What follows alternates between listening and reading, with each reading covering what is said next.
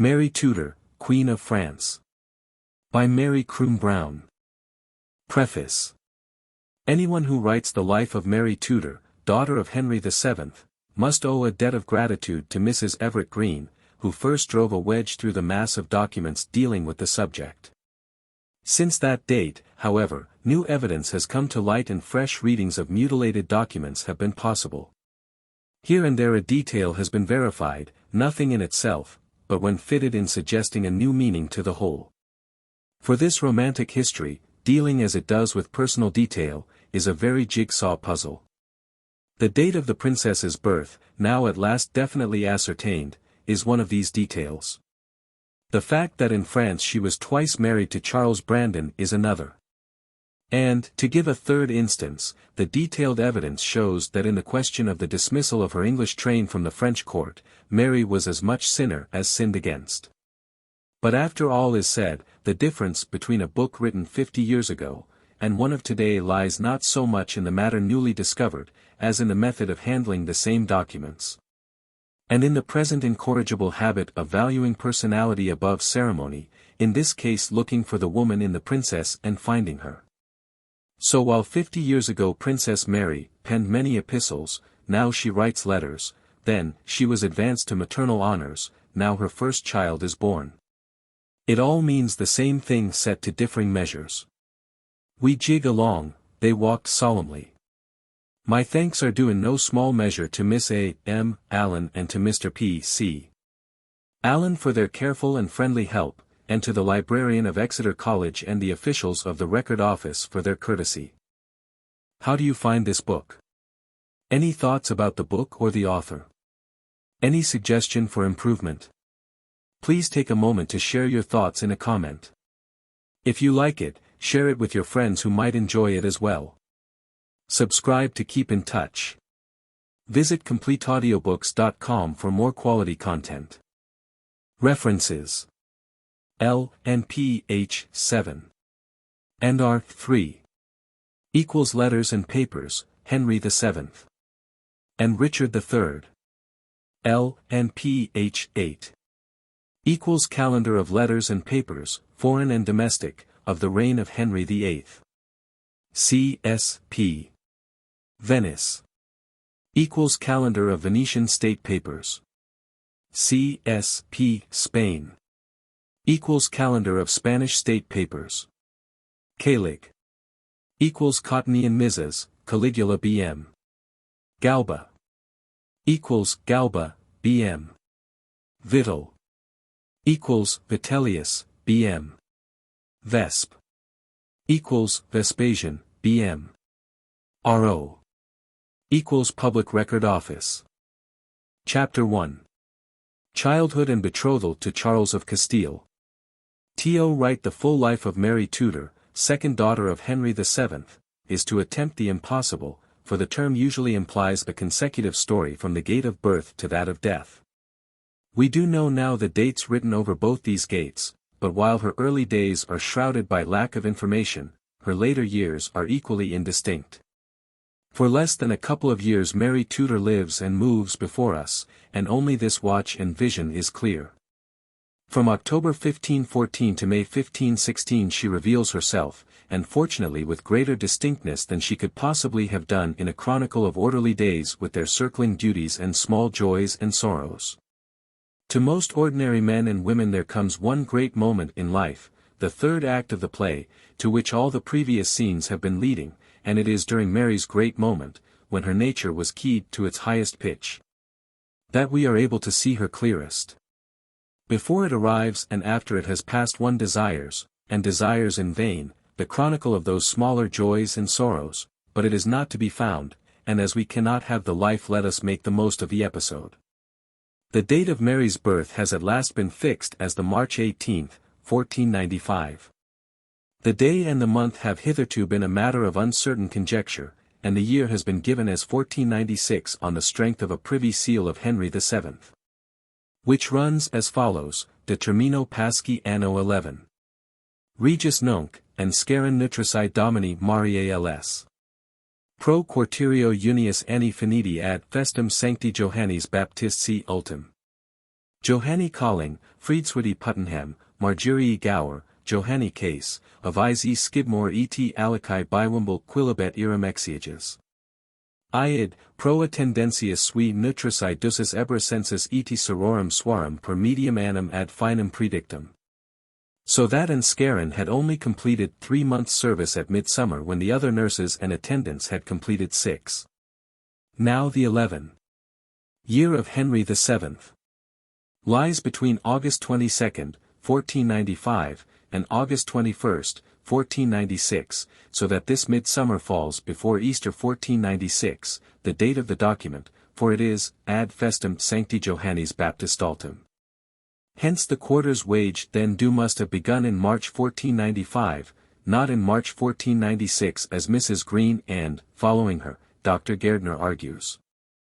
That it was 1495 is supported, in a somewhat weak-kneed fashion, by the fact that in the beginning of 1499 Henry refused to give his daughter in marriage to the Duke of Milan because she was only 3 years old. And by her brother's statement in his letter to Leo X, announcing the repudiation of the Castilian marriage contract in 1514, that she was married in December 1508 at the age of about 13, cum vix annum tertium decimum addigicit. Henry VII's love of accuracy makes his statement that Mary was 3 years old and not 4 at the beginning of 1499 worth having, and, as Dr. Gairdner says, his son had no reason to deceive the Pope in 1514. His sister had then been safely married to an old man, and there was no necessity to keep up a fiction about her age.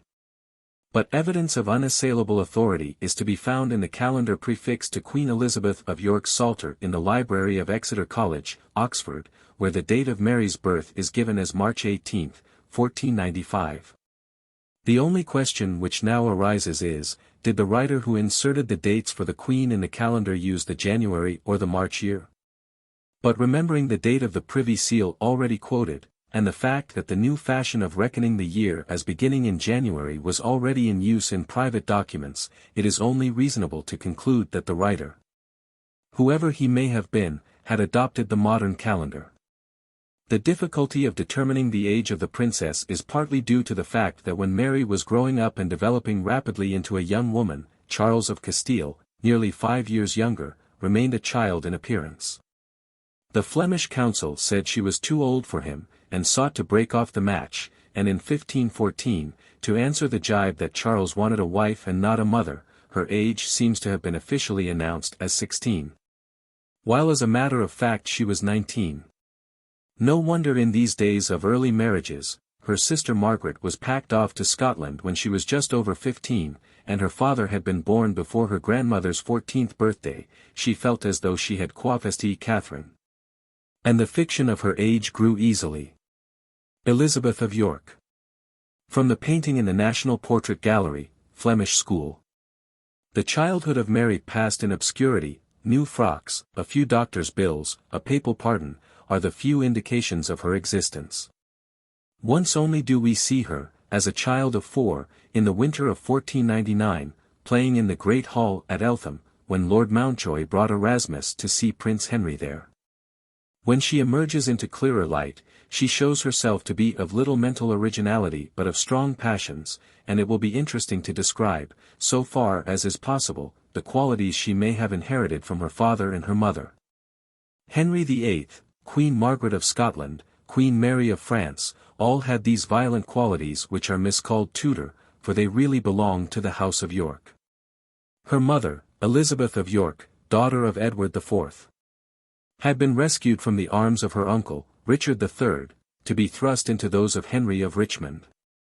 She was a rather short woman, inclined to embonpoint, with deep breasts. She possessed a happy, pleasure-loving temperament, was very charitable, deeply attached to her sisters, Catherine, Countess of Devon, and the Lady Bridget of York, religious in the outward sense of the word. That is to say, that while she took many journeys for pleasure in the summer, she did her pilgrimages vicariously by means of her servants. Her portrait in the National Portrait Gallery is not that of an intellectual woman, it is, rather, a childish face with great comeliness. She had ruddy hair and brown eyes, which she bequeathed to none of her surviving children, who all had the pale blue eyes, looking grey in certain lights, of their father. She was beloved by the Londoners because she was the daughter of her father, and no doubt this means that she had his easy manner, and possibly, like him, was, among mean persons more familiar than his degree, dignity, or majesty required. She had no influence in court nor with her husband. All the feminine influence there was centred in her mother-in-law, the Lady Margaret, Countess of Richmond, with whose orderly, ceremony-loving nature Elizabeth must ever have been secretly at feud. Henry believed there was no woman to equal his mother, and the king's lady mother regulated the whole court in personal matters with a despotic hand. Ceremony was to her the breath of her nostrils, and, where she was, nothing moved but to slow and stately music. Elizabeth, on the other hand, loved flowers and gardens, music and disguisings and picnics, and she passed on her delight in these things to her children, while she did not like her position of subjection. But that there was open revolt we cannot tell. There is a pathetic hearsay picture of her as the comforter of her husband on the death of Prince Arthur in 1502, which shows her gentle nature and soft, comforting manner. Again, these were passed on to Queen Mary and Henry VIII. Henry was absolutely broken down by the news, and she hid her own sorrow at the sight of his grief till the first agony of his was past. But when she went back to her own room, natural and motherly remembrance of that great loss smote her so sorrowful to the heart, that those that were about her were fain to send for the king to comfort her. This account the writer acknowledges to be at second hand, but whether her reported words be the self-same that she uttered or not, yet the fact remains that in spite of Lady Margaret, Henry turned to his wife for comfort in his great grief. Possibly Lady Margaret grudged the Queen her easy popularity, for she was as beloved as Henry was disliked. She is a very noble woman, writes the Spanish agent, and suggests that his master and mistress should show her a little love. Henry's picture has been drawn by Hall. He was a man of body but lean and spare, albeit mighty and strong therewith, of personage and stature somewhat higher than the mean sort of men be, of a wonderful beauty and fair complexion, of countenance merry and smiling. Especially in his communication, his eyes grey, his teeth single and hair thin, of wit in all things quick and prompt, of a princely stomach and haute courage. In great perils, doubtful affairs and matters of weighty importance, supernatural and in manner divine, for such things as he went about he did them advisedly and not without great deliberation and breathing. Besides this, he was sober, moderate, honest, affable, courteous, bounteous, so much abhorring pride and arrogancy that he was ever sharp and quick to them which were noted and spotted with the crime. Although his mother were never so wise, as she was both witty and wise, yet her will was bridled and her doinges restrained. And this regiment he said he kept to then tent yt he worthily might be called a king, whose office is to rule and not to be ruled of other. De Puebla, the Spanish ambassador, found that when he was angry Henry's speech was full of venom, and that the words came from his mouth like vipers and he indulged in every kind of passion. Add to this another Spaniard's estimate of the king. In 1498 Pedro de Ayala wrote to Ferdinand of Aragon, "Henry is disliked, but the Queen is beloved because she is powerless. They, the people, love the prince as much as themselves, because he is the grandchild of his grandfather. The king looks old for his years, but young for the sorrowful life he has led. One of the reasons why he leads a good, i.e. sober, life is that he has been brought up abroad. He would like to govern England in the French fashion, but he cannot. He is subject to his council, but has already shaken off some and has got rid of some part of this subjection. Those who have received the greatest favors from him are the most discontented. He knows all that. The king has the greatest desire to employ foreigners in his service. He cannot do so, for the envy of the English is diabolical, and I think without equal. He likes to be much spoken of and to be highly appreciated by the whole world. He fails in this, because he is not a great man. Although he professes many virtues, his love of money is too great. He spends all the time he is not in public or in his council in writing the accounts of his expenses with his own hand. The king is much influenced by his mother and his followers in affairs of personal interest and in others. The Queen, as is generally the case, does not like it. The same writer puts down the fact that Henry was more intelligent than his courtiers to his not being a pure Englishman. From another source Henry's impatience with unsupported accusations is emphasized. Ye would beware how that ye break to him in such matters, for he would take it to be said of envy, ill will and malice, and he would send sharp writing again that he would have proof of this matter. Further, the king was superstitious, and de Ayala hints that this is his Welsh blood. In Wales there are many who tell fortunes. In 1499 he was warned by a priest that his life would be in great danger for a year, and he aged in consequence 20 years in 2 weeks, and grew very devout and heard a sermon every day during Lent. And has continued his devotions for the rest of the day. The whole court was devout in the same sense, and while one Spaniard says that, when one sees and knows the manners and the way of life of this people in this island, we cannot deny the grave inconveniences of the princesses, Catherine, coming to England before she is of age. Before she has learnt to appreciate fully our habits of life, another complains that it is impossible in Lent to get a piece of meat in the court kitchen. And the two complaints illustrate well what was and what was not to be found in the court. The nursery of the royal children was at Eltham, and there Mary probably remained till she was of fit age to appear in public. During her first 2 years the nursery was under the care of Mistress Elizabeth Denton, of whom Henry and Mary were genuinely fond, and when she became one of the Queen's gentlewomen, her place was taken by Mistress and Cromer. The children consisted of Henry, Duke of York, the ladies Margaret and Mary, and later on of Lord Edmund, who died a baby in 1500. Arthur, Prince of Wales, who was 9 years older than Mary, had been emancipated from women's care, and had his own household. Babyhood in these days was not prolonged, and before Mary was 2 years old she was dressed like a woman of 20 in kirtles of black silk and velvet edged with ermine and mink, and provided with ribbons for lacing and for girdles. While next spring, April 8, 1497, she was playing about in black velvet edged with tawny tinsel, or in black satin edged with velvet and a kirtle of black damask. The gowns, poor child, already stiff with buckram. Her smocks were made of fine linen. The usual channel by which Mary got all her clothes was an order to the keeper of the great wardrobe at the Tower minutely describing the articles to be delivered, signed at the top by her father. The same year, November 16, 1497, she was given 3 pairs of hosen, 8 pairs single-soled shoes and 4 pairs of double. In July 1499 she was put into colours, and presented with a green velvet gown edged with purple tinsel satin, and a blue velvet gown edged with crimson velvet, both stiffened with buckram.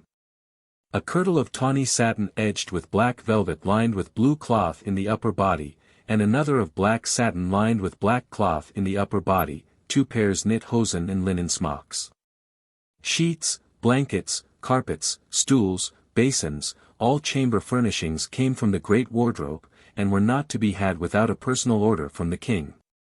No doubt her grandmother ordered such clothing for her grandchildren as she considered proper. And only once is there evidence that Queen Elizabeth took any interest in Mary's clothes, that was when she paid for the making of a black gown for her just after the death of Prince Arthur. What emotions may underlie that bare entry in the Queen's private accounts we can only conjecture. The education necessary for a young lady was to learn to sing and to dance, to play the lute and other instruments, and to order her discourse wisely. Very much what it was 50 years ago.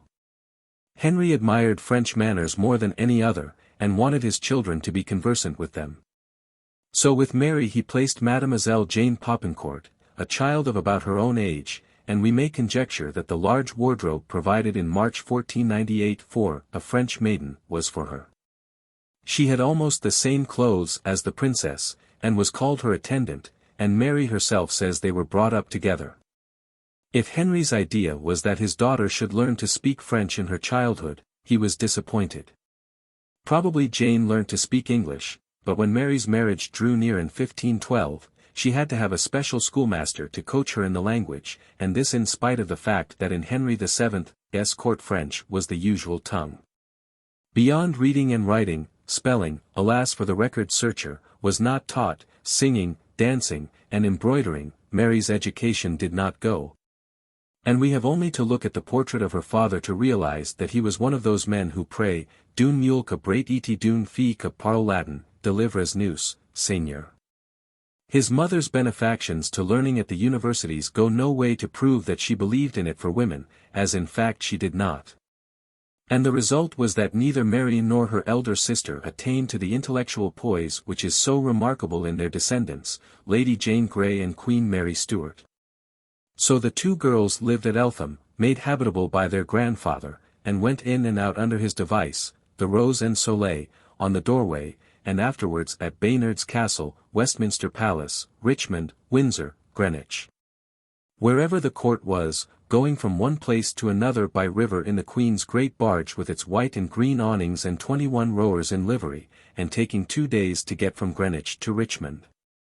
Once out of the nursery they were with their mother's ladies, and with their aunts, the Lady Catherine Courtenay, Countess of Devon, and the Lady Bridget of York, who, after the Queen's death, became a nun.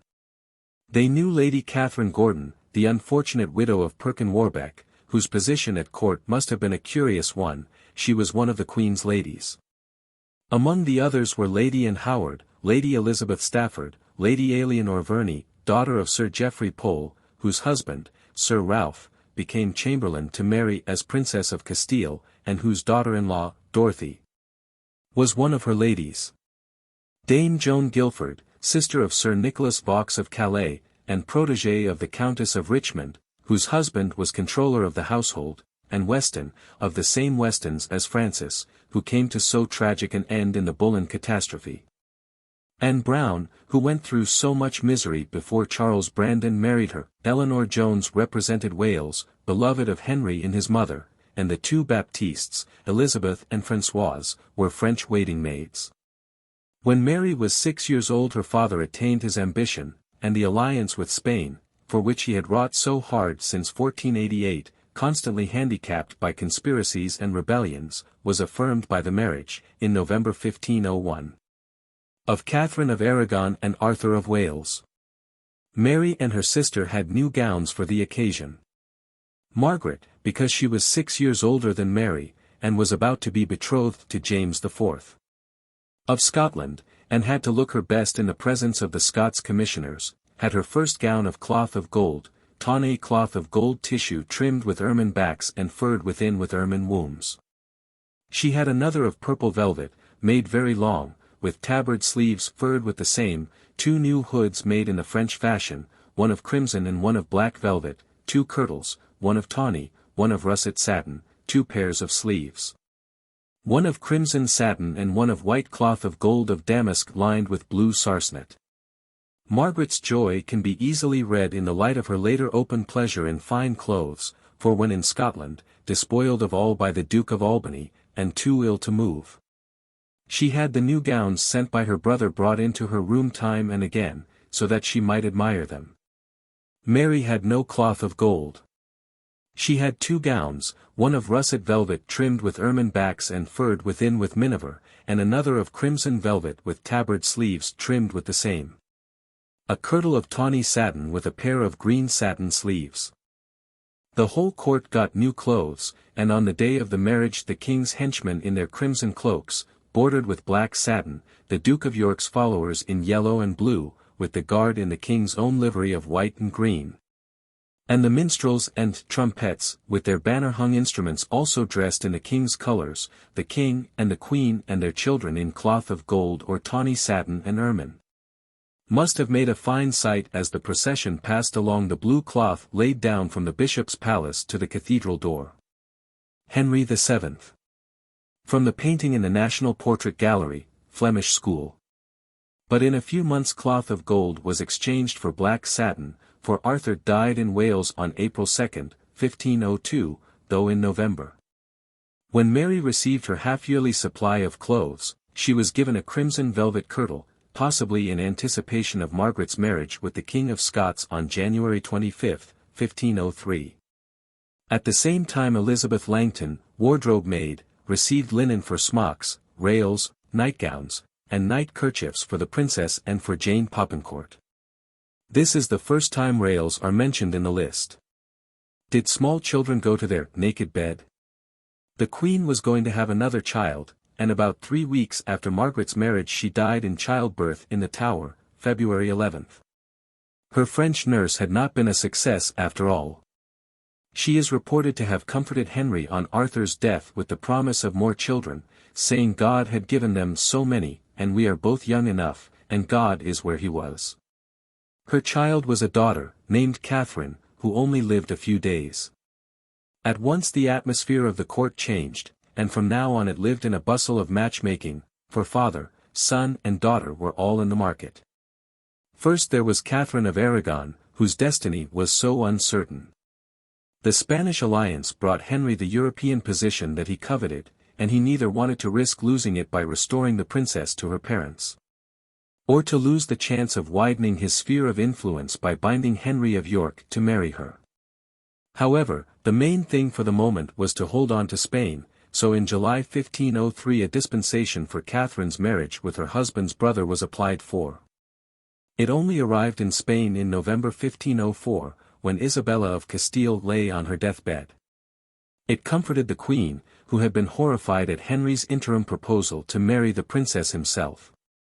The death of Isabella, who is always called Elizabeth in England, and the question of the succession to Castile opened wider plans to Henry's imagination. Already, in 1500, Henry had had an interview with Philip of Burgundy in St. Peter's Church, outside Calais, and Mary's marriage with Philip's son, Charles, Duke of Luxembourg, then 4 months old, had been mooted, as well as the Duke of York's to a Flemish princess. Then, in 1505, Henry thought of marrying Margaret of Angoulême, or her mother, Louise of Savoy, and suggested that Mary should marry the Dauphin. Henry, in his underhand way, also said she was asked in marriage by the son of the King of Portugal, but this is doubtful.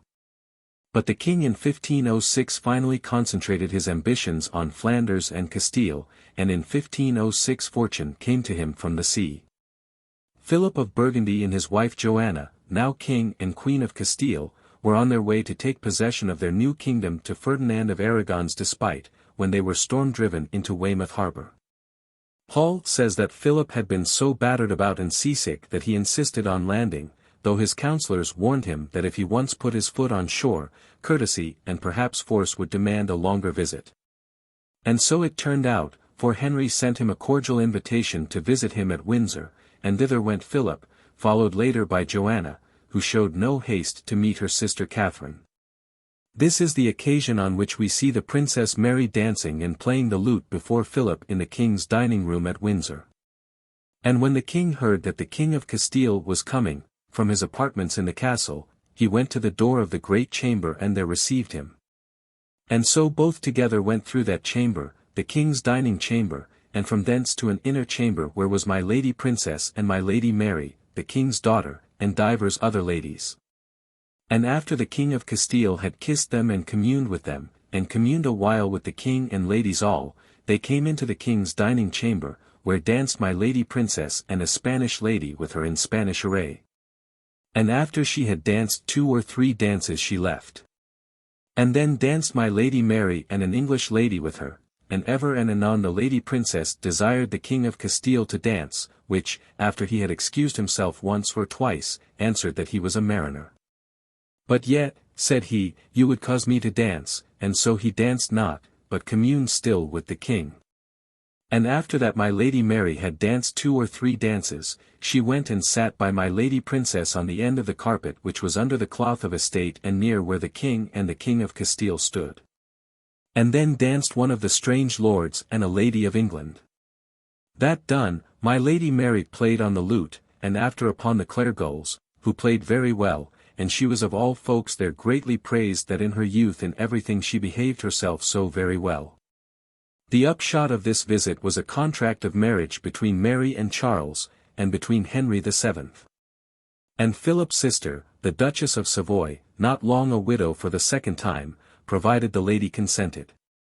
The lady would not consent, and Jehan le Savage, President of Flanders, wrote to Maximilian, her father, the King of the Romans, that though he had labored daily with her for a full month, she still decidedly refused. Again and again Maximilian, in need of money and help against the Duke of Gueldres, pressed his daughter to consent, if only to amuse the King of England with promises. But she always answered that although an obedient daughter she will never agree to so unreasonable a marriage. So Henry was fain in the end to be content with the marriage of Philip's son Charles, Duke of Luxembourg, to his daughter Mary. September 1506 saw Henry's horizon suddenly widen. Philip of Castile died in that month. Henry would marry his widow Joanna and control Castile. Fortune this time favored Ferdinand, who had been none too well pleased by the marriage projects. Joanna went mad, and though Henry said he did not mind that, seeing that she could still bear children, it gave Ferdinand an excuse for delaying negotiations. Mad or sane, Henry wanted to marry her, and de Puebla, the Spanish agent in England, suggested that marriage with such a man as Henry would restore her to sanity. Margaret of Savoy had obeyed her father in amusing Henry, and the king played off one marriage against the other, telling Ferdinand that he must decide soon about Joanna, for Margaret of Savoy was waiting to marry him. While to Margaret he said that there were so many other great and honorable matches daily offered to him on all sides that he could hardly choose which to have. It is true Margaret of Savoy had come to the Netherlands, but not as the prospective wife of the King of England waiting to cross the Channel at his nod. She had been appointed governess of the Netherlands and guardian to her nephew Charles, Prince of Castile. By her means a treaty was concluded in 1507 with England, and the marriage of the children was to have taken place at once, but Henry's illness prevented it. France, Spain and Austria were to meet at Cambrai in December 1508 for the adjustment of their claims in Italy, and Henry, in pursuance of his policy, tried hard, by means of Wolsey, to get the Bishop of Gurk, Maximilian's secretary, to help him to weaken Aragon by detaching France from him, so that Ferdinand, who was maintaining himself in a usurped Castile by French support, would find it impossible to continue to hold the kingdom.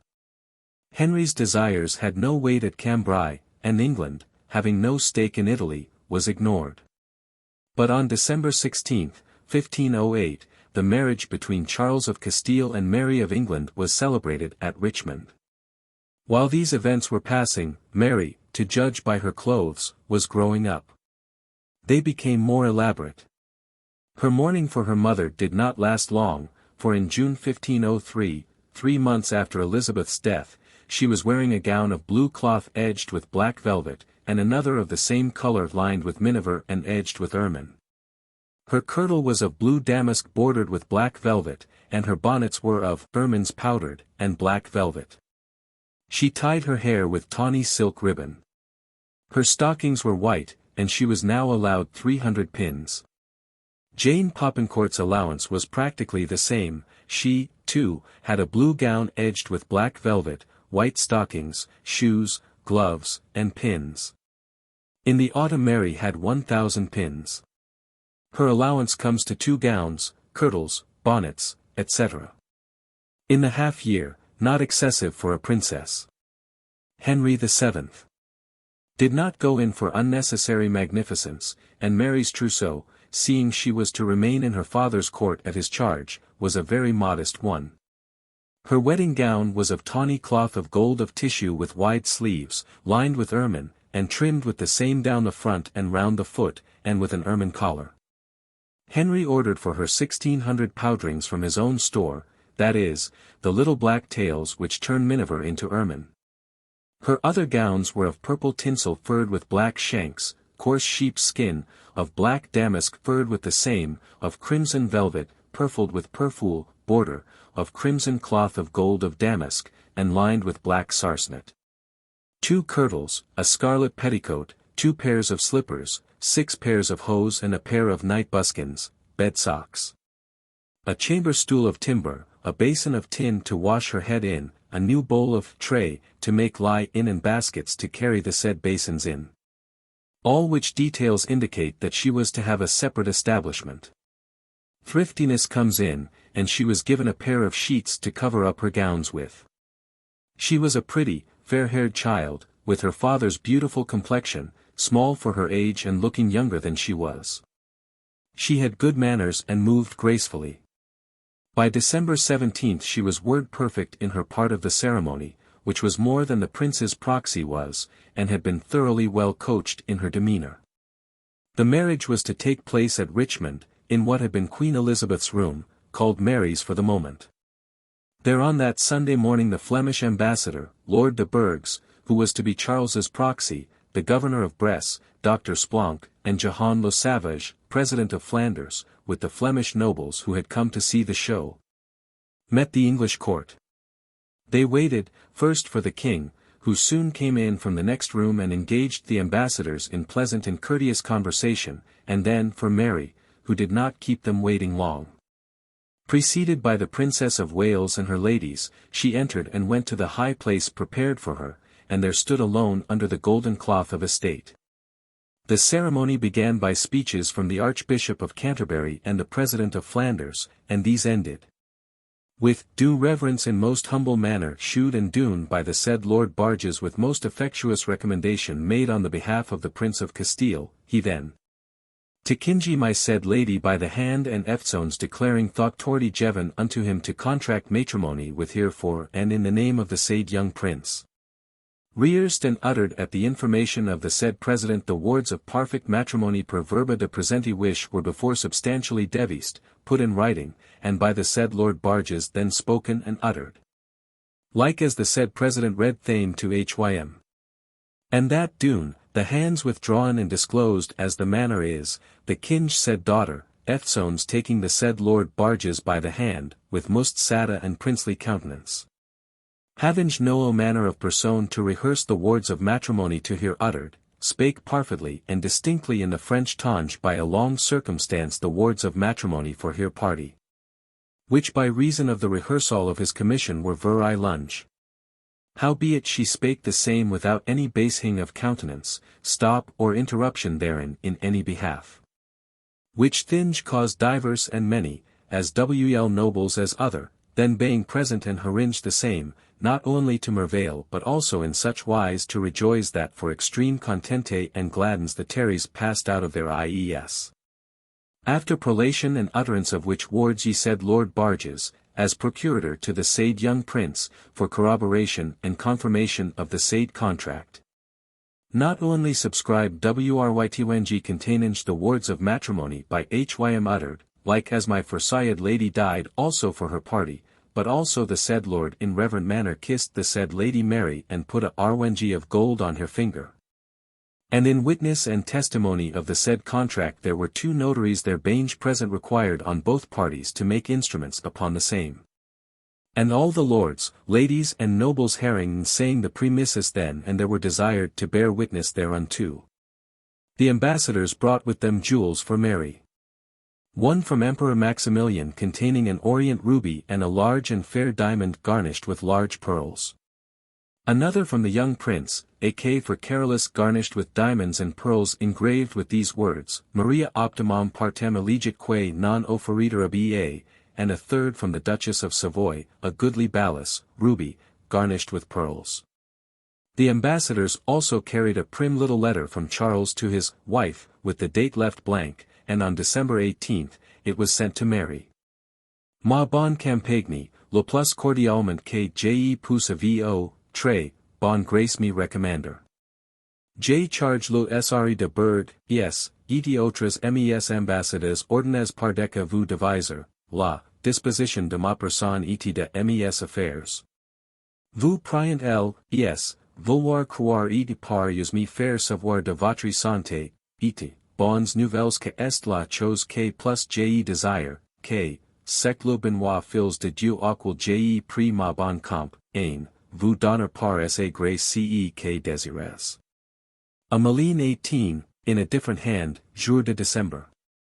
Vre bon Mary. Charles. The marriage was regarded by the Burgundian party in Flanders as a bulwark against France, and an enthusiastic poet sang. Reveles vous cures in dormis. Que de en lois estis amis. Chantons de Maria. La thoisen d'or et les pourpres. Des chastoles, eagles et de lits. Joira de Maria. Marie fille du vrai lits. Henry VIII Roi de Prix. Prince sur tous les princes. Delivria de grands ennuis. Tout Flandres de ses ennemis. Remontant les églises. And so on through 8 stanzas, the chorus being the opening one. Henry did not long enjoy his triumph, and the last months of his life, secure now in the marriage with Castile, he spent in increasing the discomfort and misery in which he had kept the Princess of Wales for the last 6 years. He again postponed her marriage with Henry, and Catherine wrote in despair to her father that it was impossible for her to endure any longer what she has gone through and is still suffering from the unkindness of Henry. Especially since he has disposed of his daughter in marriage to the Prince of Castile, and therefore imagines he has no longer any need of Ferdinand. Henry died on April 21, 1509, and by his will, dated at Canterbury, April 10, Mary is provided for as follows. And whereas we for the dot in marriage of our said daughter, over and above the cost of her traduction into the parties of Flanders, and furnishing of plate, and other her arrayments for her person, jewels and garnishings for her chamber, which will extend to no little sum nor charge, must pay and content to the said Prince of Spain the sum of £50,000 in ready money at certain dates expressed in the said treaty.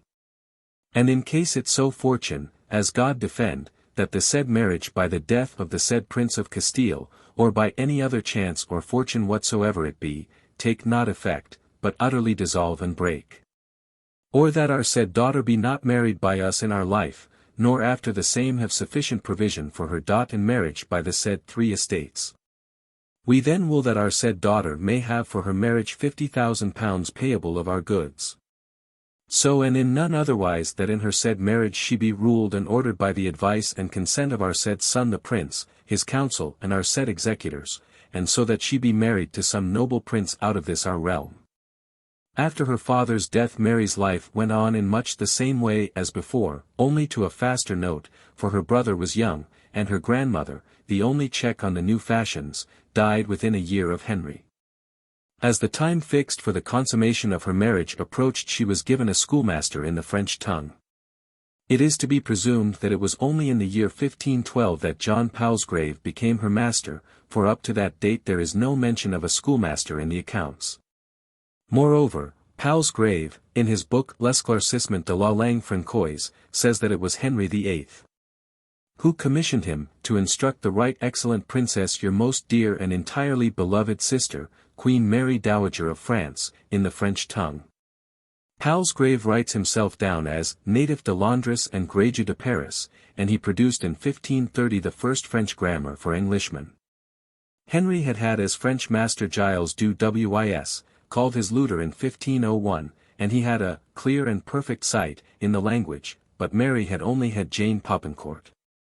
Still, she must have known a little French, for, as has been seen, she had been able to recite her marriage contract in that language without a stammer. But much was to happen before Mary crossed the sea to speak the French she learnt from Master John Palsgrave. Chapter 2. European Complications. Henry VII. On his deathbed saw clearly that his policy of thwarting Ferdinand and seizing the government of Castile in favor of his son-in-law was not one which could be followed out by an inexperienced prince, and much as he distrusted Aragon, he knew it would be better that his son should have him for a friend at the outset than be entangled at once in his rancorous schemes.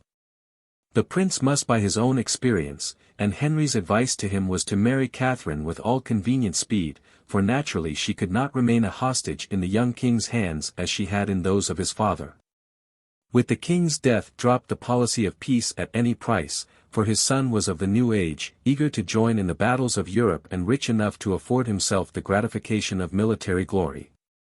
More than once his father, distrusting all men, had fought for peace with his back to the wall, but Henry VIII, who dreamed of entering Paris at the head of a victorious army, regarded distrust of Spain as a mere maggot in the paternal brain, and, with the wealth of the greatest pawnbroker in Europe at his back, was eager to take the offensive against France.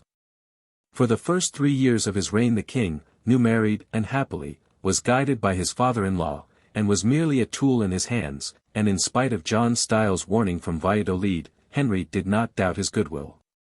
In order to understand Ferdinand's policy, it must be borne in mind that he was influenced by a fear which overhung all his dealings with his allies and his enemies, the fear that Castile would rise against him in favor of its prince. Philip's order to void the country within 20 days was never forgotten, and he lived in hope that Charles might never emerge from a sickly boyhood, for though his daughter, Philip's widow, was a negligible quantity, his grandson, alas, was not. The greater part of Ferdinand's revenues were said to be derived from Castile. He made war and carried his arms into Italy, Africa and France at her expense, but legally his only status there was that of regent for his daughter, Queen Joanna, who existed at Tordesillas. Watching there for the resurrection in 10 years of her dead husband, Philip, and was, of no sadness nor wisdom more than a young child and very feeble. Her hysteria had been allowed to develop into clear craziness. Ferdinand trusted none of the Castilian nobles, who feared that his amity with Henry and the latter's marriage with Catherine would deprive them of English help for their prince. After the ratification of the marriage between Mary and Charles, he took into his own hands as precaution all the castles of Galicia, for many of the nobles, like Gonsalvo the great captain, had offered their services secretly to the emperor for their prince, and Ferdinand feared that Maximilian's success in northern Italy might preface the revolt of Naples and Sicily to the Prince of Castile.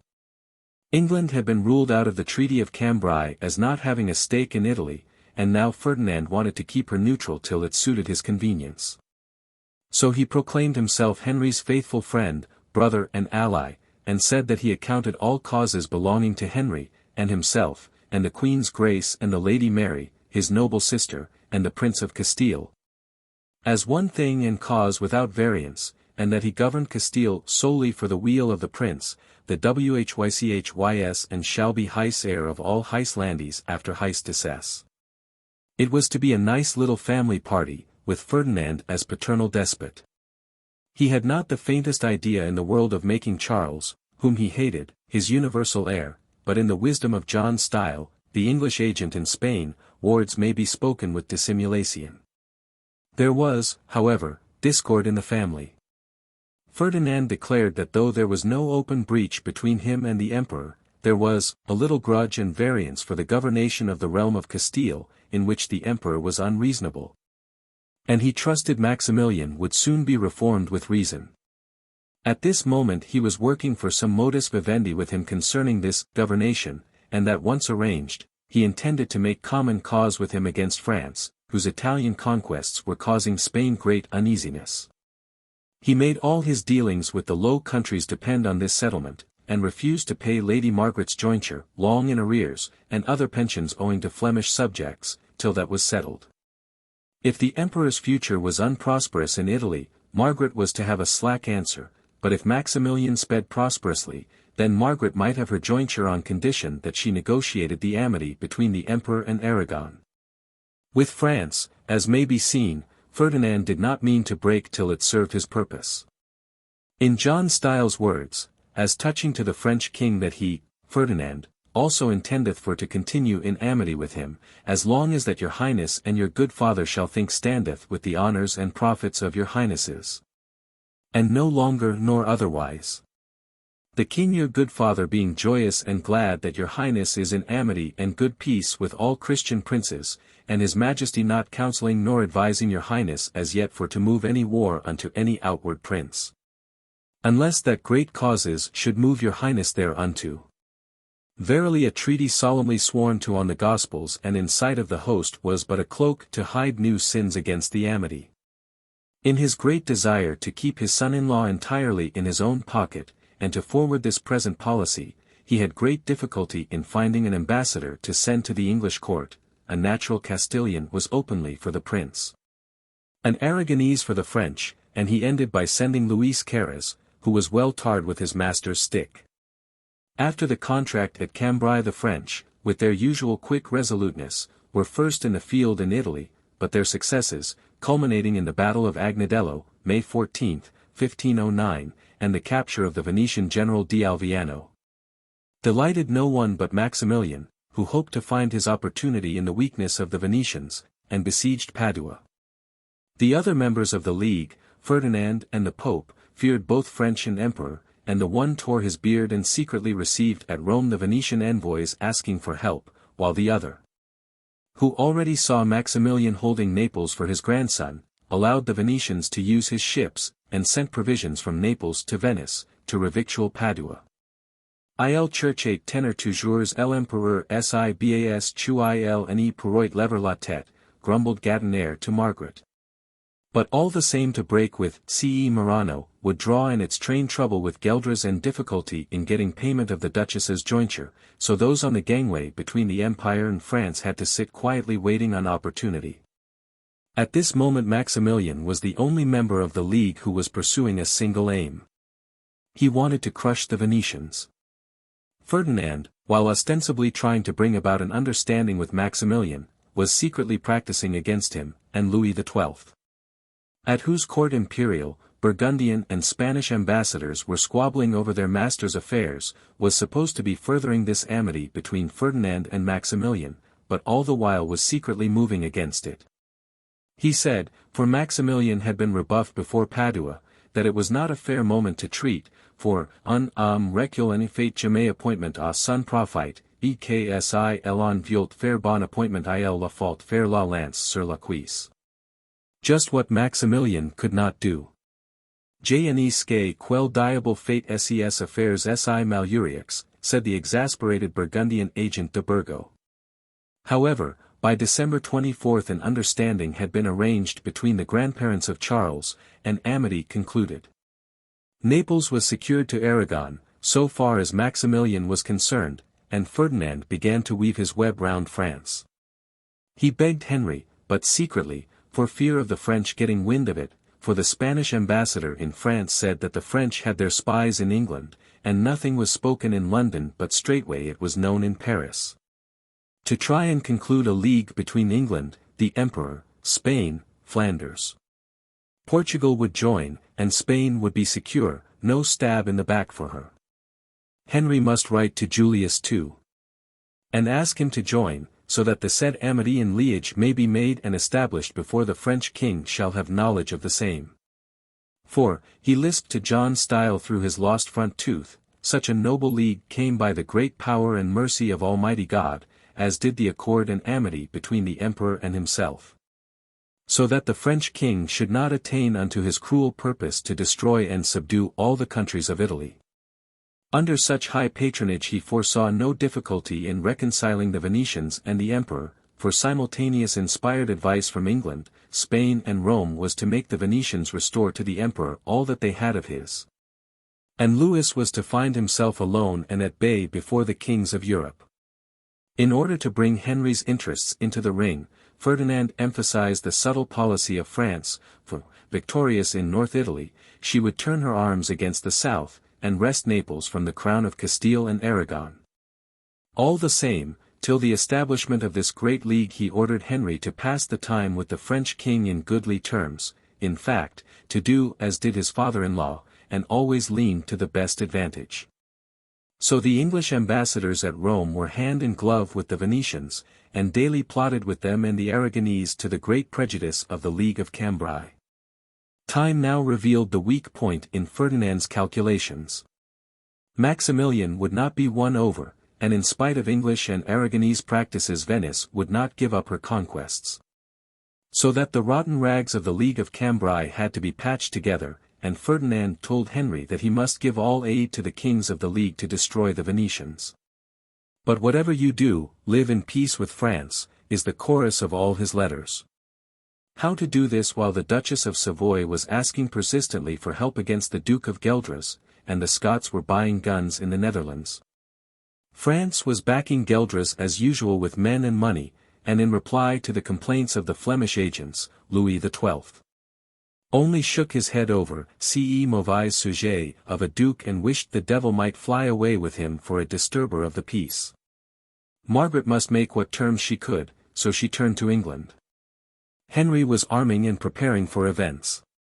He bought 48 guns from Hans Poppenritter, the gun founder at Malines, and was to have them as cheap as the prince, said Margaret, who seized those bought by the Scots and resold them to Henry.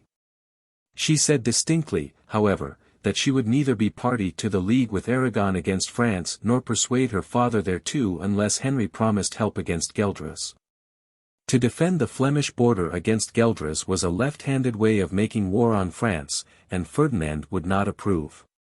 So Henry followed his good father's advice and imitated him, and in April accepted the Golden Rose from Julius II. While 2 months later he confirmed the treaty made with France in March 1510. If Henry was Ferdinand in miniature, Julius was Julius indeed, and in August a letter from him to Henry was intercepted by the French. Its contents were forwarded to Henry by Maximilian, who denied the truth of the Pope's statement that he and Ferdinand had entered into a league with the papacy against France. This was only the Pope's evil plan to assist the Venetians, au contraire de la Ligue de nous tous rois car les dits Venetians ont gagné ses mignons et prives concilers. Louis XII. Now wrote to James IV. of Scotland to remind him of the ancient league between their countries. Henry, still passing the time with all parties, told the Pope he would join the league when Maximilian and Ferdinand did. Then he wrote to the Council of the Cardinals at Milan, supporters of and supported by France and Maximilian, promising assistance in settling the perplexities of the Church. And almost in the same breath he promised Ferdinand 1,000 archers. Hence Sir Robert Wingfield, ambassador to the Emperor, was taken aback and perplexed by the demand that Henry should countenance the General Council at Pisa and the articles devised against the Pope which were set forward in the name of the Emperor and the French King. And he told the Bishop of Gurk that the King would gladly have known the Emperor's mind before the imperial foot had been so far in the bushel.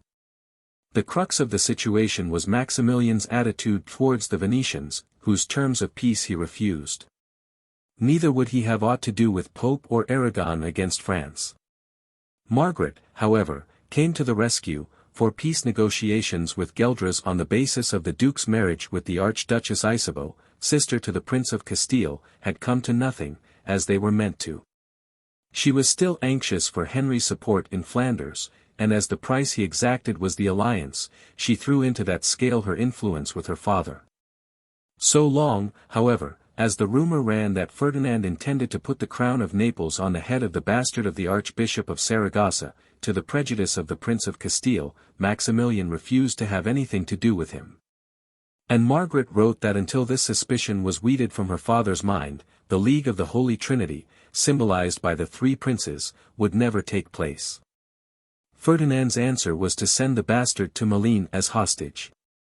In the naive blasphemy of the age Ferdinand and Henry were the father and son, so that the third person was the one symbolized by Maximilian. Louis XII. was watching Margaret, and, thanks to the French party in the Flemish Council and French merchants married to Englishwomen as spies in England, he lacked no news. He warned her that he had been told of her league, but affected not to believe the gossip. However, by July he knew the truth, for Margaret's efforts had borne fruit for her gathering, and Henry, as hansel money for the future league, sent Sir Edward Poninges and 1,500 archers into the Low Countries to help Castile against Gueldres. Je suis adverti, said Louis XII. To Andreas de Burgo, que ma cousine aimait fort pique en Angleterre, and added one to the score against his former playmate. Matters moved secretly till October, when the Holy League against France between the Pope, Aragon and Venice was published, by which Ferdinand was to find the men and the other two the money for chasing the French from Lombardy. England joined it, November 1511, and now France had but one ally, whom she was exceedingly nervous about losing, and tried to steady by the offer of a marriage between René of France and the Archduke Ferdinand, brother to Charles. Maximilian coquetted with the League, and by the end of the year rumor had it that his ambassador, the ubiquitous Gurk, had already taken his lodging in Venice at St. Paul's, and that Louis might make mincemeat of his duchy. At the French court nothing was talked of but the possibility of an English invasion, 25,000 men said spies. Prêts à monter en mer, and invade by Calais at any moment, and Louis was so irritable and depressed that the whole court was profoundly discouraged, for Aragon and England were like to be two prongs in the back of the country. True, Gueldres could be loosed again on Flanders and the Scots on England, but the adage then as now was true, and vicarious warfare was seldom satisfactory. The old weapon of supporting a pretender to the English throne, blunt, rusty, and out of date as it had so rapidly become, reappeared, and Richard de la Pole, captain of Almayens, was styled and treated as King of England in France. A lean, black-aviced French priest with a crooked eyebrow, Louis's faithful spy, carried the correspondence between Pole and his family, which eventually led to the execution of Earl Edmund in the Tower. The taking of Brescia by the Duke of Nemours, February 1512, cheered up the French court, and by April, when the English king-at-arms arrived with Henry's defiance, not in his coat but clad like a gentleman, the English scarce had almost become vieux jeu, and the country had regained its poise. Henry said he had no choice but to make war in aid of his allies, the Pope and Aragon, and Louis replied if that was all, he did it with little reason. Still, the French king hoped to keep Margaret and the Emperor out of the alliance, while the English agents in Flanders were working hard to bring them within it, and to keep them to the old amity. The governess of the Netherlands had one idea all through, the crushing of Gueldres, whose thieving raids and besieging excursions kept the eastern border in a state of harried poverty. Maximilian, Emperor of Germany. From the painting by Albrecht Dürer at Vienna. The Duke claimed sovereign rights which Flanders did not recognize, and France had always found it paid to support him. In consequence of the dual suzerainty, imperial and French, to the Burgundian provinces, there were always two parties in the Flemish Council, the French and the Burgundian, or, as it was now, the English.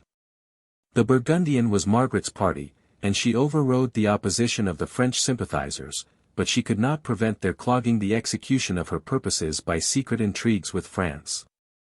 Louis gave up all hope of detaching her from the English.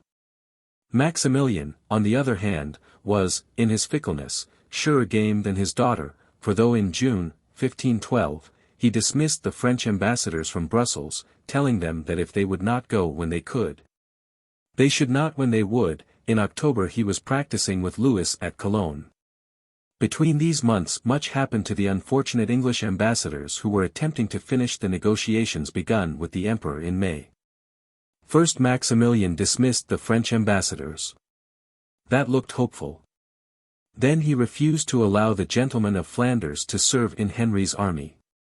Next he demanded 100,000 crowns of gold down on declaring war with France, and said that the Pope or Aragon would willingly give him as much.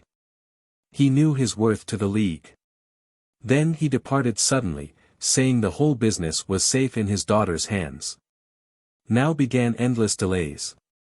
Margaret had no formal commission. She did not think her father would be pleased to find himself in the same boat as the Venetians, the veriest ABC of dealing with Maximilian.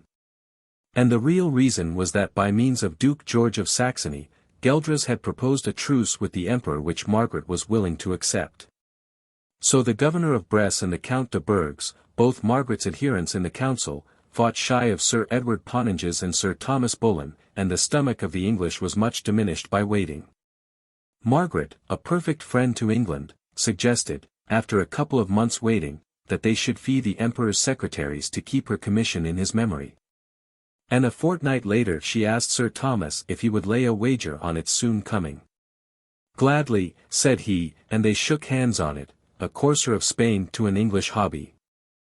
The Emperor's secretaries wanted to know the form the commission was to take. The English said the same as at Cambrai. That is, full powers to treat, and no doubt Margaret wanted that too, for when it did come in restricted form. At the beginning of September, though it was dated August 2nd at Cologne, for a whole day she was so cross that the ambassadors could not see her. On September 4th they discussed the treaty, which was confined to Henry and Maximilian. Flanders was to be neutral. The English said the imperial alliance alone was dear at 150,000 ducats, and Henry refused to treat save on the previous understanding, which included Flanders. All this time the English army, sent to Guienne to invade France according to the Treaty of the Holy League of November 1511, had been idly kicking its heels and waiting for Ferdinand to cooperate for the recovery of the province. But Ferdinand did nothing, and the men, wearied with idleness and worn by lack of victuals in a disorderly camp, mutinied and returned home ingloriously in the autumn. In October, however, there came rumors from the Bishop of Liège, the center of French influence in the Low Countries, of the defeat of the French in the south, and Maximilian broke off negotiations with Louis and turned to the English. With the result that Gueldres broke again across the Maas, with good effect, for the inhabitants were in a manner fast asleep and are now awake. The Duke's French reinforcements had an encounter with the Legiois, and Maximilian himself was nearly kidnapped on his way from Cologne by the Duke's men, disguised as Burgundians. But news of the impotence of the English excursion into Guienne soon became public property, and their undisciplined and disgraceful retreat was the joke of court and camp. Margaret was annoyed for two reasons: the first that Gueldres was very active and that French negotiations had been broken off, and the second that the rich English were but reeds to lean on. So when in October Henry refused to pay 50,000 crowns for entertaining the Swiss against the French, and asked that the Emperor's subjects, in the Low Countries, should be prevented from serving the French, the President of Bresse replied that Maximilian had prevented 1,000 Swiss from taking French service, which answer was so colorably made that a man might savour the colour of it all the chamber. Then my Lady Margaret spoke, with a qualm of a little melancholy about her stomach, Poninge's way of saying she was in a great rage: "If ye be disposed to delay it, the treaty, we shall defer it as well as you," saying besides, that Englishmen had so long abstained from war that they lacked experience from disuse, and it was reported that they were now weary of it. She wrote to her father in this mood and caused more delays, and when the ambassadors remonstrated, she said openly to them, "Where had we been now if this confederation had been concluded between your master and us?" All fair promises and sweet words, but no deeds, were to be found at Malines. From Scotland came the jibe that the English soldiers could not easily be induced to invade France or Gueldres after their Biscayan experience. And though Henry declared that the return of the army was sanctioned by the King of Aragon and himself because of the constant rains in Guienne, and the intolerable pains of the soldiers of our said army, which in the barren country had perseverantly lain in the fields, no one believed his report. The joke of the thing is, that, as a matter of fact, from September to January there reigned superb weather in Biscay that year. Ferdinand said he believed that Henry had given secret orders for the return. But the supreme insult came from Maximilian, who proposed that the command of the English army in France should be handed over to him while Henry remained in England. The Emperor counselled the king not to stir out of his country, but to keep the people in awe and bridle the Scots. He would take command for 100,000 crowns. Nothing more was needed to increase Henry's war fever. He had a bull from Julius II, granting indulgence to those who served in the Holy War against France. His agents were already in Italy buying armor, for the Frescobaldi had made a corner of it in Milan. In Zeeland, collecting ships for the passage, where they bid against the French; in Flanders, buying horses and feeing men. At home Wolsey was busy with military organization and his schemes for a more efficient commissariat and transport, while Henry and Admiral Howard, following the Admiral's advice, for no cost sparing. Let provision be mad, for it is a weel-spent penny that saveth the pound, were working to bring the navy up to some sort of fighting standard. And into this busy court, full of young men dreaming of loot and military glory, and enthusiastic old men like Sir Gilbert Talbot, who, having served Henry's father and grandfather, was now minded so sore and purposed to have served the king's grace, and in this journey, that I almost forgot God and set my heart on none other thing, but only how I might best serve his grace at this time, came Maximilian's proposal. Gueldres saved the situation. His activity, veiled by renewed offers of truce, inclined Margaret to the English as a poor prop, but her only one, and many Flemish nobles offered their services to Henry. The final ruin to Henry's faith in his allies was to come very soon, and of it he was warned by John Style from Valladolid. Ferdinand made a truce with the French for 1 year. It came about this way. The Emperor and the Pope, despairing of accommodation with the Swiss, had made a league together to the great displeasure of Aragon, who, oddly enough, in view of what followed, resented that any league should be made suddenly without his consent or England's. He also feared that such league would cause the Venetians to adjoin themselves to the French, and of a likelihood with the Turks, so that Louis would be stronger than ever. Anne of Brittany, the French queen, was anxious for a Cisalpine peace, and as a means to this end wanted to ignore English rights and marry the Princess Renée to Charles of Castile, with the Duchy of Brittany as dowry. Ferdinand told Style a fisher's tale about his having dispatched the Provincial of the Grey Friars to England by way of France to be Queen Catherine's confessor, and that on his way he had been taken prisoner and carried to Blois.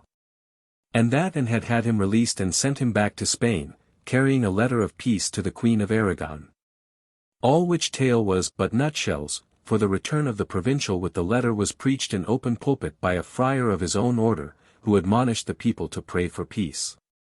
Ferdinand grasped at the proposed truce as a moment in which to gain strength to carry out his original plan for the complete isolation of France and the annexation of Navarre.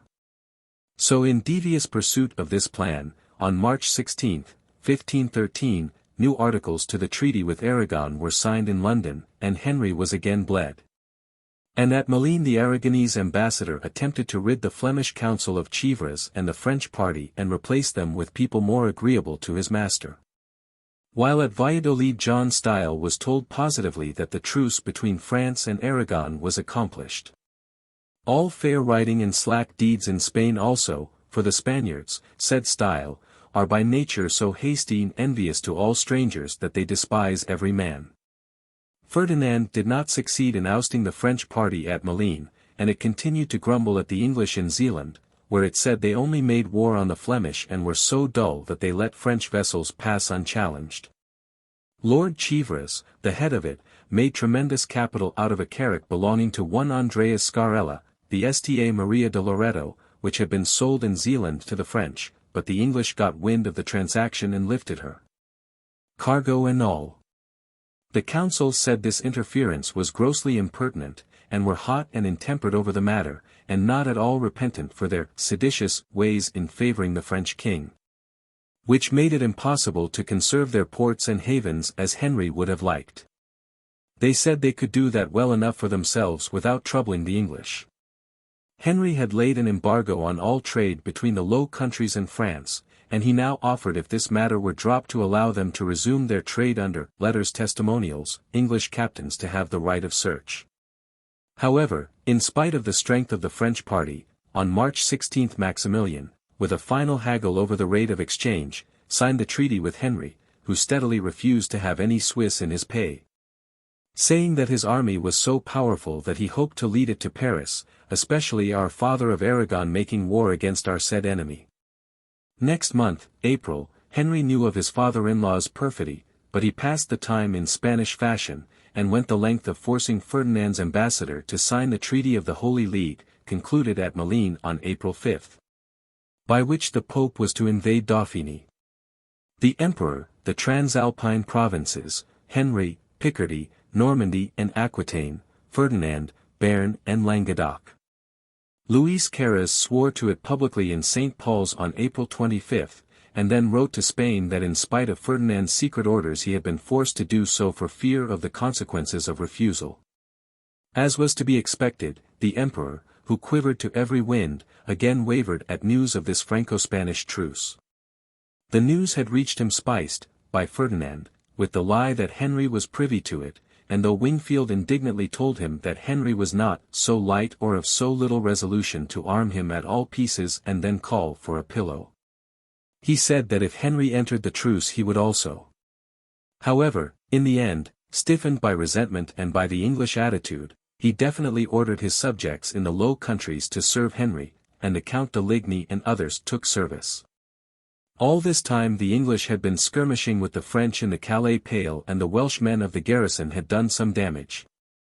Samson Norton, the head of the arsenal, had been taken prisoner, and the French party at Malines tried to prevent his exchange. The English fleet had been exercising in the Channel in March, a brave show, and now letter packets need not be dropped overboard to save them from French hands. In April the organization of the land forces was approaching something like order, and the fleet was sailing along the coast of Brittany, which Howard hoped to make a desert for many a year, looking for the enemy. Never was such a navy seen, and Prejean and his French fleet dare not hove in sight, so the gallant admiral went to find them and his death. But if French ships were not in evidence in the Channel, French agents were thick in Flanders. The Count de Ligny was balked in raising troops for England by a lord bearing a French order, who warned the towns against him as a favour of the English, and Louis told the Gentois they would rue any help they gave. Sir Robert Wingfield, carrying the treaty from Brussels to the Emperor at Trier for ratification, found that French crowns fly far, and twice on his journey he barely escaped ambuscades. The second one was laid by the son of Robert de la Marck, who a week before had taken 4 Englishmen to his father's castle at Hesdin. The Franco-Spanish truce was soon common property, and Margaret had an anxious moment, but she was relieved when the English ambassadors told her of the noble deeds at sea of their countrymen against the French.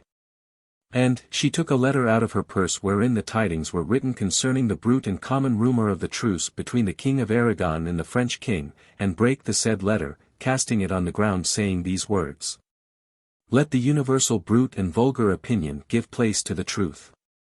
Ferdinand was furious at the English attitude, for he felt his golden goose had passed out of his hand, and he was not calmed by the news of the victory at Brest and the burning of the French ships. He raked up all the old grievances against the marriage of Mary and Charles, pointed by the fact that Charles was now riper in years, and would soon be of age. In May the dreaded league between France and Venice was known at Valladolid, and it weighed greatly on his stomach that the shrewd turn he had hoped to play France was likely to recoil on his own head. For Maximilian and Henry were sure to remain allied. He was right, but it was touch and go with Maximilian. The Emperor said roundly to Wingfield, who came up with him at Augsburg, that if France were to regain Milan he would have enough to do there without actually invading France, though Louis were the most worthy vitupera of any prince living. However, a couple of days later, in Augsburg Cathedral, after Mass sung by his own chapel with exquisite organs, with his hand on the Gospels and canon he swore to the treaty with Henry. There seemed some chance of his holding to his oath this time, for his words appeared to pass more roundly than they were wont to do. Alas for hopes! 2 days had hardly passed, May 17, 1513, ere a wind from the south veered him round.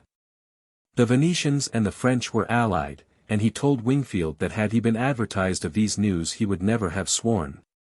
And now it was as impossible for him to send an army to France as it was for a man who had promised to run a furlong to do so if he broke his leg.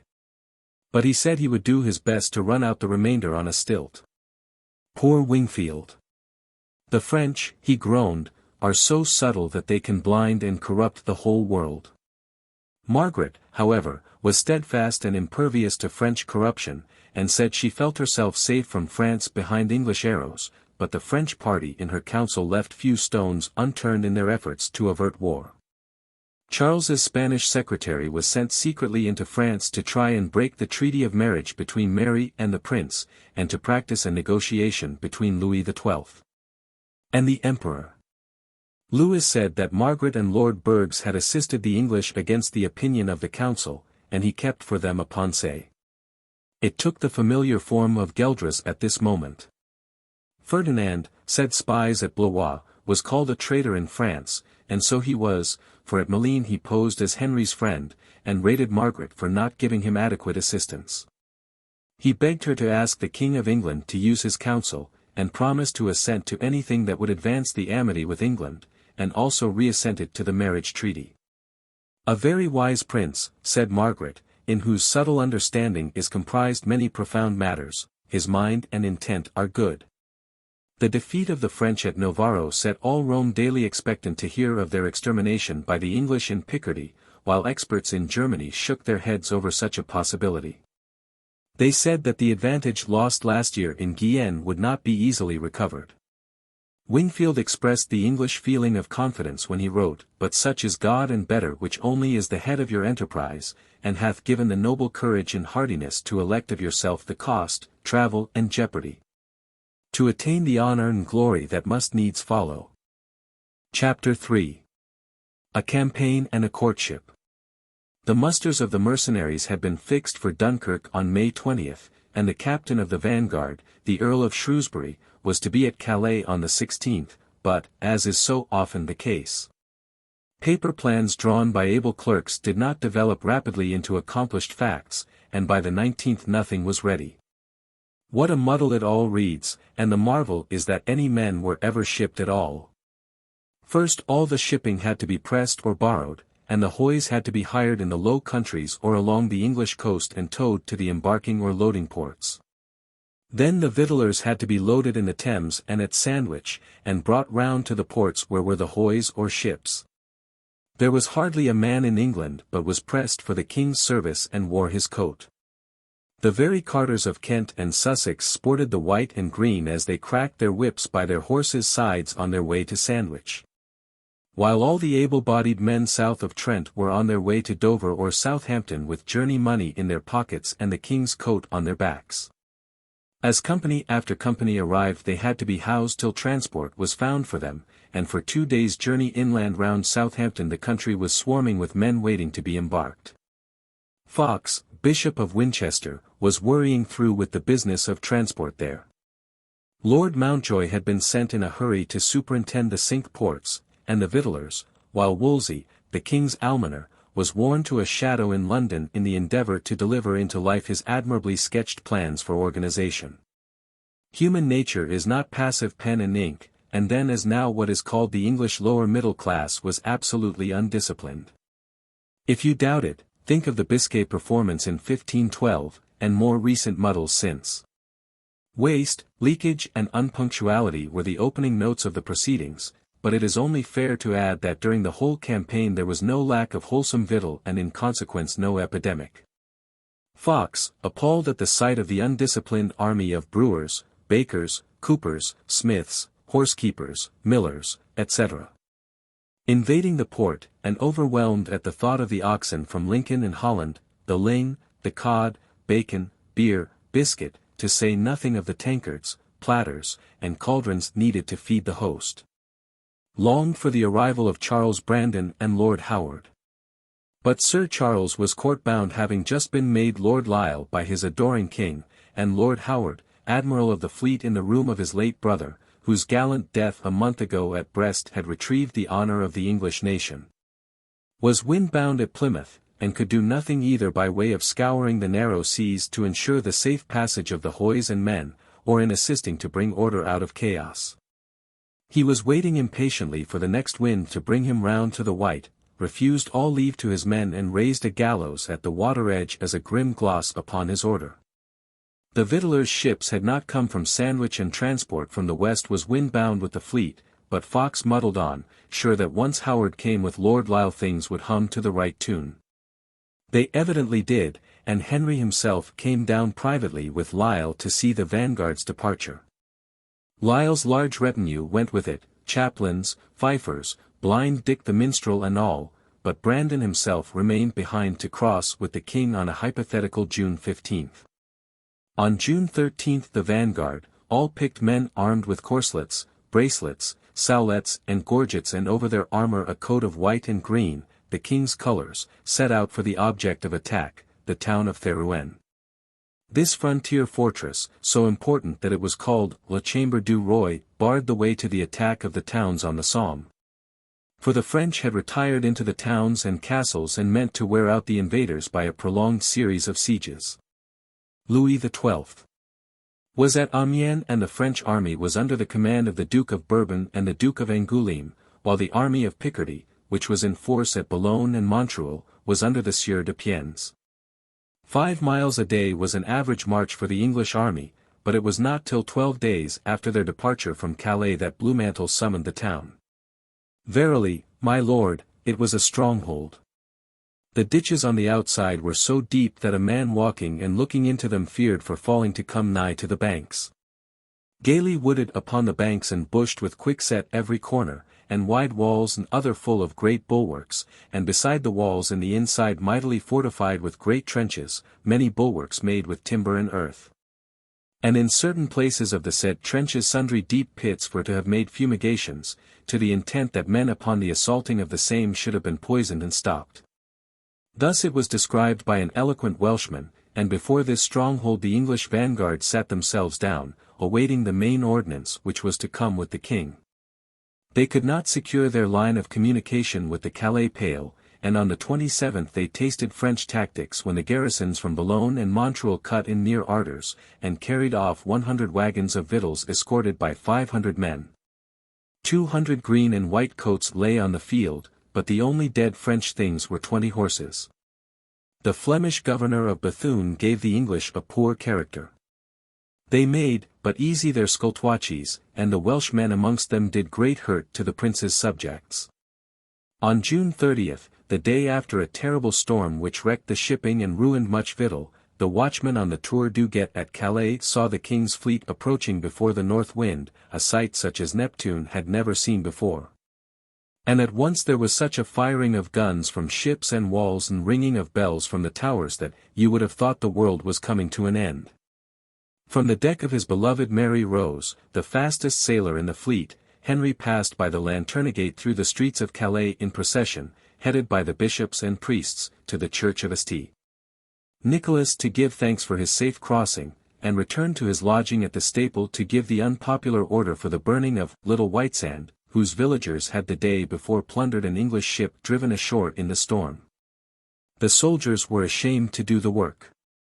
For the next 3 weeks Henry amused himself well at Calais, practicing archery with his guard and beating them all, holding revels and receiving embassies from Flanders, the Duke of Brunswick and the Emperor. Maximilian suggested that as conquest was their object, they should cut into the heart of the matter at once, and Henry should meet him at Rheims, to be their sacred King of France. A suggestion which did not appear as absurd to Henry, King of France, as it does to us. But Henry had come out to fight, and now with his army swelled by 800 German mercenaries, who did not respect churches, the host set out led by Maximilian's guides in leisurely disorder, all along the line the baggage, drawn by English horses, muddled with the ordnance and its Flemish marais. The first night in camp it simply poured and the tents were hardly protection, but Henry was up all night, no doubt boyishly pleased at tasting at last the hardships of real war. And rode about the camp at 3 in the morning to visit the watch and comfort them with a, "Well, comrades, a bad beginning means a good ending, God willing." The low-lying country drained by broad ditches which served the folk as waterways, was deep in mud, and the tracks were almost impassable. One of the guns called the 12 Apostles, cast in Flanders, was lost in a pond and the Frenchmen hanging invisible on the flank of the army, cut to pieces the party sent back to extricate it.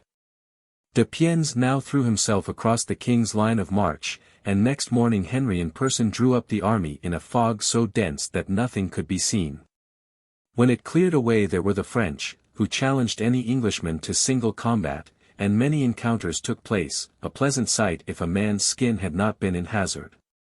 Afterwards the engagement became general, and the Welsh put the French to flight, and yet another apostle fell into the enemy's hands. Not till August 1st, was the royal camp pitched before Therouanne, and what a camp! Peter Corse, merchant of Florence, did his best with his 578 men at 6d. a day to make it notable with canvas, blue buckram, whited Normandy cloth, Brussels say, green say and red say, with signs and fringes and ribbons. The king's retinue had 46 halls or tents varying from 24 by 12 feet to 15 by 15 feet. Each flying its sign of the red rose and white, the flower de lis, the moon, the red, the blue, the green, the white, the gold, and the black shield, and so on. Sir Thomas Wyndham, the treasurer, flew the anu of gold, the yellow face was kept for strange ambassadors, while in the chalice the chaplains sang mass openly for the host, and there was one provided with beds, for the surgeons to dress men. The king's own lodging was a veritable canvas house, the different rooms connected by passages 10 feet wide. The king, for himself, had a house of timber with a chimney of iron, for his other lodgings he had great and goodly tents of blue waterwork garnished with yellow and white, diverse rooms within the same for all offices necessary. On the top of the pavilions stood the king's beasts holding fames, as the lion, the dragon, the greyhound, the antelope, the dun cow. Within, all the lodging was painted full of suns rising. Little doubt Queen Catherine had insisted on the wooden sleeping house, and with surprising thriftiness the hut used in the court revels was sent over, for her letters attest her almost maternal anxiety for his health and life. With these, nothing can come amiss to him. The field was gay with banners, ensigns and flags of every description, every gentleman from knight to earl flew his own, but the weather was very foul, and it rained night and day, and everything gorgeous was ruined. The ordnance was planted as soon as it lumbered in from the muddy ways, bombards, apostles, curtus, culverins, Nurembergs, lizards, minions and port guns, and the houses inside the town were very sore beaten with guns. And such importunate and continual shot made with guns into the same, that no person might stir in the streets. The besieged were not idle, however, and not a day passed without victims in the English camp to a certain turf-covered rampart on the walls, where were the most deadly guns, and daily the garrison sallied forth and did damage. And messengers covered by the sally even rode through the English camp and away. The French light horse, Repudiates and others, hovered round the camp cutting off stragglers, attacking convoys, and never coming to a decisive engagement, nor exposing themselves unnecessarily. They had opportunity to exercise their tactics for the camp, ruled by duo-opiniators, Lisle and Wolsey, who were as new to the business as Henry himself, was badly kept, and the soldiers were so mad against the French, and so eager that they often ventured too heartily. Henry was the keenest of the whole army, too keen for his wife's peace of mind, and Wolsey had to write and reassure her. Since Henry's arrival the emperor had been at Oudenarde, but at last feeling sure that the English king was wasting both time and treasure at Therouenne for lack of expert advice, and moreover to justify his wages. After a farewell supper with the Archduchess at Sortengian, he set out for Ayr, while the Lady Margaret by easy stages made for St. Omer with her whole council, who were scared to death at this near approach to the field. Henry rode to Ayr to meet Maximilian on August 10, eager for his first sight of El Ami. It poured torrents, and the interview was short.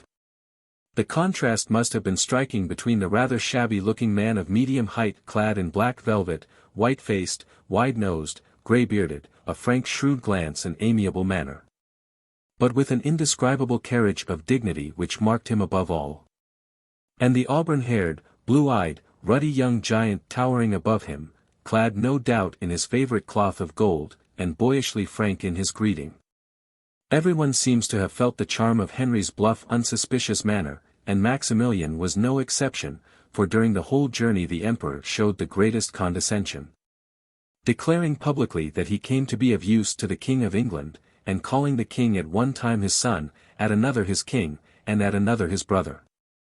Maximilian had a well-developed dramatic sense, and he enjoyed playing the part of hired captain and chief military adviser to the splendid young king whose magnificence and extravagance, only equalled by his naive inexperience, impressed the frugal and penniless emperor. So, the king's highness and the emperor be together and have every other's counsel with the most amiable loving wise that can be thought. From the moment the emperor came into the camp on August 12, to visit the trenches, things began to march. The evening before Ross Herald had brought the defiance of the King of Scots, and for all reply from Henry had got, let him do it in God's name, for the Scottish march was well guarded. 2 days afterwards Henry, anxious in spite of his impatient bravado, was très joyeux at the news sent by the Swiss that they were on the point of entering France. 'Twas a good answer to Ross, and increased the ardour of the captains for the assault of Therouenne. Maximilian was averse to the attempt, but Henry and his council had set their hearts on it, saying they could hardly raise the siege without loss of prestige, and every man said in his heart, "Remember Guyenne." A few days before Captain de Fontrailles had managed to throw men into the town, and at last the emperor gave way and, preparatory to the assault, ordered the camp to be moved across the stream towards Kingate. This was hardly accomplished at dawn, when the alarm was given that the French were approaching. It was a convoy of provisions and they sent forward a large company to draw off the English, as they had done once before. The accounts of the battle are as usual confusing. It would seem from the French account that having thrown in the victuals they were returning in careless disorder, hawking in the fields, their leaders riding without helmets on small horses and mules. when the English fell on them from an ambuscade. The English account says Henry followed the French all day and then attacked. What probably happened was that the emperor who refused to have his standard spread, saying he was the servant of the king in St. George, with 2,000 men kept them at bay until 4 p.m. By which time Henry, having turned their position at a place called Bomy, the camp was Gingate, attacked them unexpectedly, utterly routed them, and took many prisoners of great price. This was on Tuesday, August 16. Henry was mad with joy, especially at the number and quality of the prisoners to whom he gave good greeting on their arrival at camp. Louis d'Orleans, Duc de Longueville and Marquis de Rothelin, was the most important, and him Henry clad in a gown of cloth of gold, and on going to table caused him to be served with water for his hands and to dine with him. The Duke said, "Sir, I will not." The King rejoined, "You are my prisoner and must do so," and displayed great graciousness. After Longueville came in importance M. de Boissy, nephew of the late Cardinal of Rouen, who was taken but concealed against the laws of honour by Lord Waltham, son of Lord Bergs, for use in treating with Geldres. Prisoners of condition were expected to pay 4,000 ducats, but the king always reduced it to 2,000, saying to the captor, "I'll pay the rest." A common soldier was worth 20 ducats, and if he had this on him he was merely stripped and set at liberty, but in spite of all Henry's care there were the usual quarrels between Almayans and English over their captures. All the more important prisoners were sent to Ayr on the way to England, and Catherine was rather upset at having to provide lodgings for Longueville in the midst of her preparations to meet the Scots. She sent him to the Tower till she had more leisure. The Battle of the Spurs decided the fate of Therouanne, and on the 22nd Pontdormy, captain of the garrison, demanded a parley, at which terms of surrender were agreed on with the Earl of Shrewsbury, and on St. Bartholomew's Eve, August 23. The garrison marched out through the camp in the sight of the Emperor and Henry, with banners flying, helmets on their heads and lances on their thighs, 4,000 as fine soldiers as any prince would wish to have. Having prudently destroyed their guns before leaving. Next day, St. Bartholomew's, their majesties entered the city. Maximilian effaced himself with his usual politic good nature, and Henry rode through the gates unlocked by the Earl of Shrewsbury, a veritable St. George clad in gilt and graven armour, his coat of silver damask and white satin. His horses' trappings the same, with red crosses. Close behind him came Lord Lisle also in silver and white, and after him, a goodly company of estates, men-at-arms, henchmen all richly apparelled, in green velvet and cloth of silver. At the gate he was met by Maximilian, dressed in black velvet with only 6 henchmen as sombrely clad, who came as a private person, though the town was claimed as Burgundian, and together they entered the city.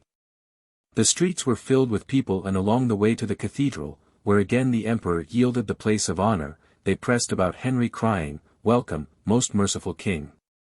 After an anthem to Our Lady and another to St. George sung in the king's chapel of the cathedral, the procession returned to the gates where their majesties separated, Maximilian returning to Ayr and Henry to his camp. In spite of Henry's promise to treat the inhabitants as his own subjects, the city was claimed by the Burgundians and handed over to them.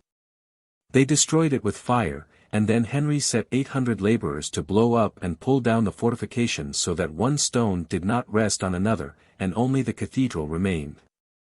From Ayr Maximilian retired to Lille, leaving Henry at Guyenegate, for he made war with ceremony, and the spirit of the Middle Ages lingered in his camp, so that by the law of arms. For in case any man should bid battle for the besieging and getting of any city or town, then the winner to give battle and to abide for certain days, he was compelled to remain on the field awaiting the pleasure of the enemy. But though he remained a week at Gingate, the French did not seek him out, and he followed the emperor to Lille. Henry and Maximilian had dined, and drank, and amused each other like brothers, and Maximilian had fallen in love with Mary's picture and said he would like to have her for himself now that he was again in the marriage market. He had also dangled the imperial crown before Henry's eyes so that the king not only dreamed of entering Paris in triumph, but saw himself Emperor of Germany. But Maximilian was not there for a picnic only, and he and Wolsey had also come to understand each other. In fact, Maximilian for the moment was taken for another man than he was before thought, and the negotiations for the near marriage of Mary and Charles went on satisfactorily. Margaret offered to come and join the conference at Ayr, but the emperor's servants were more satisfied with her room than her presence, for they could rule him more easily without her. So she sent Lord Bergs to represent her and to know the emperor's pleasure when she should meet the king. The Spanish agents were hovering about, and Margaret desired to prevent Henry's resentment coming to open rupture with Ferdinand, so she wrote sharp letters to her father telling him not to whet the edge of Henry's anger. And to Henry's agent she said that she was satisfied that all the default lay with the Spaniards, but she is always of opinion that your grace should dissemble and cherish them if any other way cannot be found. So sharp were her letters that Maximilian said if she wrote like that again he would take the government out of her hands. By September 5, the preliminaries were satisfactorily arranged. A treaty of alliance had been signed by Maximilian, Henry and Ferdinand. Maximilian had been paid in full for his services under St. George, and Henry set out for Lille where he was to meet Margaret. On the 11th the town rising like an island out of the marsh was reached. The English encamped at a short distance from it, and when things were in order thither came the Lord Ravenstein, which after his humble reverence done, showed the king that the young prince of Castile, Charles, and the Lady Margaret, governess of the said prince, most heartily desired him for his pastime after his long travail to come and repose in his town of Lille and to see his brother the prince and the ladies of the court of Burgundy, saying that it became not ladies to visit him in his martial camp which to them was terrible. Indeed Margaret told her father that nothing would induce her to trotter et aller visitor les camps pour le plaisir. The king, gentilly, accepted the invitation, and mounted on a courser his apparel and bard were cloth of silver of small quadrant cuts traversed and edged with cut cloth of gold, the border set full of red roses. His arms fresh and set with jewels, he set out accompanied by the faithful Lisle and followed by Sir Harry Guilford and the henchmen. They were convoyed by Ravenstein and many noblemen. About a mile out of the town they met the burgesses of Lille who presented Henry with the keys of the town, which Henry graciously returned saying he trusted them no less than his own subjects. After this came the nobles of Flanders, Brabant, Holland and Hainaut to salute him, and further on Count Frederick of the Palatinate. In fact such a crowd was on the road that it was a wonder any were left in the town. Girls offered crowns and scepters and garlands, while outlaws and malefactors with white wands in their hands besought pardon. At last through the throng the gates were reached, where stood the captain of the town with the well-appointed garrison, and the procession headed by Henry's sword and mace-bearers pressed through the narrow street of the city set. Though it was broad day, on each side with burning torches, so that there was scarce room for the riders to pass to the palace. Gay tapestries hung from the houses and at frequent intervals there were divers goodly pageants of the histories of the Old and New Testaments and of the poets. At the door of the Gothic palace built by Jean Sans Père were waiting the Emperor, Lady Margaret and the Prince of Castile, who humbly saluted him. And then for reverence of the Emperor the king caused his sword to be put up and his maces to be laid down, and then the king and all other nobles lodged and feasted. But their travail was not yet ended, for the city of Tournai was to be reduced to submission. The Tournois were a double-faced folk, the nobles were for Burgundy, the merchants and people for France, and the city had not made submission on the death of Charles the Bold but had claimed freedom under French protection. They had been thick with the French while assuring Burgundy of their loyalty, and now they were to take their punishment at the hands of Burgundy's magnificent ally. On the 15th, after the Lille meeting, when Henry in his favourite captured Margaret's heart, the English camp was pitched under the walls of Tournai, a city whose beauty no one can conceive who has not seen it. What with its bridges over the Scheldt, its watermills, its splendid buildings. From out its 3 miles circumference rose 90 towers and it was second only to Paris in population. Guns were sent by water from Lille, to batter down its stone towers and iron gates, and the Emperor ordered his to come from Malines, and Taylor, whose diary for this whole journey is invaluable, makes no mention of Henry's being Mach 1s. As the legend runs. Contemporary chronicles are also silent on what would have become a world-known jest, and the wooden guns in the tower must have some other origin. It may be true that the Tournois were terrified at the sight of the artillery, and yielded, but certainly not before the city had been much battered, and Lisle had rushed and occupied one of the gates, carrying away as trophies 2 of the images from its niches. But it is much more probable that the news of Flodden Field, brought by Rougecroy on the 16th, in Catherine's exultant letters, was the true cause. All was rejoicing in the English camp. Mass was celebrated in the state pavilion of purple and gold, and the Te Deum sung for the victory. The Bishop of St. Asaph preached, and one can imagine the gist of the sermon, for if the Queen attributed the victories of the English armies wholly to Henry's piety, what argument would a Tudor bishop be likely to follow? Henry and Brandon rode off to Lille to carry the news to Margaret, and the king sat in her lodging singing and playing the cither and the flute, and then danced with her ladies and drew the bow with her gentlemen. His spirits were so high that all the way back he raced and played with his escort. A few days later came John Glynn with the pathetic confirmation of the death of James IV. His plaid embroidered with the arms of Scotland, now all bloody. And Catherine with feminine ferocity wrote, "In this your grace shall see how I can keep my promise, sending you for your banners a king's coat." Henry was exultant, St. George had indeed granted his servant victories. And next day the keys of Tournai were handed over. Thus a second time within a month the king made a triumphal entry into a captured town, and on Sunday, September 25, the council of the city met him, again clad as St. George, at the Porte St. Fontaine, their horses and mules having the English arms painted on paper before them. The king there passed under a canopy of gold and silk prepared by the inhabitants in great haste, and carried by the principal burgesses, and thence along the high street St. Jacques, the citizens all bearing wax torches, and down the Rue Notre Dame to the cathedral, where he saluted God and St. Mary, and then, as he stood under his banner in the church he made many knights. He went to his lodging to the sound of bells, for every one in the city was rung, and to shouts of "Vive le Roi." Henry exacted 50,000 crowns from the city as fine, and cleared the surrounding bailliage of the French, who went away so fast that they could not be pursued. On the following day, Monday, the Emperor and the Lady Margaret, with a splendid suite of ladies in chariots and gentlemen on horseback, came into the city by torchlight, and negotiations for the marriage were reopened in earnest. Henry and Lisle had both been as eager to see Margaret as she to see them. Margaret, Duchess of Savoy. From the window in the chapel of the Virgin in the church of Brou, about 1528. The day after the battle of the Spurs her maitre d'hôtel Philippe de Broglie, whom she had sent to the camp at Thérouenne, had written to her, "Madame, le roi ce soir fort presse l'empereur de vous haster de venir, toutefois devant votre arrivée je vous dirai aucune chose que le roi aime dit desquelles me depute de vous écrire. Madame, le grand équire, milord Lisle, est venu à moi me prier que de lui vous faire ses très humbles recommandations et que de bon cœur désirate de vous faire service.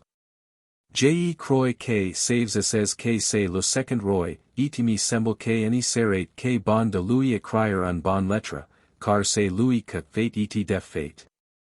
No doubt the bonne lettre was written, and Margaret, having seen Lisle at Lille and approved, came to Tournai with the idea in her mind of using Brandon, cet opiniator, who did and undid all, to further her plans for the reduction of Gueldres and the protection of the Burgundian frontiers against France by English means. If she had approved at Lille, on further acquaintance both Henry and Brandon pleased her immensely. Henry because of the irresistible charm of his youthful frankness, courtesy, and good nature, entirely good and thinketh no evil, and Lisle because of the virtue and grace of his person. The which me seemed that I had not much seen gentlemen to approach it. Also considering the desire he always showed me that he had to do me service. Her task seemed an easy one, and while Wolsey and Fox debated with Bergs and Hans Rainer the terms of the marriage treaty, she was flirting diplomatically with Lord Lisle, and beguiling the king, who even promised to settle the succession on his sister in case of his having no heirs of his body. But before the time came for her departure from Tournai, probably before the coming of Prince Charles on October 10, she was conscious that feelings other than political had been brought into play. The fact was that neither Henry nor Brandon had ever met a young woman who made her own life and governed others. And they misinterpreted Margaret's evident pleasure in Lisle's society and her courteous treatment of him as proceeding not from cool diplomacy but from her interest in the man. "I have always forced me to do him all honour and pleasure," she said, "the which to me seemed to be well agreeable unto the king, his good master." This certainly was Margaret's first attitude, but force seems later to have passed into desire. The change from the ceremonious tranquillity of the court at Malines, with its environment of old regrets, to the stirring atmosphere of the youthful court with its insular unconventionality, made Margaret no doubt feel young again. And as she flirted with Lisle, the idea of a match between the two was mooted either by the king or favourite. She must have looked most attractive, with her fair hair, brown eyes and clear colour, her face lighting up in conversation, and her gay laugh. Margaret knew neither English nor Flemish, and the Earl knew, or pretended to know, no French, her usual tongue, but evidently a few Flemish words, so that the king was truchman, or interpreter. And Margaret hints that his translations might have been warmer than the original warranted, because of the love which he beareth him. One night, she herself relates the incident, at Tournay, after a banquet, a truchman was needed. Brandon, on his knees before her playing with her hands, drew from her finger a ring she had long been accustomed to wear, and put it on his own. Larron, she called him, laughing, and said she had not thought the king had with him led thieves out of his country. This word larron he could not understand, wherefore I was constrained to ask how one said larron in Flemish. And afterwards I said to him in Flemish dief, and I prayed him many times to give it to me again, for that it was too much known. But Brandon kept his lute till next day, when Margaret spoke to Henry and said she would give one of the bracelets she always wore to have it back again, for it was too well known. So Lisle returned it and got the bracelet. Then Henry, either just before or after this incident, astonished her by asking whether she would stretch her goodwill towards Lisle to a promise of marriage, as was the fashion of the ladies of his country. It needed all Margaret's tact to answer graciously, for she said, "I knew well that it came to him of great love to speak so far forth as of marriage. And of another prince I had not so well taken it as of him, for I hold him all good and that he thinketh none evil, wherefore I have not willed to displeasure him." Therefore she answered vaguely at first that it was not the custom in this country, and that if she did it she would be dishonoured and held as a fool and light, also she feared her father. What, indeed, would the wise Koenig have said had his daughter mated with a squire of England, a jerry-built viscount, after refusing its king? Still, now that Henry had shown his whole hand Margaret knew what tricks would fall to her, and had she not been épressif Lisle, she would certainly in all prudence have drawn back and at least considered the situation. It is a comment on the personal quality of political relations that Margaret says she dared not say openly that she would have none of Lisle for a husband for fear of offending the king. So she temporized, and probably her more than subconscious reason was her growing attachment to the Grand Esquire. There's not the shadow of a doubt that Margaret was taken with Brandon, but that she ever intended to marry is another matter. To Henry's vicarious wooing she says she answered that she herself was willing, but she durst not do so, and hinted that she would go away and, "it would be to me too much displeasure to lose so good company." So, he passed the thing into his departing. But when the time for Margaret's return to Lisle drew nigh, in her room late at night he returned to the charge, saying that he knew well she would be pressed for to marry her. And that she was too young to abide as she was, and that the ladies of his country did remarry at 50 and 60 years. She sighed and said she had been too unhappy in husbands to marry again. Henry brushed this aside with, "I know well, madam, and am sure that my fellow shall be to you a true servant, and that he is altogether yours, but we fear that ye shall not do likewise. For one shall force you to be again married, and that ye shall not be found, save, out of the country at my return." So she gave what she says was an easily given promise not to marry till she saw him again, for she had made up her mind, not again to put me where I have had so much unhappiness and misfortune, and Lisle swore on his part, standing with her hand in his, to be true to her, to take no lady nor mistress, but to continue all his life her humble servant, which was enough honour for him. By this time Wolsey and Fox had settled the treaties, and Prince Charles had arrived, a boy of great promise, whose conversation delighted Henry. He only stayed 2 days, long enough to see how the land lay with his aunt for all her protestations of diplomatic pastime, and was present at a grand tournament held in the public place amid torrents of rain, where the king and Lisle challenged all comers and kept the barriers, and the king excelled all in agility as in person, and broke more spears than any other. 2 days later the army left Tournai, where the soldiers had remained too long in idleness, contracting very heavy expenses, and Henry went to Lille to sign his sister's marriage treaty. There Margaret was determined that her entertainment should not be ruined by the rain, and held her tournament in a large room raised above the ground many steps and paved with black stones like marble. The horses, to prevent their slipping and to deaden the noise of their hoofs, had their shoes covered with felt. The tournament over, the lords and ladies danced, and Lisle renewed his suit to Margaret. Again he was on his knees before her, playing with her hands, and again he took possession of her diamond ring, but this time all Margaret's entreaties could not get it back, and Henry, when appealed to, failed to see her point that it was its notoriety and not its value that urged her. He carelessly promised her another better, and next day, before setting out, Brandon brought her 1 fair point of diamonds and a table ruby and showed me that it was for the other ring, wherefore I durst no more speak of it, if not to beseech him that it should not be showed to any person. Brandon gave the promise, which was ill kept, and went away with the ring and bracelet and troth renewed between them in the little anteroom the night before. Margaret had undertaken the education at her court at Malines of his little daughter Anne, whom he now left with her under the care of his cousin, William Sidney.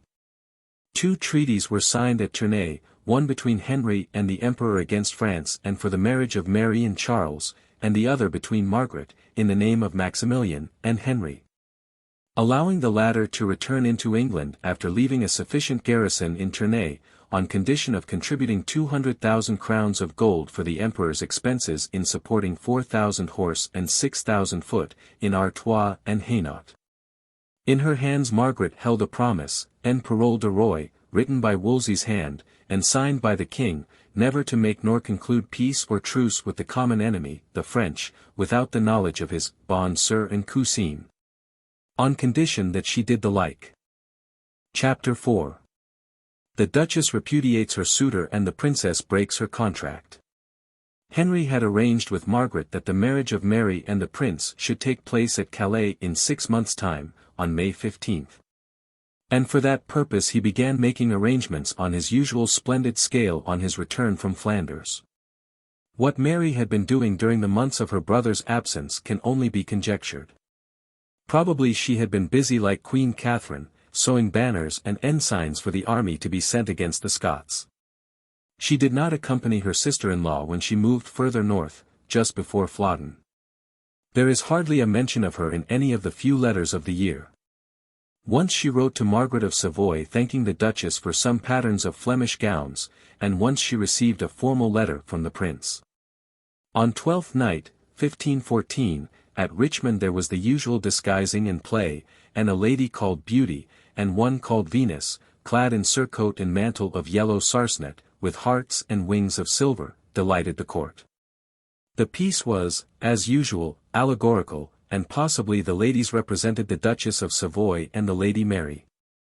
There is no mention of the princess by name, but, following her custom and that of her brother, they were both probably among the mummers. Mary had now reached her full height, and was short for a Tudor, though the English headdress added about 3 inches to her stature, and plump like her mother. Gerard de Plain, writing to his mistress at Malines, describes her as one of the prettiest girls he had ever seen or hoped to see. She has the most gracious and elegant carriage in conversation, dancing, or anything else that it is possible to have, and is not a bit melancholy, but lively. I am convinced that if you had once seen her you would not cease till you had her near you. I assure you she has been well brought up, and she must always have heard Monsieur well spoken of, for by her words and manner, and also from those who surround her, it seems to me she loves him wonderfully. Margaret, Countess of Richmond. Painter unknown.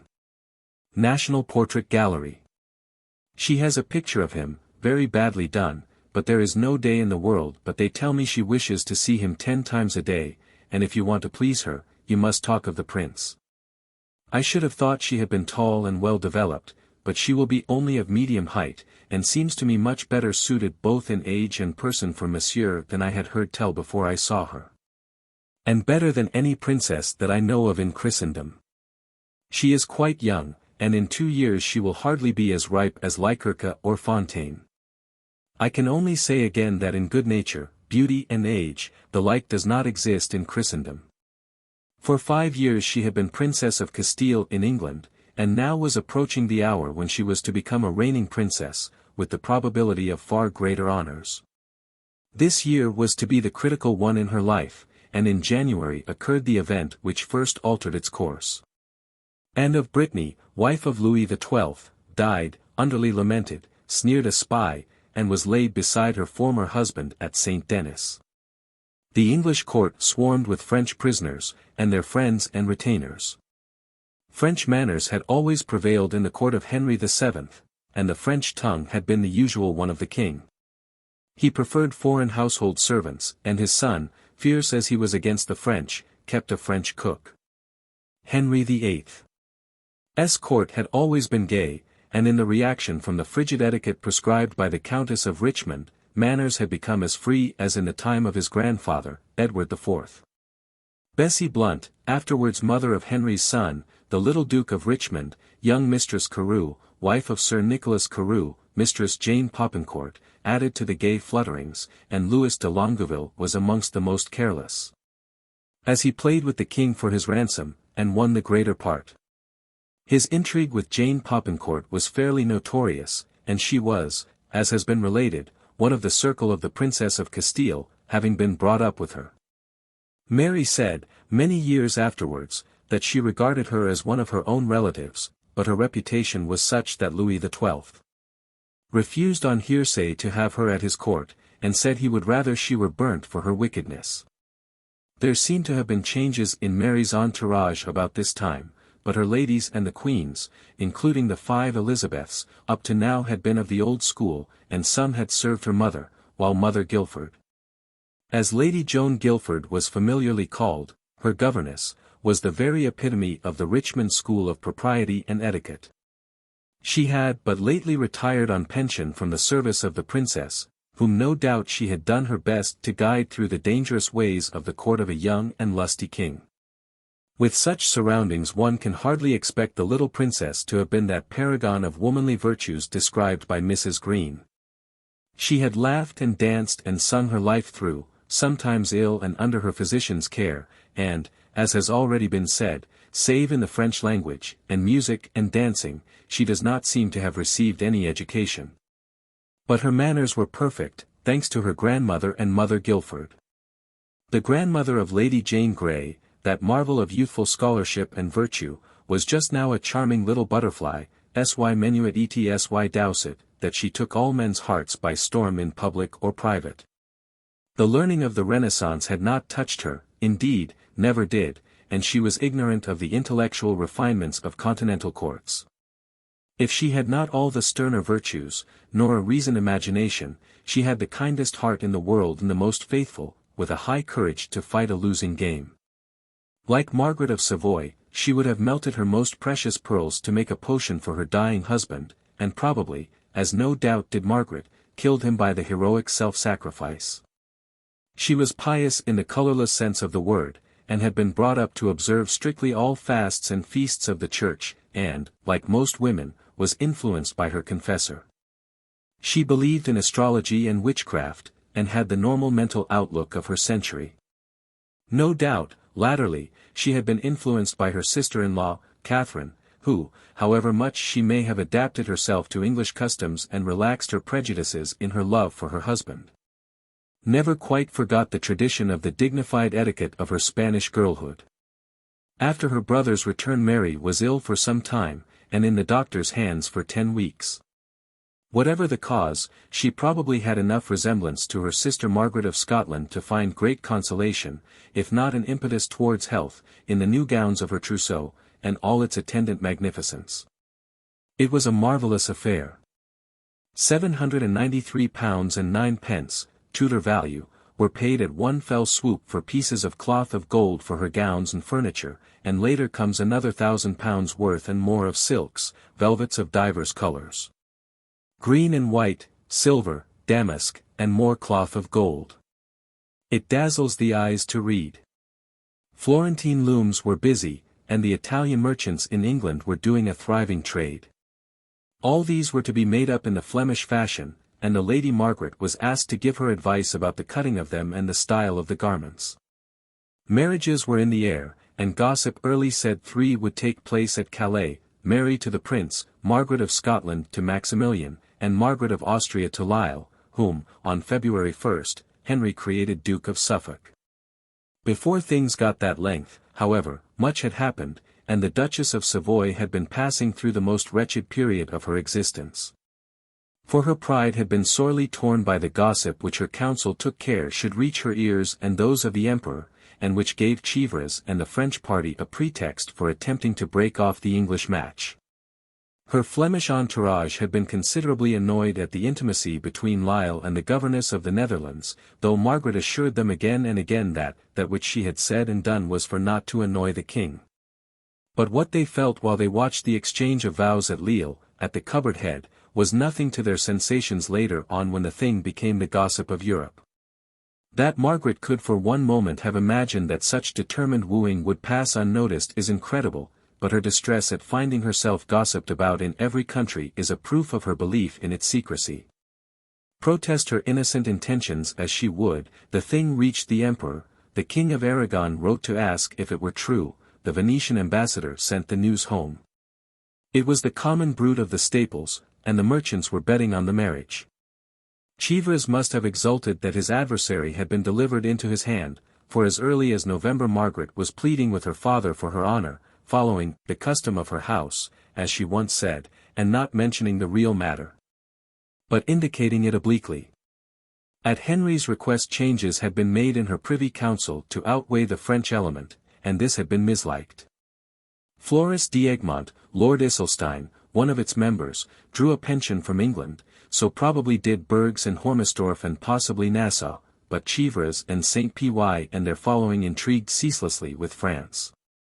They regarded Margaret as an English agent, for letters which she had written to Brandon had been ill-kept, and her secret informations to Henry had filtered through to the Spanish ambassador, and were none the clearer for the filtering.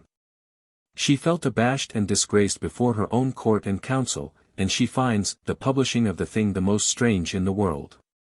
Her distress was increased when on inquiry she found that the gossip had an English origin, and it is the strongest proof that she really loved Brandon, this sorrow, not anger, of hers at finding him careless of her honour in these matters. I have been constrained, she writes, as well by the counsel of my servants as of the Lord Bergs and others, to make inquiry whereof it came, and as well by information as writing, always I have found that it proceeded from England. Whereof I have had a marvellous sorrow. And I have letters of the self-hand of an English merchant, the which hath been the first that hath made the wagers, as Brigilles knoweth well. The ink was scarcely dry on the treaties signed at Lisle before the intrigues with the French began to bear fruit. The frontier was ill guarded, and Margaret herself is said to have commanded the garrisons to abstain from attacking the French. At the same time the charges of the army were not diminished, and many of the gens d'armes drew their pay for active service while comfortably seated at home. Ferdinand, in spite of the treaty signed before Therouenne, to which Henry had been persuaded by Margaret to admit him, was renewing his peace with France, who was to give his second daughter to Don Ferdinand of Austria, the prince's brother, with Milan for dowry. To the emperor money and forces to recover the duchy, and to the Queen of Aragon the Comte de Foix. Further, he was to abandon Navarre to Ferdinand and leave the Scots a prey to England. Haps totum hanc perfidium. Pedro Quintana, Bishop of Catania, Ferdinand's secretary, had been sent across France to the emperor, and after conferring with him in open secrecy, the English ambassador, Sir Robert Wingfield, being kept entirely in the dark, had returned by the same way, so that when on February 8 a truce was signed between France and Aragon, it was conjectured to be a mere matter of time till the emperor also joined it. Margaret, who was Henry's firm friend, and devoted to the English cause and marriage, implored her father to remember that Aragon was the only one who had already pulled his chestnuts from the fire, and that no profit would come to the emperor. She reminded him that the only bulwark of Burgundy against la grande et inveterée inimity que les Français portent à cette maison is amity with her enemies, for between France and Aragon are the mountains and England has the sea. And Henry now was so powerful that he could make a separate and better peace if he liked. His preparations for the new campaign, like those for the wedding, were such as had never been made within the memory of man, and this was the hour or never to overtop the enemy of Burgundy at the expense of England. I know, sir, that he has not the faintest thought of making a truce, and that up to now he has not had, I am sure. But I am sure that if he sees or suspects that you want to change the treaty concluded with him, that will make him think what before he never thought, and the thing is very dangerous, for he could always have a good treaty in ample. And if he wanted to do it alone, it is clear he could do it better than anyone else. As for me, sir, I wish for peace as much as any living person, provided it be good and sure, but otherwise it will be to the loss and destruction of this house in the future, which God forbid. Then she comes to the main point of her relations with Lisle. Sir, I know there are many people who desire nothing so much as to break this friendship with England, and to do this, not knowing any other means. Have contrived certain tales de mauvaises paroles et langages which touch my honor, to put trouble between you, the said king and myself. But, sir, be assured they are all lies, and that I would rather have died 1,000 times if it were possible than to have thought of it, and only speak of it to take away this trouble between us. But in spite of all that Margaret could do or write, the French party was in the ascendant, and she was discredited, for the emperor was backing Chevreuse, who now practically ruled Charles. Though the people about the prince do not care much for the emperor. The council were already, in February, expecting information of the treaty with France, putting no doubt in the deliverance at this time of the French king's daughter into their hands for the prince, and they hoped, as the price of the marriage, that France would surrender Burgundy. The English party were told there was no other way to live in peace, and that before the perfect age of the said daughter, the prince shall be of better experience and able to command and rule himself. The emperor and the king of Aragon misliked this independent policy, but it seemed likely to take effect, and Nassau, now openly French, thought that they should have the good deeds of the French and the others the good words. Margaret had still to fight for her prestige with her father as well as with the council, for Chevreuse began to think he could do anything with the emperor, who in December had accepted his daughter's excuse for her behavior towards Lisle and Henry. But her further letters to Henry and Lisle, and her secret advertisements, had been spied upon and told to her father, so that again she was in fear and could not get into touch with him. Henry did not doubt her, and she was probably one of the 3 channels by which he knew all the Spanish secret practices. But the atmosphere of her court was unbearable. She was regarded with suspicion by all her council and spied upon, and she could not speak openly to Sir William Sidney, whereof she was more displeased than at anything else. He himself perceiveth well that everyone beholdeth him of the other side. As to the descent of the king, it shall behove me to speak as soberly as I may me constrain, for it is the thing that I desire as much as his coming. And the same for my Lady Mary, as God knoweth.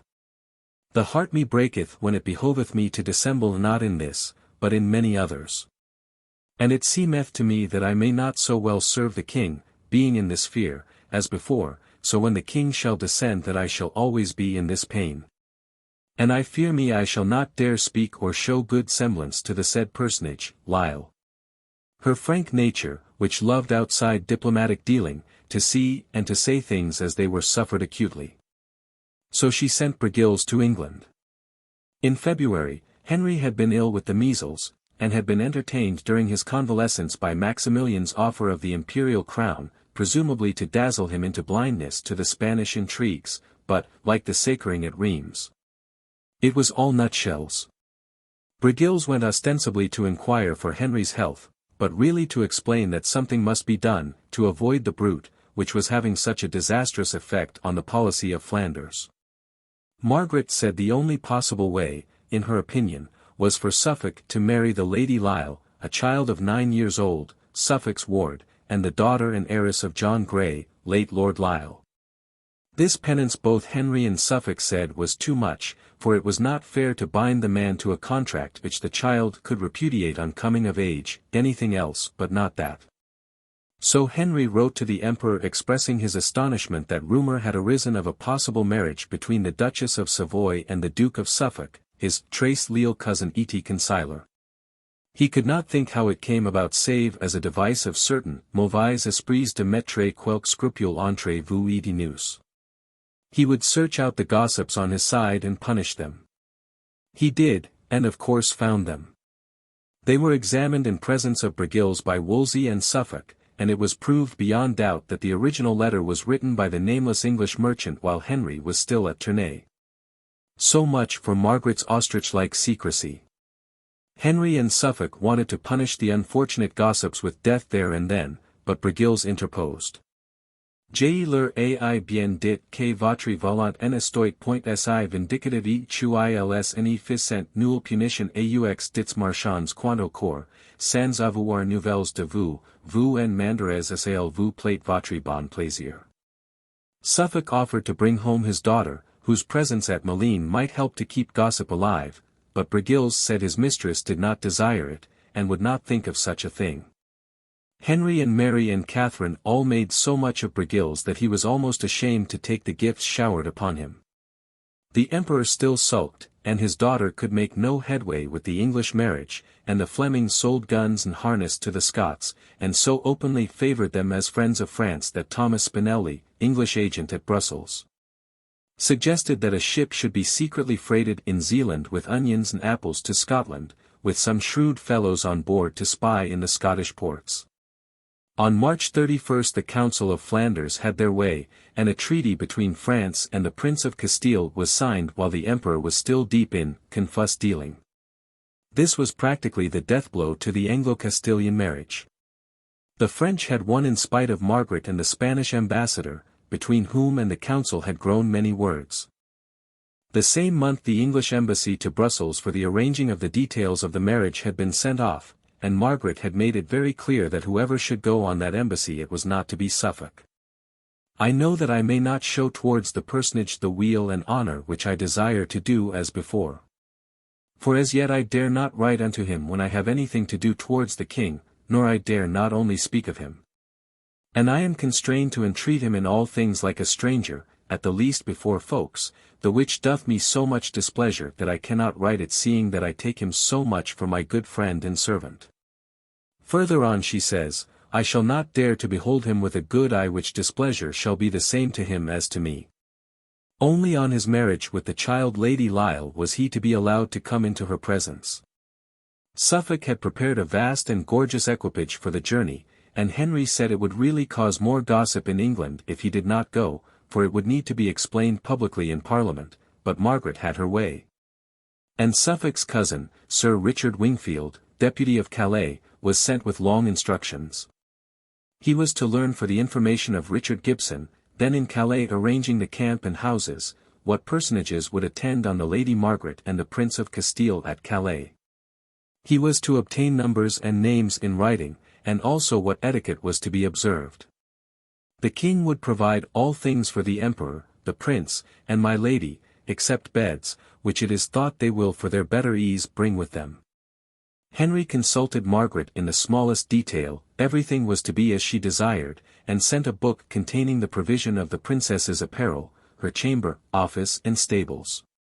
Cloth of every sort had been provided, and my lady is to devise for the making thereof after such manner as shall best please her, and in queenly and honourable fashion. Above all, a definite answer about the place of the wedding was to be demanded. Sir Richard and his companions found only Margaret on their side, for the council would gladly hinder the prince's marriage with the Lady Mary, saying that he is a child and she a woman full grown. In fact, as the Venetian ambassador had said, he wanted a wife and not a mother. They had it seems no doubt about Mary's real age. At the same time that gossip was carried to the English court of the intrigue of the prince with Mdli de Lycurca, a damsel of the court, at Malines. Mary was reported of so amorous a nature that it would be dangerous for Charles to marry her before he was full grown. Margaret had sent over to find out the truth of this last rumor, and her agent wrote, Je vous bien dire que si cienitate que toutes femmes sont assez fortes, que monsieur viendra bien au bout de cette ci. Car y ne rien si menuet ni si doucet est. If monsieur could only speak to her privately a little while, it is certain that, Lycurca tornera le rado sort il sera tout brule, which rather obscure statement may mean that the Flamanda would be eclipsed easily by her rival. The one Englishman on the council denied Charles's interest in Lycurca, and reported that the prince had said that Mary had been always his only love, but, on the other hand, Charles had spoken suspicious words. And he was young and surrounded by a young council. The French ambassador was honorably received at court, and there were many ill rumors spread against England, most of them coming from France, especially one which said the English could not hold Tournai for 3 months. The feast of St. George's Day was not observed in any point, any more than if the prince did not belong to the order. The Archduchess is sorry, but cannot oppose it, as the authority of France increases. Unless the king looks to it, all these countries will be ruled by the French. Throughout the mission the English had no more courteous sympathizer than the Aragonese ambassador. I promise your grace he spareth not to answer your faithful servant. What they mean thereby God knoweth. Wingfield became more insistent, and refused to be put off longer with vague answers about the marriage, for it was now the end of April, and the ceremony was timed for May 15th. Chevreuse still had the emperor's ear, he had bought it for 100,000 crowns, and Margaret wrote in vain that a definite answer could not be put off much longer. But Maximilian preferred as usual to drive the time and let someone else face the consequences. The English would accept no postponement, and said the wedding must be at Calais, and Margaret, at her wits' end to explain decently her father's variableness, forged an excuse at Malines, and, turning in the track of gossip, said she feared that if the prince married so young he might be disappointed of issue. The French were now forward on the borders of the Pale, and said, they would look upon us at Gisons, while Prejean, the admiral, was at Dieppe with his galleys, and at Saint Omer there were as many Mamelukes as good Frenchmen. Count de Ligny and all other captains in Henry's pay were ordered to draw to Calais and lodge about Gravelines, to co-operate with the force which was ready to cross the sea. At this moment grew a rumor of Margaret's marriage to Louis XII. But Henry denied it before his council, and said, no matter who in the world said so he would not believe it, for he never doubted her for a moment. Though he acknowledged her explanation of her use of English moneys and soldiers was rather colourable. At last, in May, Margaret had comfortable letters from her father, and she definitely broke with Suffolk in the pathetic letters already quoted, which, so that certain conclusion might be made, she wrote to Sir Richard Wingfield. But she could not undo the well-knit French policy. Suffolk's riposte was somewhat weak. At the justs in May the king and the new duke defended the tilt against all comers, and on their black staves was written in white letters, who can hold what will away. Hall says, this poesy was judged to be made for the Duke of Suffolk and the Duchess of Savoy, and as Henry's bore the same legend, it probably referred also to the Prince of Castile and the Princess Mary. This was not, however, the open end. Negotiations dragged on. Sir Robert Wingfield, who had once before detached the emperor from France, was trying to repeat the move, but with no success, for Aragon's ambassador, with his dealings, full of fict and coloured matter, was always there to balk him. He implored Henry to do nothing in haste, for his Majesty showeth himself at many times not easy to be led, and much worse to be driven, and therefore, sir, for the love of God, have good consideration how ye handle this old practised prince. Which hath been but easily, superficially, known in time past, because many have sought to defame him and few to declare and show what manner of man he is. The Aragonese ambassador at Malines also gave himself such airs of importance that Margaret was exceedingly annoyed, and it was openly said that, if the said Lord Prince will not be obeisant unto the King of Aragon, i.e. in the matter of marriage, or go into Spain against his will, he might be poisoned, as his father King Philip was. Gerard de Plaine, representing Flanders, and John Collar, the emperor, were sent to England, and got very little comfort from either Henry or the council. the former declaring roundly that if he wanted peace he need not send out of his kingdom for it, which the ambassadors took as an allusion to Louis de Longueville, who was a favourite in the court. Wolsey said the king would not make peace, but if he did it would ruin Flanders. The English themselves were in favour of war with France, and, like Lord Darcy, offered themselves and their sons with eagerness to serve the king there.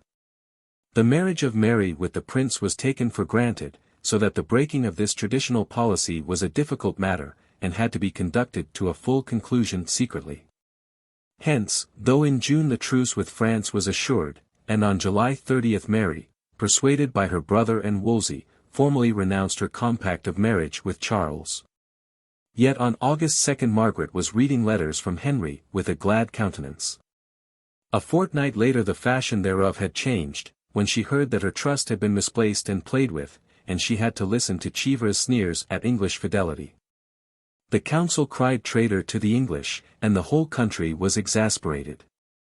Englishmen were assaulted in Brussels, and the captain of Tournay found victualling a difficult matter, for it depended on the goodwill of the surrounding people, and the Anglo-French alliance put the fear of God upon them.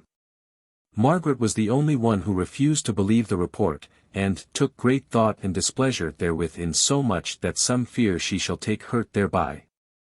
And indeed she did fall ill in the autumn from vexation at the failure of her plans and from grief, for the penance was too great for their offence.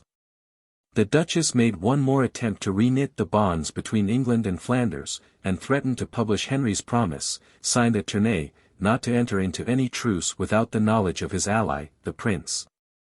But Henry retorted that if she did this, which, after all, would do him no harm, he would publish secret letters of hers which he held, and so again Margaret ran up against the Suffolk affair. Do what she might it was not forgotten, for the brute is so imprinted in the fantasies of the people, and as late as September 1515 she was asking Wolsey for the return of her letters. Charles is said to have used strong language on hearing that he had been jilted. It was said that when the Prince of Castile heard that his promised bride had been given to France, he went immediately into his council chamber and said to his councillors, "Well, am I to have my wife as you promised me?" With other words to that effect. Whereupon his councillors answered him, "You are young, but the King of France is the first king in Christendom, and, having no wife, it rests with him to take for his queen any woman he pleases." Thus did they seek to excuse themselves. During this conversation Duke Charles, looking out of the window, saw a man with a hawk on his fist, and calling one of his councillors, who was his chief friend, said to him, "I prithee go buy me that hawk." The councillor replied, "I know that hawk, he is a young bird and does not yet know how to quarry, he is not a bird for your lordship." Charles, Prince of Castile. From the painting in the Louvre, Flemish school. The prince again said, "I prithee go and buy it." The councillor, still seeking to excuse himself, the duke at length exclaimed, "Come with me." So he bought it himself and put it on his fist. Then, having returned to the council chamber, he seated himself and began plucking the hawk, the councillor meanwhile inquiring, "Sir, what are you doing?" The duke still continued plucking the bird, and when he had done so to his heart's content, made answer, "Thou askest me why I plucked this hawk. He is young you see, and has not yet been trained, and because he is young he is held in small account, and because he is young he squeaked not when I plucked him. Thus have you done by me, I am young, you have plucked me at your good pleasure, and because I was young I knew not how to complain, but bear in mind that for the future I shall pluck you." This tale is regarded as apocryphal, or at least impossible, but the date is September 24, about 6 weeks after the publication in London of the treaty with France. An indifference to suffering in animals is not unheard of in the 16th century. Maximilian sorrowed too at the thought that the original of the picture he had admired at Therouanne, the fair and virtuous princess, should come to an impotent, indisposed and so malicious a prince as is the French king, and, like St. George, his favourite saint, would have liked to rescue the maiden from the dragon. Chapter 5. Betrothal to Louis XII. Of France. Though Louis de Longueville has always had the credit of arranging the match between the Princess Mary and Louis XII. Of France, There was another who claimed openly the initiation of the idea. Margaret of Savoy said that the Pope had been to her knowledge the promoter of the whole business, and Leo X claimed that he had been the first to propose it to France and England. It had been discussed secretly in Rome by the Bishop of Marseilles and the Bishop of Worcester, who met frequently together in the city and in Vines and Garthinges, without it. The Medici had always been favourers of the French, and there is no doubt that Leo X and Il Magnifico Giuliano used their influence to make the peace, but equally doubtless, had not Longueville been on the spot itimina telment l'affaire de poste en poste, matters would not have progressed so rapidly. The Frenchman was not only moved by desire for the national safety, he had also a private crow to pick with Burgundy, for the prince's officers had seized on certain lands of his. And in return the Duke rejoiced at the opportunity of wiping his neighbour's eye. His position at the English court gave him every chance of doing so. Henry had intended from the first that he should be in the household, but Catherine had been forced to lodge him in the Tower for the first 3 weeks after his arrival. On the king's return he was lodged in the court, and became Henry's daily companion. He was witness to the king's anger against Ferdinand of Aragon, and his annoyance at the variableness of the emperor, and no doubt, secrets being ill kept, he knew all about the Savoy-Suffolk affair. As early as March Wolsey was half gained to France, and the General of Normandy, Thomas Bohier, in England ostensibly to confer with Longueville at Sittingbourne about his ransom, was on friendly terms with the new Bishop of Lincoln, and Louis XII desired his mediation. Henry, however, was too sure that France was at his feet to treat at once, and it was not till his allies had definitely left him that he listened to French proposals. The Bishop of Lincoln's attitude was complicated by his claim on Tournai, of which he was bishop, but was there opposed by the French bishop-elect, who had easily collected the revenues with the collusion of the Flemish, who wanted no English bishop and mobbed his vicar in Ghent and Bruges. It probably was in Wolsey's mind that if he did the Pope's pleasure in the matter of peace with France, there was more likelihood of his enjoying the fruits of the sea. The bait held out to him by Louis was a cardinal's hat, and the French king over and over again promised to use his influence with Leo X to get this for him. In March the marriage was talked about in Rome, in April in Paris, while in England the only subject of conversation was the coming war, and in May, when the Castile marriage openly hung fire, the General of Normandy was again in England. He sent a herald to Calais for a safe conduct and also to arrange a truce, but this was not granted, so he came here with a cartel to know the ransom required for the Duc de Longueville, which, being generally known, he was answered that not having brought the ransom with him, and should he have nothing else to say, he was to depart in God's name. Unabashed by this brusque reception, which may have been one of Wolsey's carefully arranged pageants, the Duke, who is in great favour, making himself most amiable, stepped in. And by his mediation the general was allowed to open his mission for some agreement between the two crowns. Henry demanded 1.5 million ducats and 3 towns, Therouanne, Boulogne and Street Quinton. The general answered suavely this could hardly be called an agreement, but his master was prepared to make peace and give the usual tribute. King Henry then rejoined, "Well, if he chooses to marry my sister, the widow of the King of Scots, the agreement shall be made." The general was allowed to write to his master, and he was invited to the sacring of the new ship, the Harry Grace Audio, the king's newest toy, which has no equal in bulk and has an incredible array of guns. There, in a brilliant company, he saw the Queen and the Princess Mary, surrounded by the bishops, nobles and ambassadors, and he witnessed the reception of the ambassadors from the Duchess of Savoy and the Emperor, whom Henry took over the 7 tiers of the ship, pointing out her novelties and merits. All the French negotiations had to be conducted with the greatest secrecy, for the war was popular in England, where the nobles and gentlemen had already prepared their equipages at great expense, but abroad the matter was talked of openly. And the lady mentioned was not the impossible Margaret, but Mary. Henry refused to be drawn by the emperor's ambassador, and said nothing beyond that he had peace under his hand if he wanted it. But they said roundly to the council that the general was well known to the emperor as one accustomed to handle more difficult matters than the ransom of the Duc de Longueville. The great difficulty was Tournai, and that question was finally waived for later settlement, and a treaty of peace for the lives of the two kings and 1 year after was concluded on a basis of tribute paying, and all arrears from France, dating from 1444, were to be gradually paid up at a fixed rate. Henry wanted to give his sister without a dowry, in clear contravention of his father's will, but eventually it was arranged that Mary's trousseau, jewels, and furniture, valued at 200,000 crowns, were to be regarded as such.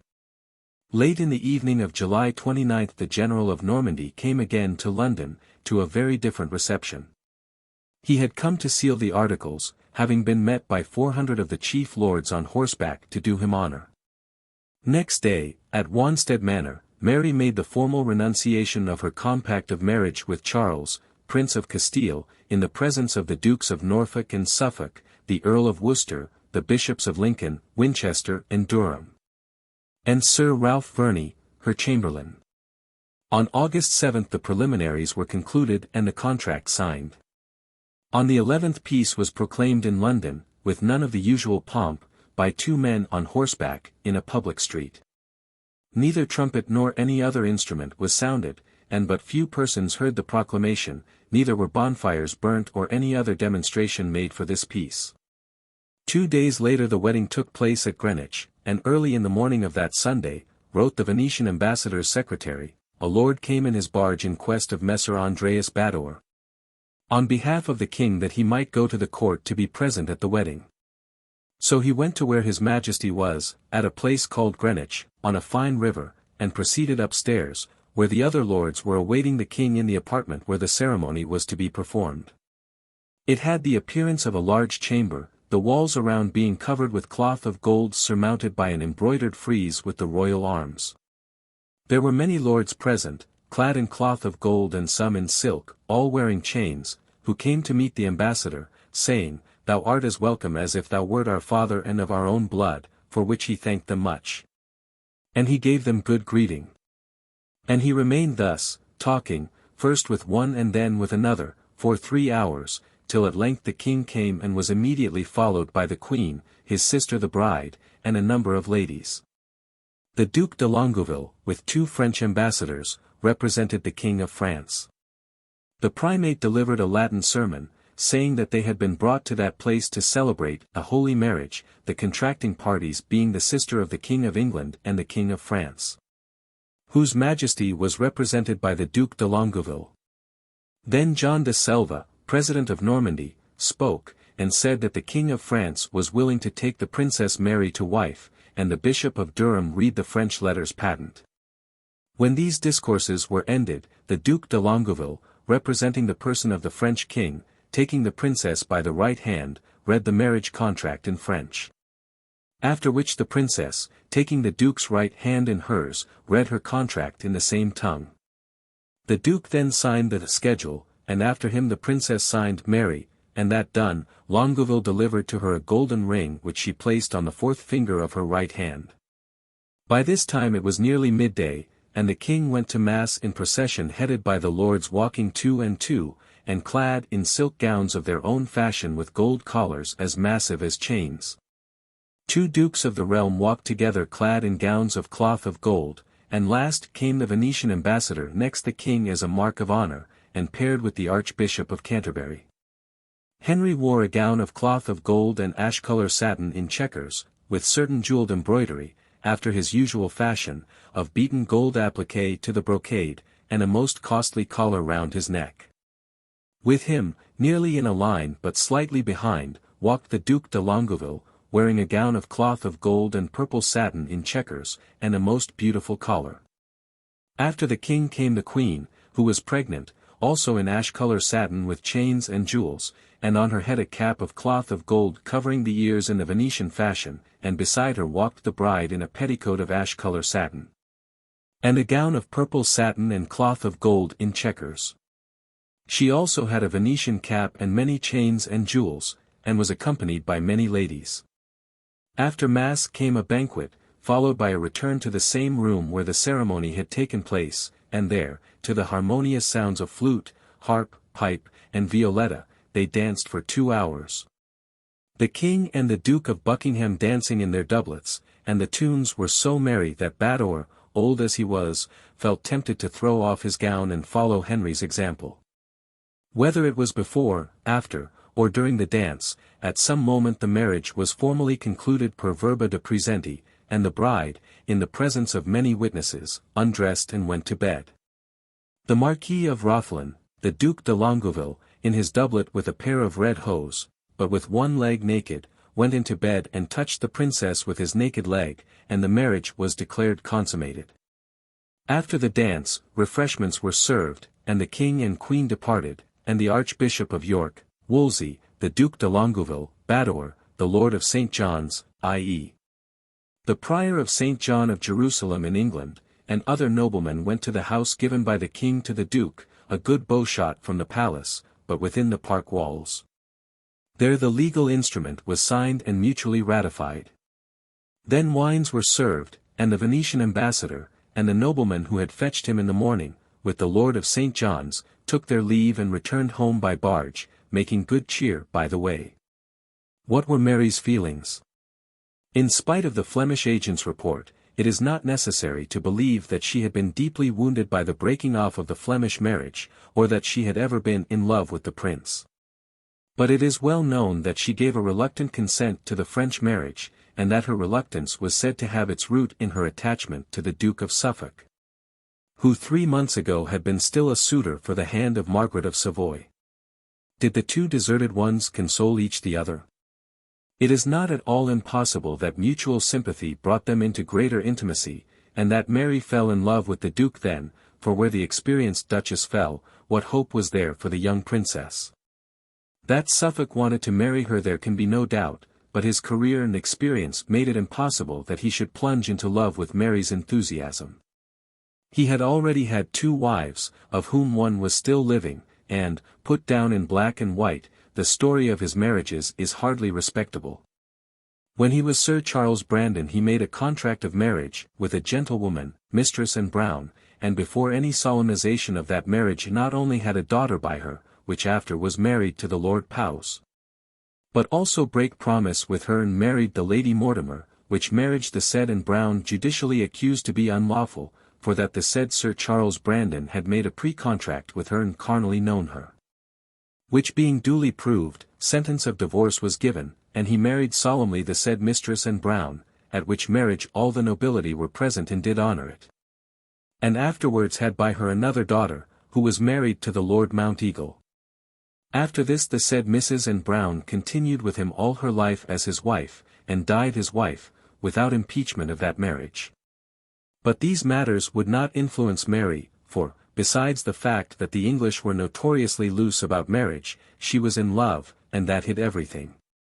When Henry, at the last moment, and it can be taken for granted that as secrecy was necessary Mary knew little till then, told her of her destiny, he had the greatest difficulty in persuading her to it.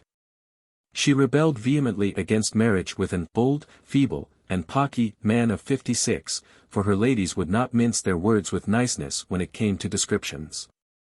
But Henry showed her that it could not be for long. Louis had been ill for years now, grisly reasoning for a girl of 18, and once a widow she would be free to marry whom she would, if she would only do his pleasure this once. Longueville painted the delights of the French court, the centre of all light and fashion, and the honour of being queen of it, while her pride, wounded by the Flemish treatment, was glad to be able to return so speedy a Roland for their Oliver. Once she had allowed herself to be dazzled into consenting, things were hurried on, and she had not a chance for reflection.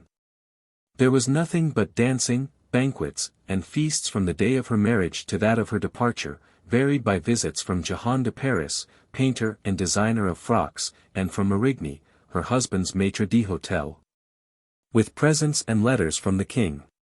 One day he arrived at the court preceded by a white horse laden with 2 coffers both full of gifts for her, and she was soon reconciled to her lot, and was so pleased to be Queen of France that she did not care that the French king was an old man and gouty.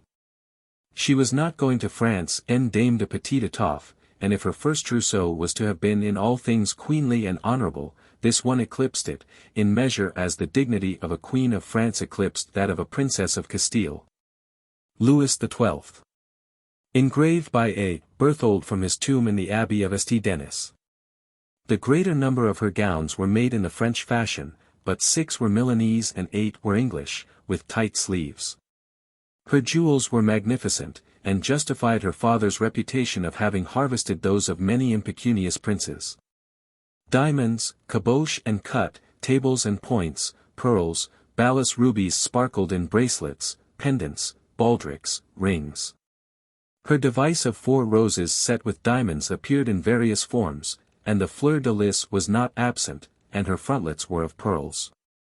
Her bejeweled plate, her hangings, her bedroom and her chapel appointments, were of the costliest, and the glitter of the fashionable cloth of gold was over all.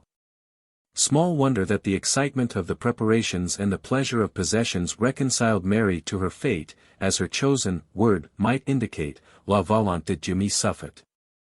Besides the jewels of the trousseau, Mary received many marriage presents from France, and Louis sent her, amongst other things, a marvelous diamond pendant, which roused to admiration the jewelers of the Row, to whom it was unknown even by reputation.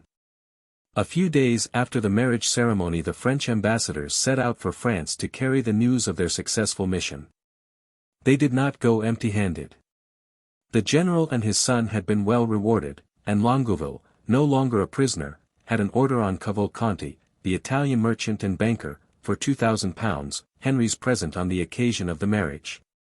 When he also gave him his embroidered gown. From Canterbury Mary received what was probably her first letter as Queen of France. Aujourd'hui, wrote Longueville, M. Le général et moi avons eu de lettres du roi Chuil nous écrit que le plus grand désir Chuil assez de savoir de vos nouvelles, et Chuil trouvé merveilleusement bon le lieu d'Abbeville pour vous trouver ensemble ainsi Chuil a été accord. Et que la sans point de faute vous le trouverez délibère de vous bien recevoir. Et ferai, madame, la plus grande diligence Chuil me sera possible d'aller divers louis pour louis de livre, de vos nouvelles. Et toujours ainsi que j'en saurai de science vous en avertirai ainsi que vous m'avez commande, vous suppliant très humblement, madame. Chuil vous plaise me commander toujours vos bons plaisirs pour les accomplir comme celui que désire vous faire service. Madame Illinois y a un marchand nommé Jehan Cavalcanti, dem, Urant, à Londres l'équal à mon affaire ma fait service. Il a quelque faire envers le roi votre frère. Je vous supplie Chuil vous, plaise, madame, Louis être aidant envers le dit idéal avoir pour.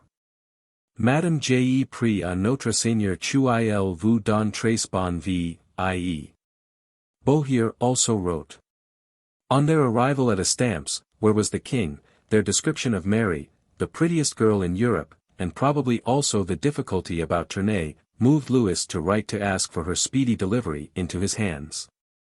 Fates mes recommendations, he wrote to Wolsey, au roi mon frère, votre maître, et Louis dites que je Louis prie m'envoyer sur le plus tôt que faire si pourra, et Chuil me fera nce faisant singulier plaisir. The same day Longueville wrote to Mary, que le roi est ennui de ce que en Louis écrits de vos nouvelles et aussi que votre cas ne se dépêche pas par délai tot Chuil voudrait bien, pourquoi, madame. Je vous supplie très humblement que Louis vous les écrire et tout faire par délai que le plus tôt que pourrez vous en puisse venir, car plus grand plaisir en Louis saurez faire en ce monde. Et en surplus, madame, votre plaisir sera me mander et commander vos bons plaisirs pour les accomplir. Madame je prie à Dieu Chuil vous donne très bonne vie et long. So Mary, with the help of John Palsgrave, wrote a formal little letter in French, of which this is a translation. Sir, very humbly I recommend me unto your grace. I have received the letters which it has pleased you to write to me with your own hand, and heard what my cousin the Duc de Longueville has told me from you, in which I take great joy, felicity, and pleasure. For which and for the honor which it has pleased you to do to me I hold myself ever indebted and obliged to you, and thank you as cordially as I can. And because by my cousin you will hear how all things have taken their end and conclusion, and the very singular desire that I have to see you, I forbear to write to you a longer letter. For the rest, sir, praying our Creator to give you health and long life, by the hand of your humble companion, Mary. On September 14, in the Church of the Celestines at Paris, after Mass, Louis went through the marriage ceremony with Mary's proctor, the Earl of Worcester. The Dauphin, Longueville, John Stuart, Duke of Albany, Robertet, the treasurer, were there, with many others, and the next day, in Les Tournelles, in the Faubourg Saint-Antoine. The king appeared before the Bishop of Paris and bound himself to the payment of 1,000,000 gold ducats to Henry VIII. And in default to be excommunicated. That was the last of the formalities, all had now been complied with, and Louis was eager to see the wife he had heard so much about. So he wrote to Wolsey again urging that she should be sent over as soon as possible, for to have her across the sea was all his desire, and thanking Wolsey for all the trouble that had been taken with Elle Impériale les choses, which he understood were exquisitely beautiful. He enclosed a letter to Mary, who replied, Monseigneur, bien humblement à votre bonne grâce, je me recommend. Monseigneur J. par Monseigneur l'évêque de Lincoln recu les très affectueuses lettres qu'il vous a plus négères écrire, que m'ont été à très grand joy et confort, vous assurant, Monseigneur, qu'il ny a rien que tant je désire que de vous voir. Et le roi, Monseigneur et frère, fait tout extreme diligence pour mon aller de la mer, que au plaisir de Dieu célébrer. Vous suppliant, Monseigneur, me vouloir cependant pour montrer singulière consolation sauvant faire savoir de vos nouvelles, ensemble vos bons et agréables plaisirs pour vous y obéir et complaire, aidant notre Créateur que vous donne, Monseigneur. Bonne vie et longement bien prospère. De la main de votre bien humble compagne, Marie. What kind of a man was Mary to be consigned to? A recent French writer gives the following description of his character drawn from contemporary sources: d'esprit médiocre, pas éloquent ni savant, mais plein de bons sens, si était comme le grand gausier de Rabelais, un type de bon raillard. Aimant à boire et à rire, orne de vertus bourgeoises et pratiques, dont il ni lui manquait pas un, même la fidélité à sa femme, et pour le reste, plein de bonté, de loyauté, d'aimabilité, de rondeur. Point de rancune, la gaieté cordiale, les scouts charitables, les sentiments sérieusement chrétiens, sans ostentation, ni tendance aux merveilleuses, tout cœur qu'ni pense tuer son peuple. He knew and admired Italian art and writers, and welcomed them at his court, but with no frenzied admiration. He was, above all things, reasonable, normal, and commonplace. To his first wife Jean he had been forcibly married by her father, Louis XI. She is said to have been a crippled angel, and the first thing Louis did on his accession was to obtain a divorce from her from Alexander VI. L'argent entre en ligne, and all was easy with the Borgia, and then to Mary Anne of Brittany, the widow of his cousin and predecessor, Charles VIII. She was a not unusual mixture of piety and arrogance, and 1,000 times more Duchess of Brittany than she was Queen of France to the day of her death. Like Catherine of England, time and again, in spite of prayers, promises, and pilgrimages, her hopes of a male heir were dashed, and she only left 2 daughters to survive her, the elder of whom, Claude, after having been grudgingly betrothed to Francis d'Angoulême, who was in open antagonism to Anne, was married to him a few months after her mother's death. Renée, the younger, the child of many prayers, called for Saint Renée, to whom her father had vowed his child, was the princess who had so often been in concurrence with Mary in Flanders. Since his wife's death and his own continued illness, Louis had allowed the Dauphin, as Francis d'Angoulême was now called, to meddle in affairs of state, for, after all, vainglorious and incapable of viewing things from any but an absolutely personal vantage as he was, the young man was more than likely to become King of France, and must serve his apprenticeship, and now nothing was done without his advice. He was furious with Longueville for his part in bringing about the English marriage, il en sut bien mauvaise gre, but made up his mind to carry the thing off well, et valust bien montrer qu'il n'estoit pas mal content de ce marriage. And threw himself heartily into the preparations for Mary's reception, confident that his position was saved by the senile condition of the king's bodily powers, and frankly interested in his favorite occupation of organizing gorgeous spectacles. The court Mary was about to enter was no harmonious one, for Louise de Savoy and her son were centers of disaffection, and Claude de France and her father were eclipsed by the magnificence of the Hôtel d'Angoulême, the treasurer of France. Robertet, pandering to the Dauphin's boyish extravagance in clothes and advancing money to pay his colossal tailor bills.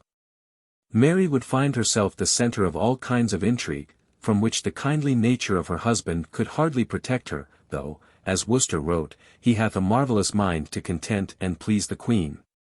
He awaited her coming in great good humour with 7 coffers of jewels and other treasures beside him, and, O logic du roi il ne fust plus question de duel.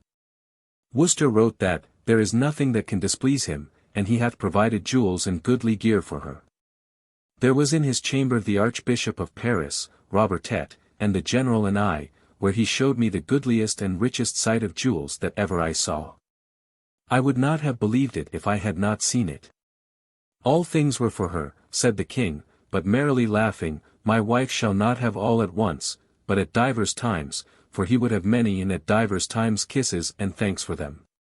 I assure you he thinketh every hour a day till he seeth her. He is never well but when he heareth speak of her. I make no doubt she will have a good life with him by the grace of God. And on the other side of the channel poor Mary would willingly have made every hour a day before her departure. 2 or 3 days before she left London, all the merchants of every nation went to court. The Queen desired to see them all and gave her hand to each of them. She wore a gown in the French fashion of woven gold, very costly. She is very beautiful and has not her match in England, is a young woman 16 years old, tall, fair, and of light complexion with a color, and most affable and graceful. On her neck was a jeweled diamond as large and as broad as a full-sized finger, with a pear-shaped pearl beneath it, the size of a pigeon's egg, which jewel had been sent her as a present by the King of France. And the jewelers of the Row, whom the king desired to value it, estimated its worth at 60,000 crowns. It was marvellous that the existence of this diamond and pearl should never have been known. It was believed that they belonged to the late King of France, or to the Duke of Brittany, the father of the late Queen. On bidding farewell to the merchants she made them many offers, speaking a few words in French and delighting everybody. The whole court now speaks French and English, as in the time of the late king. Mary's ladies had been chosen from among her companions by Wolsey, and on August 7, when the marriage treaty was signed, the ladies had been arranged for also. The paper was evidently taken to France for the king's signature, for it is in the British Museum signed Loys, and dated, in a contemporary English hand, August 8, 1514. Their names are, Mademoiselle Grey, sister of the Marquis of Dorset, Mademoiselle Mary Funds, daughter of Lord de Kers, of Hurst-Monceaux, Mademoiselle Elizabeth, sister of Lord Grey, de Wilton. Mademoiselle Boleyn, Anne, not Mary, in spite of Dr. Brewer, mistress and Jerningham, femme de chambre, Jean Barnes, chambrière. These were the ladies contracted for. But later on more were added without reference to Lewis's pleasure, old Lady Guilford, Elizabeth Ferrers, and Devereux, M. Wotton, and Dennis, and evidently others. Dr. Denton, her old friend, went as her almoner, and John Palsgrave as her secretary. Mother Guilford came from her retirement to go with her former charge as Lady of Honour, for she spoke French well, and would be able, as Henry told Mary, to advise the Jeune Marie in the perplexing situations which might arise. At the suit of Longueville Lewis suggested that Jane Popincourt should be among his wife's ladies, for he understood that the Queen loveth and trusteth her above all the gentlewomen about her. But on Worcester telling him of her evil life he said that, if the king made her to be Brent, it should be a good deed, and Longueville's scheme fell through. Lewis said there should be never man nor woman about his wife but such as should be at her contentation, but later on he judged their fitness by another standard. As the Duke of Suffolk could not go with her, the Duke of Norfolk was to present Mary to her husband, and with him were many nobles and ladies. Notably the Marquis of Dorset and his 4 brethren, Lord de la Warr, Lord Mounteagle, the Bishop of Durham, with many bannerets and esquires. The Duchess of Norfolk and the Countess of Oxford were with the Duke, and the Marchioness of Dorset and Lady Mounteagle accompanied their husbands.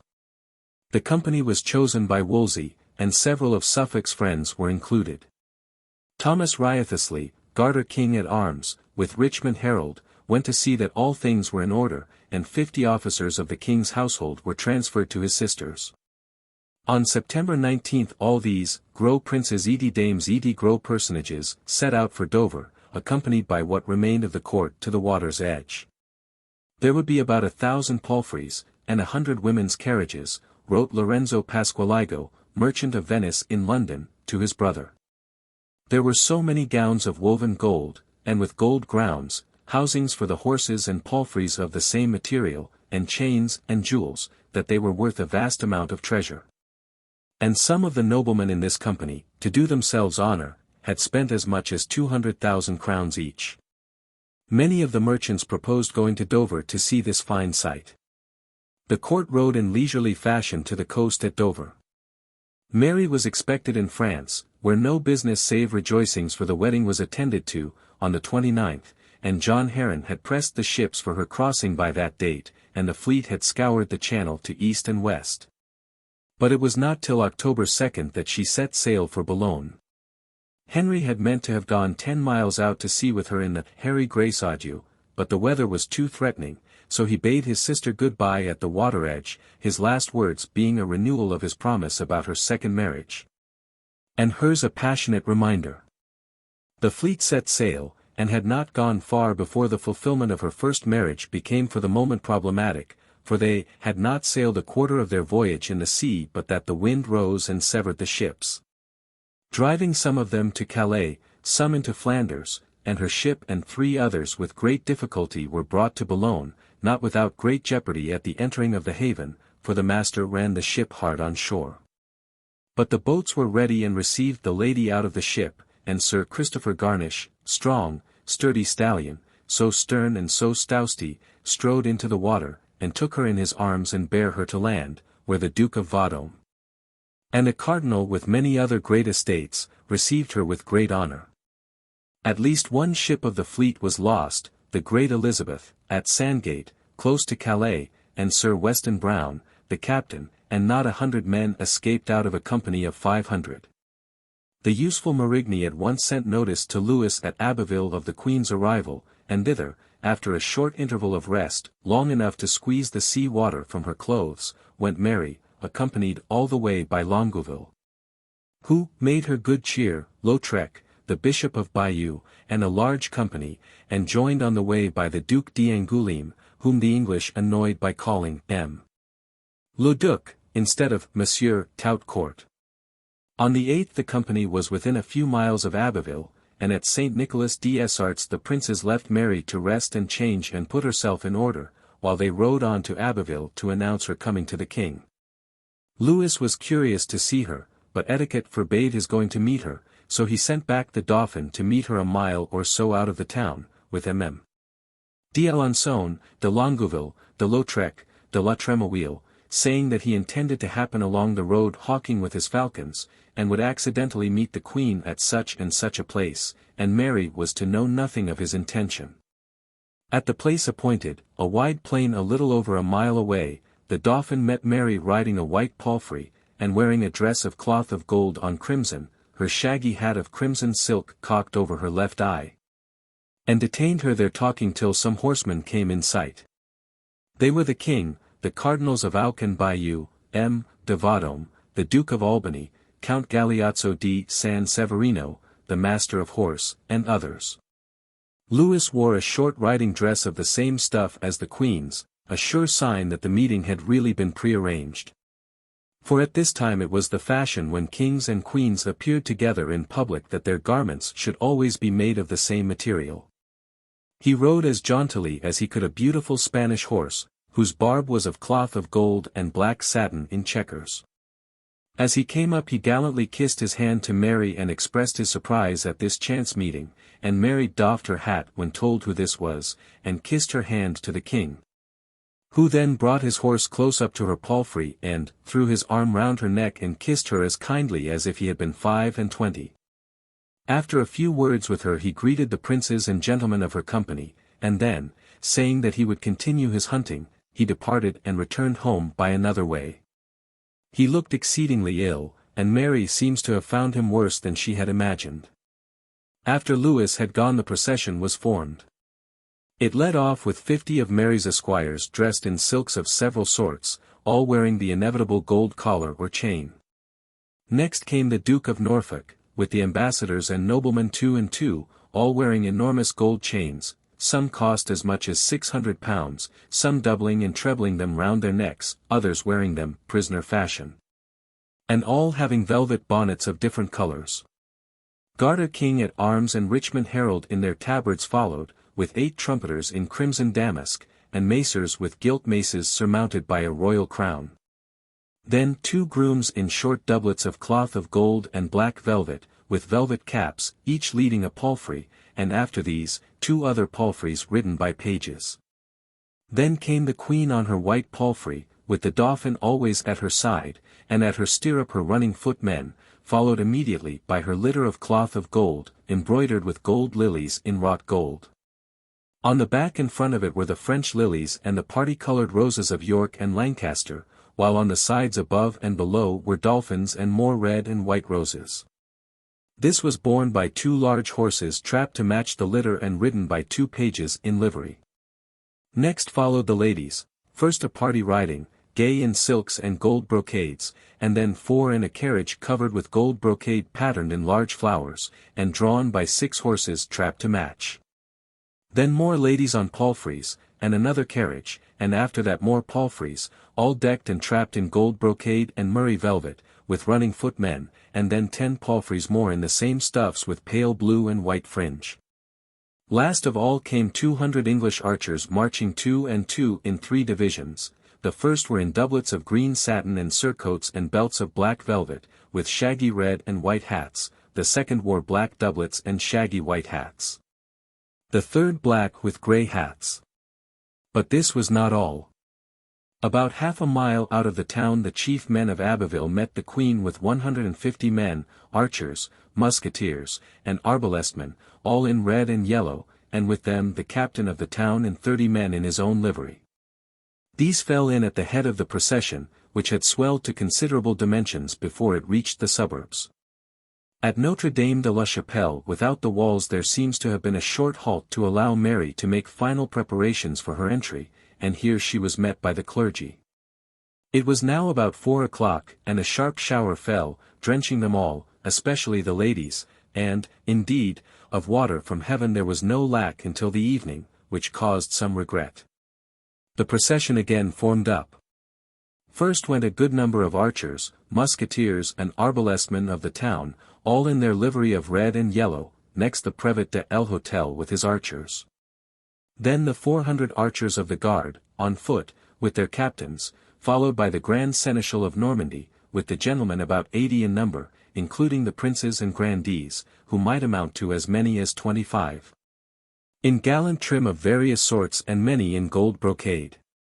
The Queen came next, riding under a canopy of white satin embroidered above and around with roses, and supported by 2 porcupines which the clergy had prepared for her, and which was borne by the officers of the town. Her dress was now of gold brocade with a white gown, made in English fashion with tight sleeves, very costly both in jewels and goldsmith work. She held in her hand a sceptre of white wood, and all round her under the canopy were her running footmen, while the Scots guards made a second circle just outside the canopy. The Dauphin rode just beyond the edge of her canopy, and they laughed and talked together, for, on si belle personne tout or et diamonds plot fort au Duc de Valois. The reality of all this magnificence far exceeded the description, wrote the Venetian ambassador, to the great glory of the Queen. Abbeville welcomed her with enthusiasm, and trumpets, clarions, bells and artillery all vied in making the noise without which jubilation is impossible. The people were delighted with her, and admired her fair beauty and gentle manners, for they were not all so critical as the Venetian ambassador, who at once spotted what he called the weak point in her face, its light eyebrows and eyelashes. Under clangor of bells and blare of trumpets, and amid the press of her new subjects, Mary, still a little pale from her recent fatigues and stormy crossing, rode through the Porte Marquet down the wet chaussée. All hung with tapestries now damp with rain, meeting mysteries and moralities at every corner, till she came to the church of Saint Wulfran, Abbeville's patron saint, where she dismounted to give thanks. On the place where was Mary's lodging her most trying ordeal was before her, for there awaited her Madame Claude, who had been slightly indisposed and unable to go out of the town to meet her. Mary was of those who think little evil, and her kind heart was moved at the sight of that white, plain face, with its sweet expression, and she met her then, as later, with the utmost courtesy and honor and very lovingly. The Venetians, who delighted in spectacles, give no account of Mary's formal presentation to her husband, and for that reason I incline to the belief that Gagouin's account is apocryphal. And that Mary was allowed to sup in peace and rest before the ball given by the Duke and Duchess of Brittany, as François and Claude were called by the English, in the evening. Neither do their letters mention the homage to Saint Wulfran, but to give thanks at the parish church was usual on such occasions and not likely to have been omitted. What a day for a girl of 19 to have passed through! No wonder she looked a little pale and weary, but her spirits never flagged nor her amazing energy, and she showed her usual zest in dancing and listening to songs and music. Her people said she cared for nothing in the world so much as dancing and singing, and that night she danced and smiled her way into the hearts of the whole court, for she conducts herself with so much grace and has such good manners. The enthusiastic Venetian exclaimed, "She is a paradise," and envied the king. The ball must have been a sumptuous affair. English and French noblemen vied with one another in magnificence, and their ladies, too, were glittering with jewels and brocades. But in this trial by Glory San Severino was easily the handsomest in his gown of cloth of gold lined with superb sables. The stuff for it, ordered specially from Florence, had only arrived the day before, to the despair of the tailors, who had had to work all night to have it ready for Sunday's doings. While one end of the town was dancing and singing, in the poorer quarter across the river men were fighting flames for their lives and homes. Fire had seized the wooden hovels, and no help was to be expected from the king's men, for the tocsin was not allowed to disturb the king's amusements. Thickly curtained windows shut out the sight of the flames from the court, while the Italians in the house of the Venetian ambassador watched their progress with vehement prayers for deliverance. The high wind fanned them, and many of the houses were burnt down before the sounds of royal merriment ceased, but God was merciful to the Italians, and the flames were got under before they leapt the river. Thus by shipwreck and by fire was Mary's new life ushered in. Chapter 6. Queen of France. Mary's lodging is said to have been at the corner of the street leading from the castle of Ponthieu to the Rue Saint-Giles, and this, according to Le Roi de Ribauds, was connected by a temporary gallery with the Hôtel Grothus, the king's house, from which it was distanced a short stone's throw. But the gardens adjoined, and it was by this way, the morning being fine, that the marriage procession passed about 8 o'clock on Monday, October 9th, for the wedding was to take place an hour later. First walked 26 knights 2 and 2, then followed trumpeters and all sorts of musicians and macers. Mary came next, escorted by the Duke of Norfolk and the Marquis of Dorset. She wore a gown of stiff gold brocade trimmed and lined with ermine, her headgear was in the English fashion, and her jewels were of very great price, but she was still pale and showed traces of fatigue, and, according to the usual tradition, did not look her best as a bride, for millinery turns its back on emotions. She was surrounded by her other noblemen, all cap in hand, and more sumptuously dressed than for the entry, for they all wore gowns of some kind of cloth of gold lined with most beautiful sables, or other kind of fine fur. And their gold chains were wearisome to look at, so burdensome did they appear in their massiveness. After the noblemen followed the queen's gentlewomen and maidens in gold brocade, one after the other, walking between two gentlemen cap in hand. Slowly this streak of moving gold passed from the garden gate to the door of the hall where the ceremony was to take place, by a way lined by the gentlemen of the Scots Guards with their maces in their hands, and by the archers of the guard. The crush at the door was very great, and within the dim hall, lighted by windows representing the deeds of Saint Wulfran, was Louis, dressed, like his wife, in cloth of gold and ermine and seated on a chair near the altar. When Mary appeared, the king doffed his bonnet and the queen curtsied to the ground, then he kissed her, and she was seated by his side on the chair waiting for her under a canopy held by the princes of France. The treasurer, Repudiates, now handed the king a necklace in which was set a great pointed diamond with a ruby almost 2 inches long without foil, and Louis put it round Mary's neck. Mass then began, and the dauphin served the king, while Madame, with a marvellous sorrow, served Mary, as she had been wont to do her mother. The candles were held by princes of France.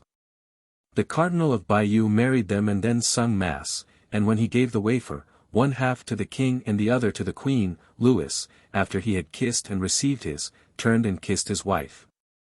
Then Mary again curtsied to the ground, and departed to her own rooms to dine with the French princesses, when she was waited on by French officers and the Duke of Albany. The English ambassadors dined with the Duke of Brittany and the rest of the company in the large chamber of the king's palace where open house was kept for all comers during 3 days. After dinner they all danced in the hall till evening, and the glitter of the company can hardly be imagined, jewels, cloths of gold and silver, brocades, and brilliant silks.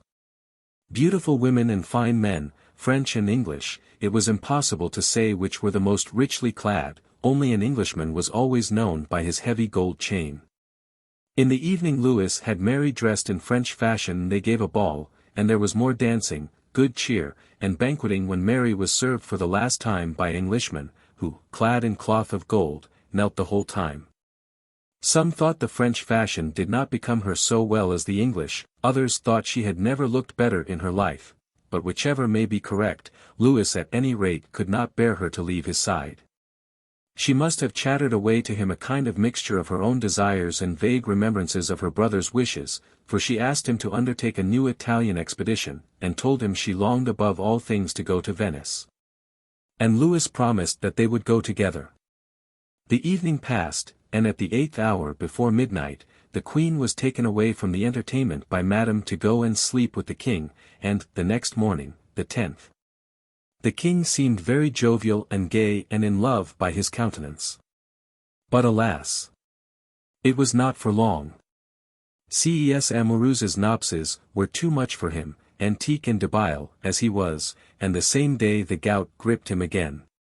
Perhaps it was this that made him take such a profound dislike to old Lady Guilford and insist on her returning home. Louis was determined to abide by the original contract, and said his wife's foreign train was too large. Lady Guilford distrusted Louis as profoundly as he disliked her and had an aversion not inexplicable to leaving her pupil in the hands of such a feeble old man.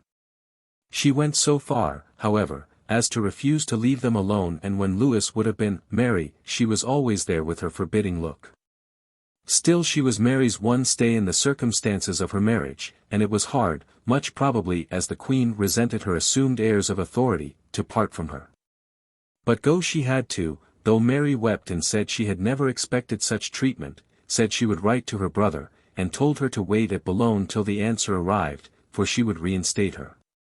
Norfolk refused to meddle with the arrangement out of pique, for the suite was of Wolsey's choosing, not his. Here is Mary's indignant and peremptory letter. My good brother, as heartily as I can I recommend me unto your grace, marvelling much that I never heard from you since our departing, so often as I have sent and written unto you. And now am I left post alone in effect, for on the morn after marriage my chamberlain and all other men servants were discharged, and in like wise my mother Guilford with other my women and maidens. Except such as never had experience nor knowledge how to advertise or give me counsel in any time of need, which is to be feared more shortly than your grace thought at the time of my departing. As my mother Guilford can more plainly shew your grace than I can write, to whom I beseech you to give credence. And if it may be by any mean possible I humbly require you to cause my said mother Guilford to repair hither once again. For else if any chance hap other than will I shall not know where nor by whom to ask any good counsel to your pleasure or yet to mine own profit. I marvel much that my Lord of Norfolk would at all times so lightly grant everything at their requests here. I am well assured that when ye know the truth of everything as my mother Guilford can shew you, ye would full little have thought I should have been thus entreated, that would God my Lord of York had come with me in the room of Norfolk. For then I am sure I should have been left much more at my heart's ease than I am now. And thus I bid your grace farewell with, mutilated, as ever had prince, and more heart's ease than I have now. I beseech, give credence to my mother Guilford. By your loving sister, Mary, Queen of France. Not content with this, on the same date, the day before Lady Guilford and the rejected suite returned to England, she wrote to Wolsey, I recommend me unto you as heartily as I can. And as showeth, be not, entreated as the king and you thought I should have been, for the morn after the marriage all my servants, both men and women, were discharged. Insomuch that my mother Guilford was also discharged, whom as you know the king and you willed me in any wise to be counselled. But for anything I might do in no wise might I have any grant for her abode here, which I assure you, my lord, is much to my discomfort, besides many other discomforts, that ye would full little have thought. I have not yet seen in France any lady or gentlewoman so necessary for me as she is, nor yet so meet to do the king my brother service as she is. And for my part, my lord, as you love the king, my brother, and me, find the means that she may in all haste come hither again, for I had as lief lose the winning I shall have in France to lose her counsel when I shall lack it. Which is not like long to be required, as I am sure the noblemen and gentlemen can shew you more than becometh me to write in this matter. I pray you my lord give credence to my mother Guilford in everything concerning this matter. And albeit my lord of Norfolk hath neither dealt with me nor yet with her at this time, yet I pray you to be a good lord unto her. And would to God had been so good to have had you with me hither when I had my lord of Norfolk. And thus fare ye well, my lord. My lord, I pray you give credence to my mother Guild, for in my sorrows she have delier. From your own while I live. Mary, Queen of France. Poor Mary, she was already paying dear, she thought, for her jewels, and was little consoled that day by her husband's new gifts of rubies and diamonds and pearls. But Louis had a story of his own to tell, for Henry and Wolsey both wrote on the subject, the bishop as follows, since the king, my sovereign lord and master, your good brother had ordered on account of the true, perfect, and entire confidence which he had in Mistress Guilford that she should be with the queen, his sister, your wife, on account of the good manners and experience which he knew her to have. And also because she speaks the language well, in order also that the said queen, his sister, might be better advised, and taught by her how she ought to conduct herself towards you under all circumstances, considering, moreover, that the queen, his said good sister, is a young lady in that she should be abroad, not understanding the language perfectly, and having no acquaintance with any of the ladies there, to whom she might disclose such feelings as women are given to. And that she had no one of her acquaintance to whom she could familiarly tell and disclose her mind, that she might find herself desolate as it were, and might thereby entertain regret and displeasure, which peradventure might cause her to have some sickness and her bodily health to be impaired, which God forbid, and should such an accident happen, I believe, sir, that you would be most grieved and displeased. And whereas, sir, I have known and understood that the said Mistress Guilford is at Boulogne on her return here, and that she was entirely discharged, doubting lest the king, my master, should he know it, might think it somewhat strange, I have ventured to write to the said lady to tarry a while in the said town of Boulogne until I had written to you my poor and simple opinion on this subject, which, sir, I now do. And, by your leave, sir, it seems to me that you should retain her for some time in the service of the queen, your wife, and not discharge her so suddenly, seeing and considering that the king, your said good brother, has taken her from a solitary place which she had never intended to quit, to place her in the service of the queen, his good sister. And I have no doubt, sir, that when you know her well you will find her a wise, honorable, and confidential lady, very desirous and earnest to follow out in all things possible to her, your wish or pleasure in all that you may order or command. Whatever report has been or may be made to the contrary. Gerard Danet had been sent on with letters to Wolsey, while the good lady planted herself at Boulogne to await the development of events which she expected would make for her restoration, and on his way to Canterbury had fallen in with Suffolk. The Duke wrote at once to Wolsey of the affair, in which he saw the hands of the Howards, father and son, and asked Wolsey to see that something was done, for if Mary was not well treated they would be blamed. But Louis would have none of her. First he remarked dryly to the English agent that his wife and he be in good and perfect love as ever two creatures can be, and both of age to rule themselves, and not to have servants that should look to rule him or her. If his wife have need of counsel or to be ruled he is able to do it, but he was sure it was never the Queen's mind or desire to have her again, for as soon as she came Holland, and also when he was married, she began to take upon her not only to rule the Queen but also that she should not come to him but that she should be with her, nor that no lady nor lord should speak with her but she should hear it. And began to set a murmur and a banding among the ladies of the court. And then he swore that there was never man that better loved his wife than he did, but or he would have such a woman about her he had liefer be without her. He was sure that when Henry knew all, he would be satisfied. For in no wise he would not have her about his wife. Also he said that he is a sickly body and not at all times that, he would, be merry with his wife to have any strange man there, but one that he is well acquainted with, and before whom he durst be merry. And that he is sure, the Queen his wife is content withal, for he hath set about her neither lady or gentlewoman to be with her for her mistress but her servants and to obey her commandments. But poor Lady Guilford's unkindest cut was to come from her young mistress. For 3 weeks after those impassioned letters Mary calmly assured the Earl of Worcester that she loved my Lady Guilford well, but she is content that she come not. For she is in that case that she may well be without her, for she may do what she will, and Worcester adds rather doubtfully, I pray God that so it may continue to his pleasure. The dismissing of the sheep-dog was done by Louis, but the rest of the suite, save those in the original contract, was got rid of in a much more ceremonious fashion by means of the council. Francis d'Angoulême was at the bottom of it, for he did and undid all in the court, and with him just now the English ambassadors had to reckon. He was cordiality itself, and sent florid messages to Henry, desiring Worcester, that Sithens the Duke of Angoulême might not come to your presence, to bear the Earl of Angouléme's heart to you, and many other good and hearty words. He had cause for contentment if any man of his upbringing, ambitions and temperament ever had, for his chances of a near throne were increased rather than diminished by Louis's marriage, which had so enfeebled the king that he could not leave his bed, and mocketh semblance as he would depart every day, but yet he lieth still ever excusing him by his gout. And his dutiful son-in-law gaily retailed to his friend Fleuranges the greatest joy he had ever had in his whole life of 20 years, Je suis sûr, ou en aimé bien fortement, tu il est impossible que le roi et la reine puissent avoir enfant. Hence partly his cordiality to the king, who had sent, unhackney pour Louis, porter plus vt plus dousement and offer au parity. On Friday, October 13, the English departed laden with presents of plate, and with them Mary's rejected household, leaving Lady Elizabeth Grey, Mary Funds, and Bullen, Elizabeth Grey, of Wilton, and Jerningham. Most of them young and inexperienced.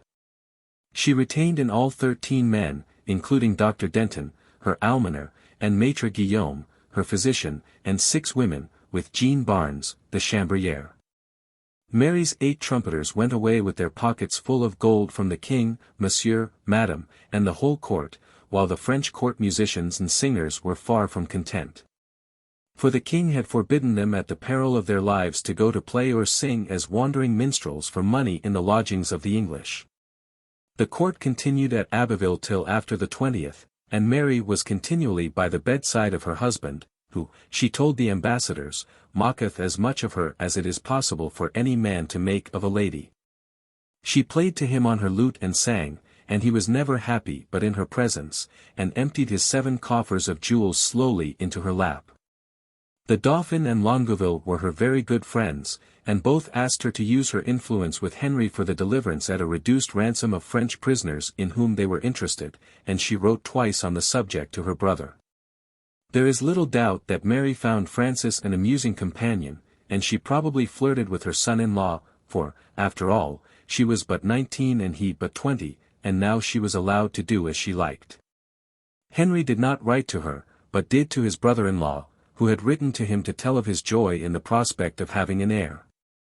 Henry replied that he hoped the rather capricious nature of his sister would not upset these conjugal felicities, ainsi Louis donnames avisment et concile avant son department.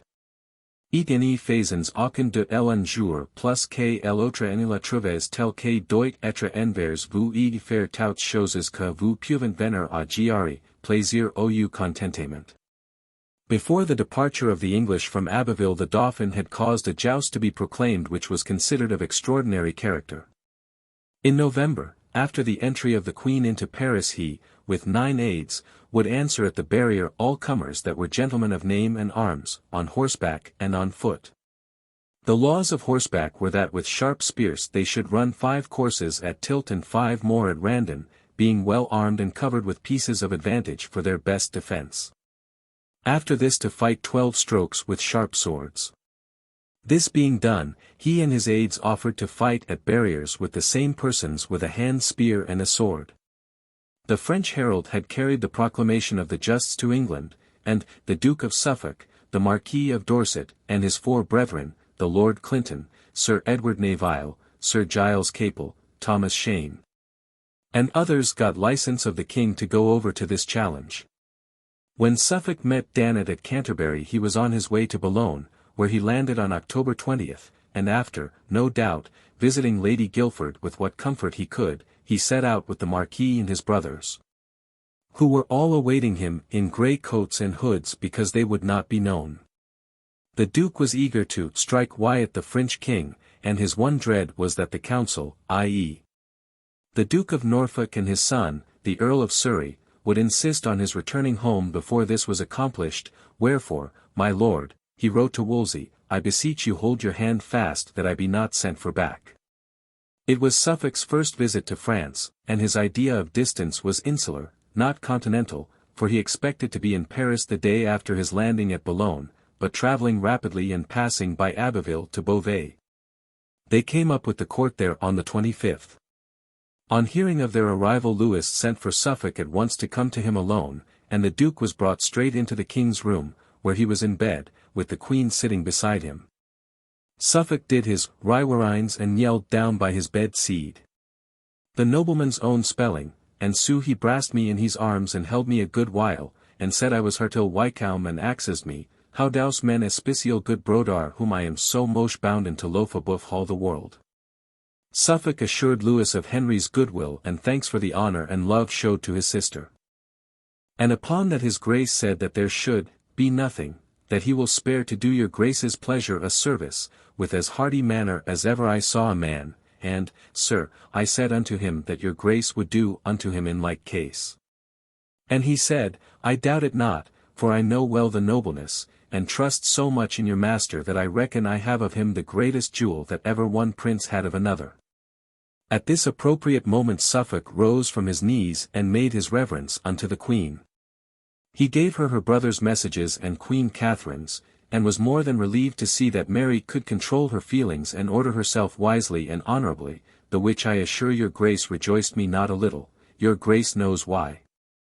Then he goes on, for I think there was never queen in France that hath demeaned herself more honourably or wiselier, and so says all the noble men in France that have seen her demeanour, the which let not to speak of it. And as for the king, there was never a man that set his mind more upon woman than he does on her, because she demeans herself so winning unto him, the which I am sure will be no little comfort unto your grace. The conversation turned upon the coming justs, and the Duke said it would be little honour to win, seeing there were 200 or 300 answerers, and Louis said that he would introduce him and the Marquis to the Dauphin to be his aides. And sent for Francis. He came showing himself all regard and courtesy, and in his exaggerated way declared them not aides only but brothers, and carried Suffolk off to supper. There again the conversation was all of jousting and the King of England's prowess, and Francis, with great tact, would talk of nothing but his admiration for Henry's skill. During this interview there is no mention of the truchman in the French language which last year Suffolk had found necessary, so that he must have taken lessons since his Flemish courtship. With Suffolk's coming to the court Mary's difficulties increased, for it was noticed that she gave him many marks of her friendship, but the Duke, according to the testimony of the Marquis of Dorset, behaved himself well and wisely in all matters. And the Dauphin's jealous precautions, he insisted that his wife should never leave the Queen alone for a single minute by day. And that Madame d'Aumont should sleep in her room at night, seemed absolutely unnecessary to any who had not been brought up by Louise de Savoy. The Queen had the pleasure of seeing Suffolk for one day only at Beauvais, and the day after the interview the English departed with Francis for Paris, hunting the boar by the way, when Suffolk and Dorset both killed. And on the 28th they came to Paris to commune about the justs and to see about armor and trappings. The court came on behind more slowly, and did not arrive at St. Denis till the 30th, where, during the feasts of All Hallows and All Souls, they remained quietly in the abbey. On Friday, November 3rd, about 10 o'clock, the English ambassadors for the coronation, the Duke of Suffolk, the Marquis of Dorset, the Earl of Worcester, the Lord of St. John's, i.e. the Prior of the English Long of the Order of St. John of Jerusalem in England, and Drive West, were sent for, and the ceremony was announced for the following Sunday. After this official visit, Suffolk was commanded to the king's lodging to see the two princesses. When he came in, the king made me to Kai's heist daughters, and they conversed for some time about Wolsey's affairs. These were going smoothly, for at Abbeville Louis had ordered the French bishop-elect to retire from the contest and had told Robertet to compensate him, and now Longueville said that everything possible was being done about the cardinalate. The immediate question to be settled with the ambassadors was the meeting of the two kings, and there was an amicable haggle over the place. While the king was entertaining the duke, Mary had received a very important visitor, Louise de Savoy, mother of the Dauphin. She arrived in Paris at 11 o'clock on the 3rd, et salut mesem jour sans me reposer je fus consoler d'alors saluer la reine Marie à Street Denis, et sortis de la ville de Paris à 3 heures après midi avec grand nombre de gentilshommes. It is very regrettable that she did not record in her diary her opinion of the Queen, but, on the other hand, it proves that there was nothing to be said against Mary, for in that case it would certainly have been her pleasure to write it. On Sunday, November 5th, the Queen was crowned. The English were brought to the church by M. de Montmorency, and an hour after Mary came in with a great company of noblemen and ladies. The Dauphin led her, and before her went the Dukes of Alençon, Bourbon, Longueville, Albany, the Count of Vendôme, and the Count of St. Pol, with many others. The Queen kneeled before the altar, and was anointed by the Cardinal of Brie, who delivered to her the scepter and the Vierge of Justice, put a ring upon her finger, and lastly set the crown upon her head, which done the Duke of Brittany, i.e. the Dauphin, led her to a stage made on the left side of the altar, where she was set in a chair, under a loth of state, and the said Duke stood behind her holding the crown, from her head to ease her by the weight thereof. And, then the high mass sungen by the said Cardinal, whereat the Queen departed. After Agnes she was houselled. Mass done, she departed to the Palais, and we to our lodgings to our dinners. Louis had watched the ceremony privately, and next day he left the abbey about 7 in the morning for Paris, and Mary followed about 9 to make her solemn entry.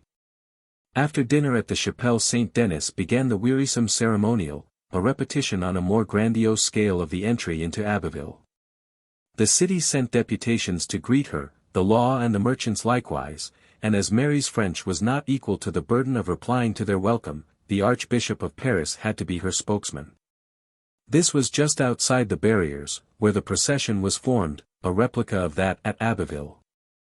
There were the same guards, the mingling of the French and English heralds, royal and noble, the princes of the blood, the Queen's courser and palfrey, and then Mary, this time seated in her litter of state, wearing her crown, glittering with jewels worn on her gown of cloth of gold and in her hair. The Dauphin, Louis Aussitôt or Et Diamonds, again rode by her side, and they frequently spoke together. Then followed as before the ladies, the French princesses, and the state carriages of the queen with her ladies and damsels. At the Port Street dentist the trades were waiting with a canopy of cloth of gold embroidered with roses and lilies, and this they bore over the queen, but, once inside the gate, another halt had to be made to allow a second canopy borne by the merchants and burgesses to be placed over that of the trades.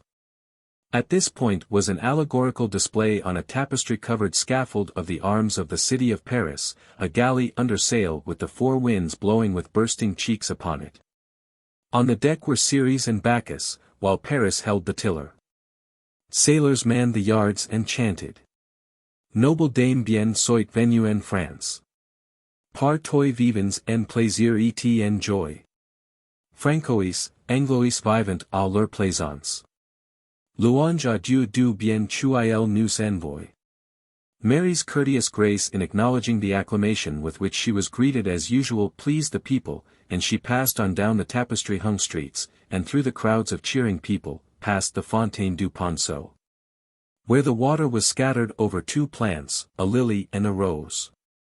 Past the convent of the Holy Trinity, where she saw herself presenting the packs to her husband, past the Porte aux Pentres, the Holy Innocents, and then on by the Châtelet, where justice and truth met together, and she herself, labeled Stella Maris, was in the foreground, to the Palais Royal, where the angel Gabriel was greeting Mary in the field of France, and they sang, "Comme la paix entre Dieu et les hommes.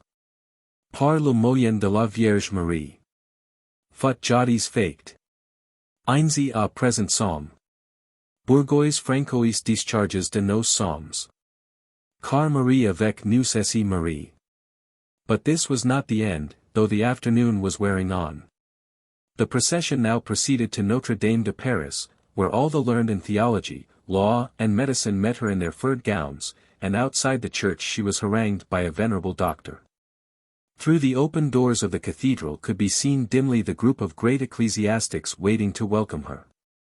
Mary got out of her litter and entered the doors, and at once the bells rang out, and the organ sounded, while the whole clergy chanted the Te Deum, as they turned and led the procession to the high altar. There the whole company adored the Mass, and then the Archbishop of Paris bade the Queen welcome. Back again in her litter to the Palais Royal, and it was now 6 o'clock, went the Queen with no chance of rest, for the gargantuan part of her day's work remained, and she had to sup in public at the celebrated marble table, the centre of the government of France.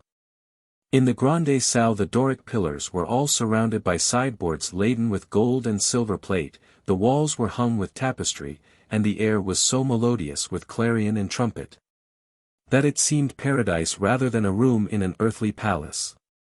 Mary had Madame Louise de Savoy, and her daughter the Duchess of Alassa, with the Duchess of Nevers, at her table, while her ladies, English and French, dined nearby. There were many wonderful dishes of the 24 blackbirds type. A phoenix beating its wings till fire consumed it, a cock and a hare jousting, a St. George on horseback leading La Pucelle against the English.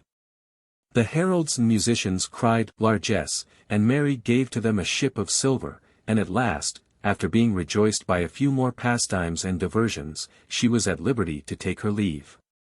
Next day after Mass she rode to the Hôtel de Tournelles, which Suffolk calls Tournelles Tout Court, and there she found her husband awaiting her. The remainder of the week was filled by ceremonies incident to the presentations of gifts by the guilds and merchants of the city of Paris.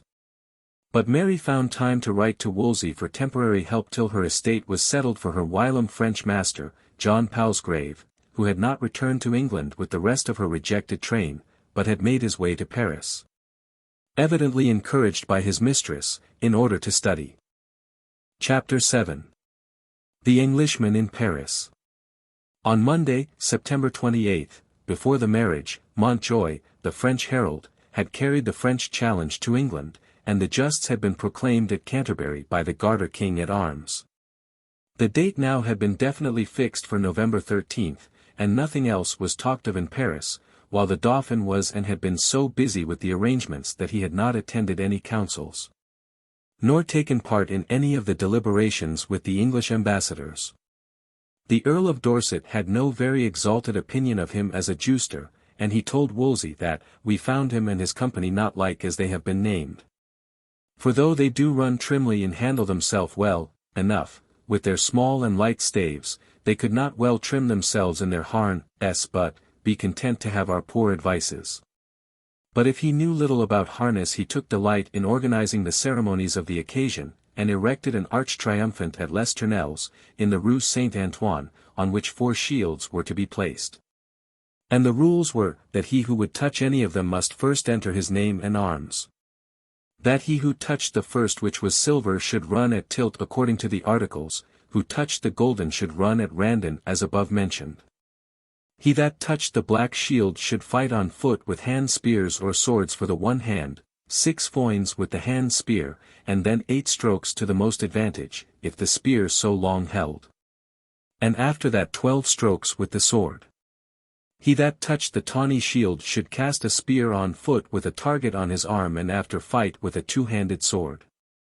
The weather made the preparations difficult. It poured constantly, and the floor of the lists was every day a serious question, for the sand strewn upon it was daily washed away.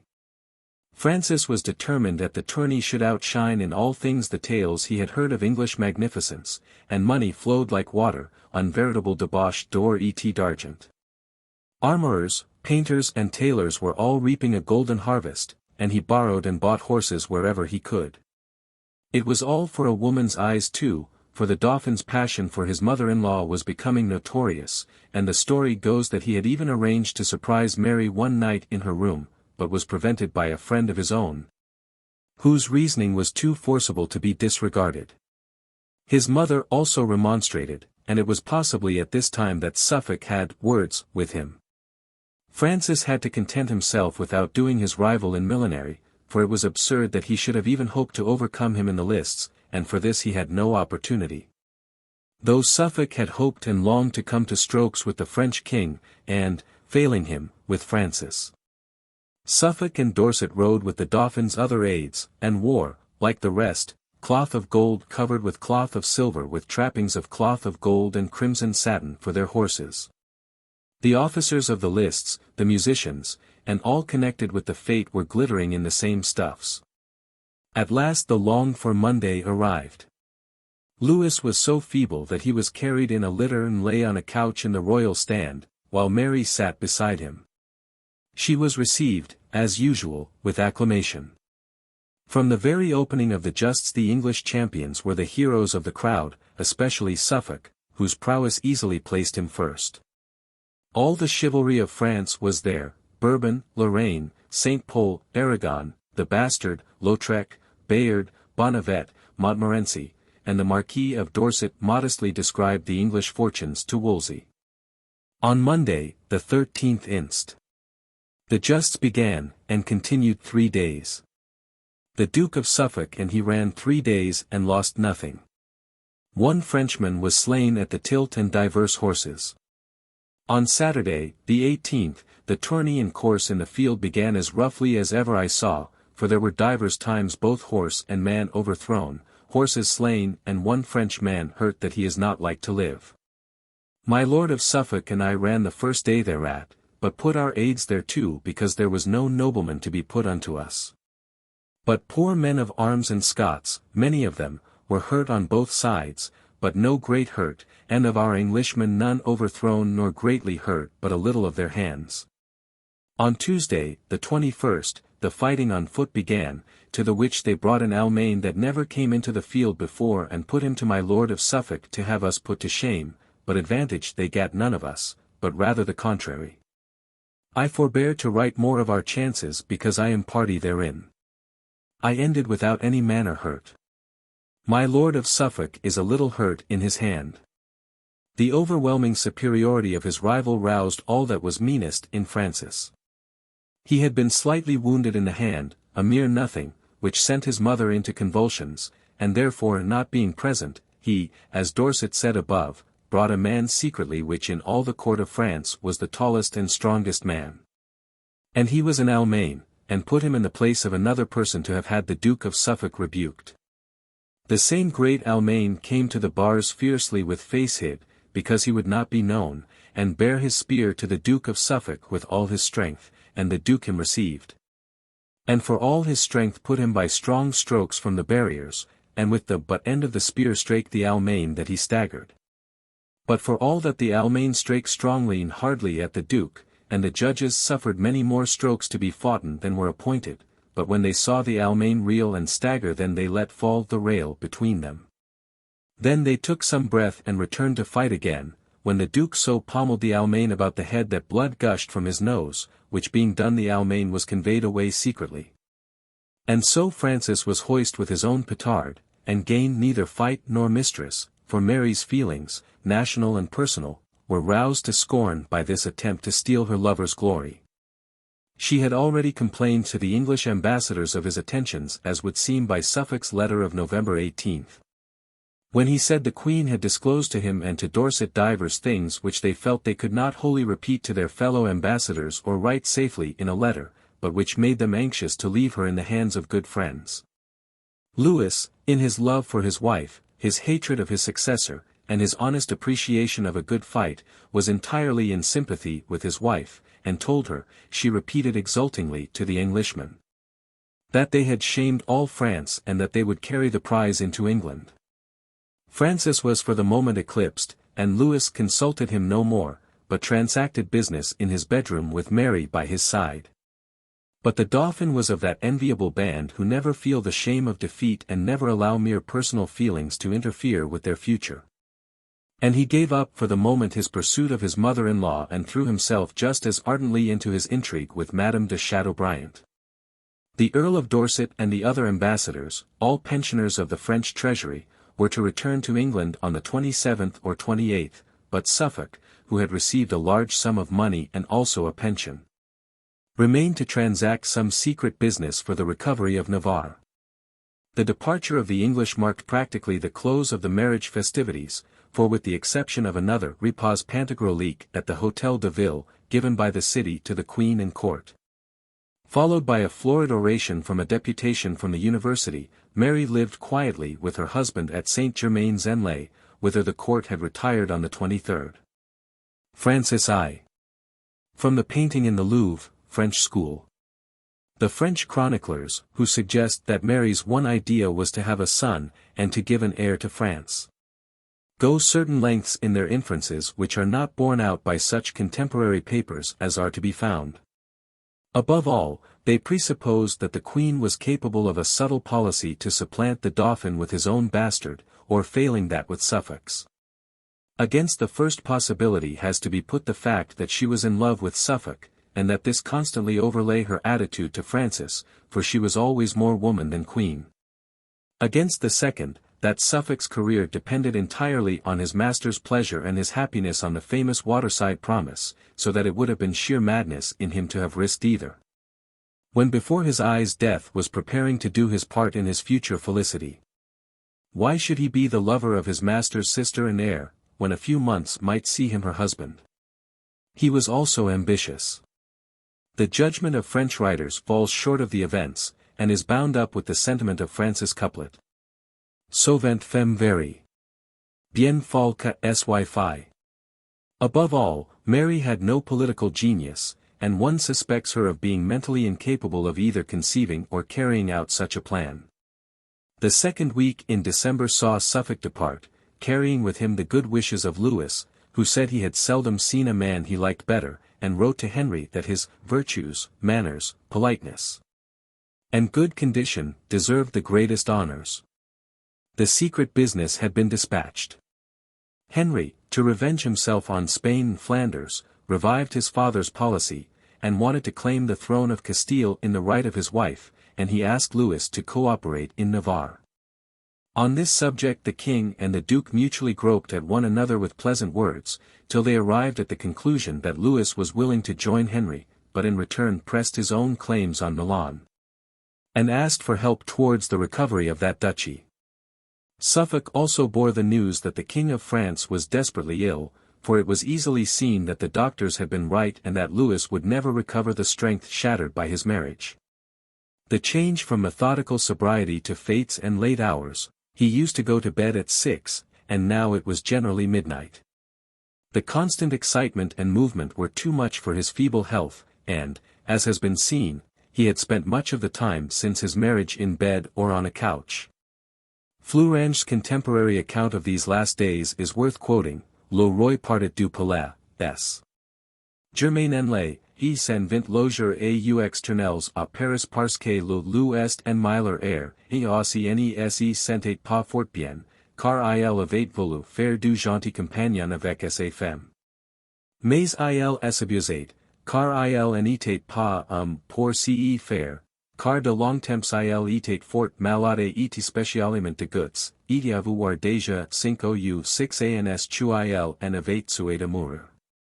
Car il fut abandonné par les médecins et vivait d'un revolution grand régime lequel il rompit quand il fut avec sa femme. Et Louis XII bien les médecins qu'il continuait il en mourait pour esse jours. Ce de la basoche à Paris descend que le roi d'Angleterre avait envoyé un hackney au roi de France pour le porter bientôt et plus d'ausement en offre au paradis. Toutefois Louis étant malade envoya cuire Monsieur d'Angoulême, et Louis dit qu'il trouvait fort mal et que jamais en échapperait, de laquelle chose le dit sur le reconforter à son pouvoir, et qu'il faisait si qu'il pouvait. Et fit le dit seigneur roi à sa mort tout plein de mines, nonobstant quand il fut bien défendu contre la mort il mourut par un premier jour de l'an, sur lequel jour fit le plus horrible temps que jamais on vit. The traditional picture of Mary during these days shows her at his bedside, amusing him by singing and playing, and the last letter of Louis XII, written a few days before his death to Henry VIII, is in praise of his wife, who has hitherto conducted herself, and still does every day towards me in such a manner that I cannot but be delighted with her, and love and honor her more and more each day. Tradition also says that she was kept in ignorance of her husband's hopeless condition, and that on the night of his death she had gone off to bed as usual, believing that this was only a rather worse attack.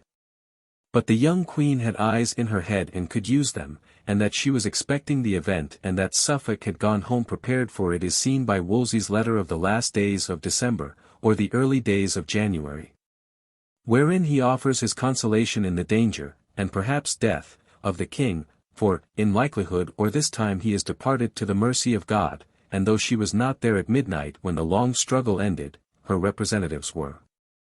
Thus, on New Year's Day, 1515, the Dauphin's lucky day, Francis I began to reign at Paris, while the same day Brussels saw her prince also take up the reins of government. Chapter 8. The White Queen and the Duke. The Secret Marriage. Tradition says that Mary fainted on being told of the death of her husband, and in spite of the covert sneers of his countrymen, the thing is not impossible, for her situation, difficult as it had been, became now 100 times more so, and for the moment she might easily fall under its weight. For the moment there were ceremonies to be gone through, and the king had to be carried away from the palace to the melancholy sound of the tinkling campaigns and cries of Le bon roi Louis, Père du peuple, est mort, to lie in state in the church of Notre Dame, and afterwards through the mud to Saint Denis for burial, while his widow had to flit from Les Tournelles to the Clugny Palace by the river, where La Reine Blanche, as the widow of the French king was always called, was expected to mourn for 6 weeks. There, clad in white, the queen was supposed to keep her bed for that time, with curtained windows and by candlelight, secluded from the world and surrounded by her women. Francis showed himself very sympathetic, and Mary kept the same state there as though she had been queen, while every evening he visited her and comforted her according to his views. The Venetian ambassador says that Mary at once said that the Dauphin could call himself king, for she was not going to have a child, but, as was the custom, he had to wait 3 weeks before etiquette allowed him to assume the title. News was at once sent by Mary to England, and she awaited letters which would tell her that her brother was going to keep the promise he had given at the waterside at Dover. For there had been, she herself confessed it, at some time or other stolen meetings between her and Suffolk, and sweet words, and with the short memory of youth she had already cast the disagreeable past behind her and was looking into the future. The first letter which reached her was the one from Wolsey already quoted, written before the news of Louis's death had reached England. He offered his consolation and advice, how your grace shall demean yourself, being in this heaviness and among strangers far from your most loving brother, and other your assumed friends and servants. Touching your consolation, I most heartily beseech your grace with thanksgiving to God to take wisely and patiently such visitation of Almighty God, against whose ordinance no earthly creature may be. And not by extremity of sorrow to hurt your noble person. He assured her that Henry will not forsake her, and begs her for the old service the writer has done her to do nothing without the advice of his grace, however she should be persuaded to the contrary, and to let nothing pass her mouth. Whereby any person in these parts may have, you, at any advantage. And if any motions of marriage or other fortune to be made unto you in no wise give hearing to them. And thus doing, ye shall not fail to have the king fast and loving to you, to attain to your desire, and come, home again into England with as much honour as, Queen ever, had. And for my part to the effusion of my, blood and spending of my goods I shall never forsake nor leave, EU. Henry sent her his surgeon, Master John, with letters of comfort, telling her to make ready to return to England, but for all that her letter to him shows she was in very low spirits, with fits of hysterical crying and toothache. As was to be expected, the party opposed to Suffolk and Wolsey in the council, led by Norfolk, used all means to prevent the marriage and attacked Mary herself through her confessor, Father Langley, who came to her one day to ask her to be shriven. But she said no, she had no mind for confession, and would say nothing of what was in her mind.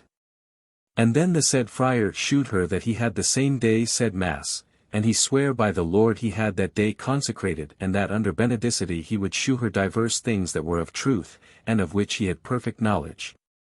Desiring her to give him hearing and to keep the same to herself. Then he went on to tell her of the brood in England that she was to be married to Suffolk, and advised her to beware of him, for he and Wolsey meddled with the devil, and by his puissance they kept their master subject to them, especially Suffolk, who had caused the disease in Sir William Compton's leg. This Father Langley knew for a fact, she need have no doubt of its truth, and the only thing to be done to save her soul was to hinder Suffolk's voyage. There seems to have been a second friar in the plot, but the letter is burnt and mutilated, and it is impossible to get the exact sense. It was a tactless, useless move on Norfolk's part, for Mary, being a woman in love, gave the friar small comfort, and from the interview merely gathered what fed her desire. That the people in England were openly speaking of her coming marriage with Suffolk. In his daily visits, Francis had hinted at other marriages, and suggested as husbands the Duke of Savoy and the Duke of Lorraine, or else that she should not marry, but remain in France and hold her court at Blois. Of which country he offered her the revenues, and then made suit unto her, not according with mine honour, as she wrote. He played his best card, however, when he told her that Suffolk's coming to fetch her home was only a blind, for under secret promise of marriage she was to be decoyed back into England and then married to the Prince of Castile.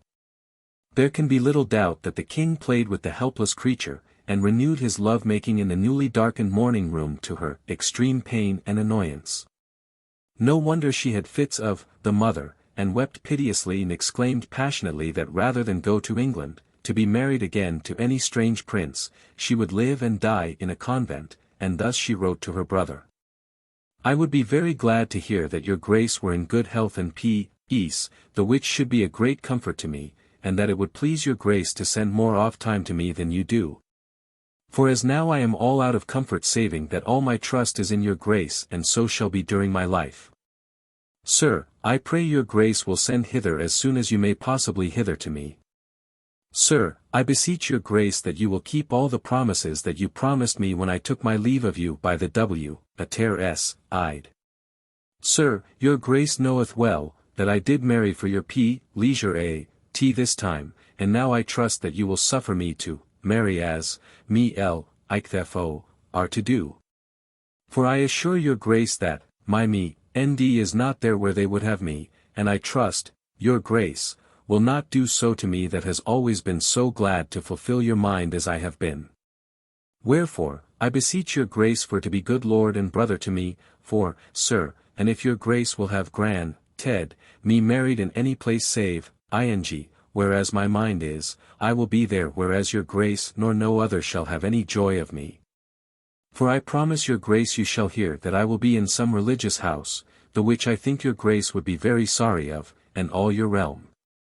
Also, sir, I know well that the king that is, my on will send unto your grace by his uncle the Duke of Savoy, for to marry me here. I shall never be merry at my heart, for an ever that I d, O mar, why while I live, I trow your grace knoweth as well as I do, and did before I came hither, and so I trust your grace will be contented, unless I would never marry while I live. But be there where never man nor woman shall have joy of me. Wherefore I beseech your grace to be good Lord to him and to me both, for I know well that he hath, to your grace of him and me both. Wherefore in your grace be good Lord to us both, I will not care for all the world else, but beseech your grace to be good Lord and brother to me, as you have been here aforetime or in you, is all the trust that I have in this world after God. No or from at this time. God send your grace, long life and your heart's desires. By your humble and loving sister, Mary, Queen of France. To the king my brother, this. To be delivered in haste. All her fears seemed at first for nothing. Henry was quite willing she should marry his favorite, and had she but kept her mental poise she would have carried her love to a triumphant open marriage. But 6 weeks in a darkened room, with Frances, who looked like the devil, her visitor every evening, her mouth closed by command of her brother and her adviser Wolsey. Her nerves racked by whispers of false dealing at home and by the senseless suspicions that attack all lovers, had wrought her to no state of cool reasonableness by the time Suffolk and his fellow ambassadors arrived. There is absolutely no doubt that Henry meant to keep his famous waterside promise, and immediately on receiving official notice, on January 14, of the death of the French king, sent the Duke of Suffolk, Sir Richard Wingfield, and Dr. Nicholas West, to condole with Francis and to congratulate him. Their credentials also were for the arranging of the return of the Queen and her dowry. At Suffolk's last interview with Henry at Eltham, before he set out, the king disclosed to him his mind about his sister, but made him promise on oath that he would be nothing to her save the ambassador of the King of England till he had brought her safe out of France. Henry knew his sister's impulsive nature and trusted his friend absolutely. Suffolk gave the oath, and said he would rather be torn by wild horses than break it. They clasped hands upon it, and the Duke set out for his undoing by a woman's tears. Henry VIII. Painter unknown. National Portrait Gallery. Mary had in the meantime replied to Wolsey's letter much in the same tone as she wrote to her brother, and whereas you advise me that I should make no promise of marriage, my lord, I trust the king my brother and you will not reckon in me such childhood. It passed her knowledge how Wolsey and Henry could for one moment imagine she would have anything to do with a foreign marriage. And when Francis continued to assure her that he knew from the state of affairs in Flanders that Suffolk's coming was only a blind to entice her home, for if she went to England she should go to Flanders, as wife of the prince, she wept bitterly. And on the king pressing his own suit as a means of escape from such fortune she wiped her tears and said, Sir, I beseech you that you will let me alone and speak no more to me of the matter. And if you will promise me by your faith and truth and as you are a true prince that you will keep it counsel and help me, I will tell you all my whole mind. For she feared, remembering that Francis and Suffolk had had words about her, that ill might fortune to the Duke. Francis, possibly seeing in this one way of getting within her guard, gave her his faith in her hand that he would keep what she told him secret and help her to the best of his power. So the tangled creature cast herself on his mercy and told him all her mind and all that had passed between her and Suffolk down to some secret word they had used, and no doubt grew happier in the telling. She ended by saying that she feared her brother's displeasure, and implored Francis to write to him to get his consent. This the king promised to do on the understanding that his hunting of her should never be disclosed to Henry, for it would not tally well with the filial attitude he had assumed in his letters. He felt he had done a good evening's work, for he was not one to play a losing game, and he now had Suffolk in his hands, for as the price of his marriage he could exact the Duke's help in gaining Tournay from Henry. While after all Mary as the richest marriage in Europe would hardly have been allowed to remain quietly at Blois. On Saturday, the January 27th, Suffolk arrived at Senlis, and there, hearing that Francis was at Rheims, where he was sacred on S. Paul's Day, he sent a message asking for an audience. Francis sent word that he was glad of their coming, and he would either come to them on Candlemas Eve or else they might come to him straightway. For convenience' sake, on the advice of the Admiral Bonnevet, the embassy decided to wait till Thursday, and on that day their old friend Longueville appeared at their lodging to take them out of the town, about a mile, to meet the king and to make his entry with him. He received them heartily, asking for the health of the king and the queen's grace, and conversed with them as lovingly and familiarly as ever he did, expressing his pleasure for the renewal of the peace between the two countries. And also touching the queen's grace your sister's affairs. That afternoon, at 2 o'clock, Suffolk had his state audience for condolence and congratulation and renewal of the amity. He also thanked Francis in the king's name, for the singular comfort he had given the queen in this her heaviness, reciting how lovingly he had written to your grace by his last letters. That he would neither do her wrong nor suffer her to take wrong of any other person, but be to her as a loving son should be to his mother, praying him of continuance. Whereunto he answered that he might do no less with his honor, seeing that she was your sister, a noble princess and married to his predecessor. And how lovingly he had behaved him to her, he said, he trusted that she should make report herself to you, and that he did with good heart and odi grudingly, and much the rather for your grace's sake. They then asked for license to condole with Mary, and he answered he was well content. Thus far all was ceremony. Later in the afternoon the real encounter took place and Suffolk had to cry touché. Francis sent for him to his bedroom, and without preface said, My Lord of Suffolk, so it is that there is a brute in this my realm, that you are come to marry the queen, your master's sister. Suffolk stood his ground and remembered his promise. I trust your grace, he replied, would not reckon so great folly in me to come into a strange realm to marry the queen of the realm without your knowledge and without authority from my master, and that I have not. Nor was it ever intended on my master's part nor on mine. But Francis answered, Not so, and, for then, goes on Suffolk's letter, as, I would not be plain with him, he would be plain with me, and showed me that the queen had broken her mind unto him, and that he had promised her his faith and truth. And of the truth of a king, that he would help her and what was posse, blee in him to help her to obtain, her heart's desire.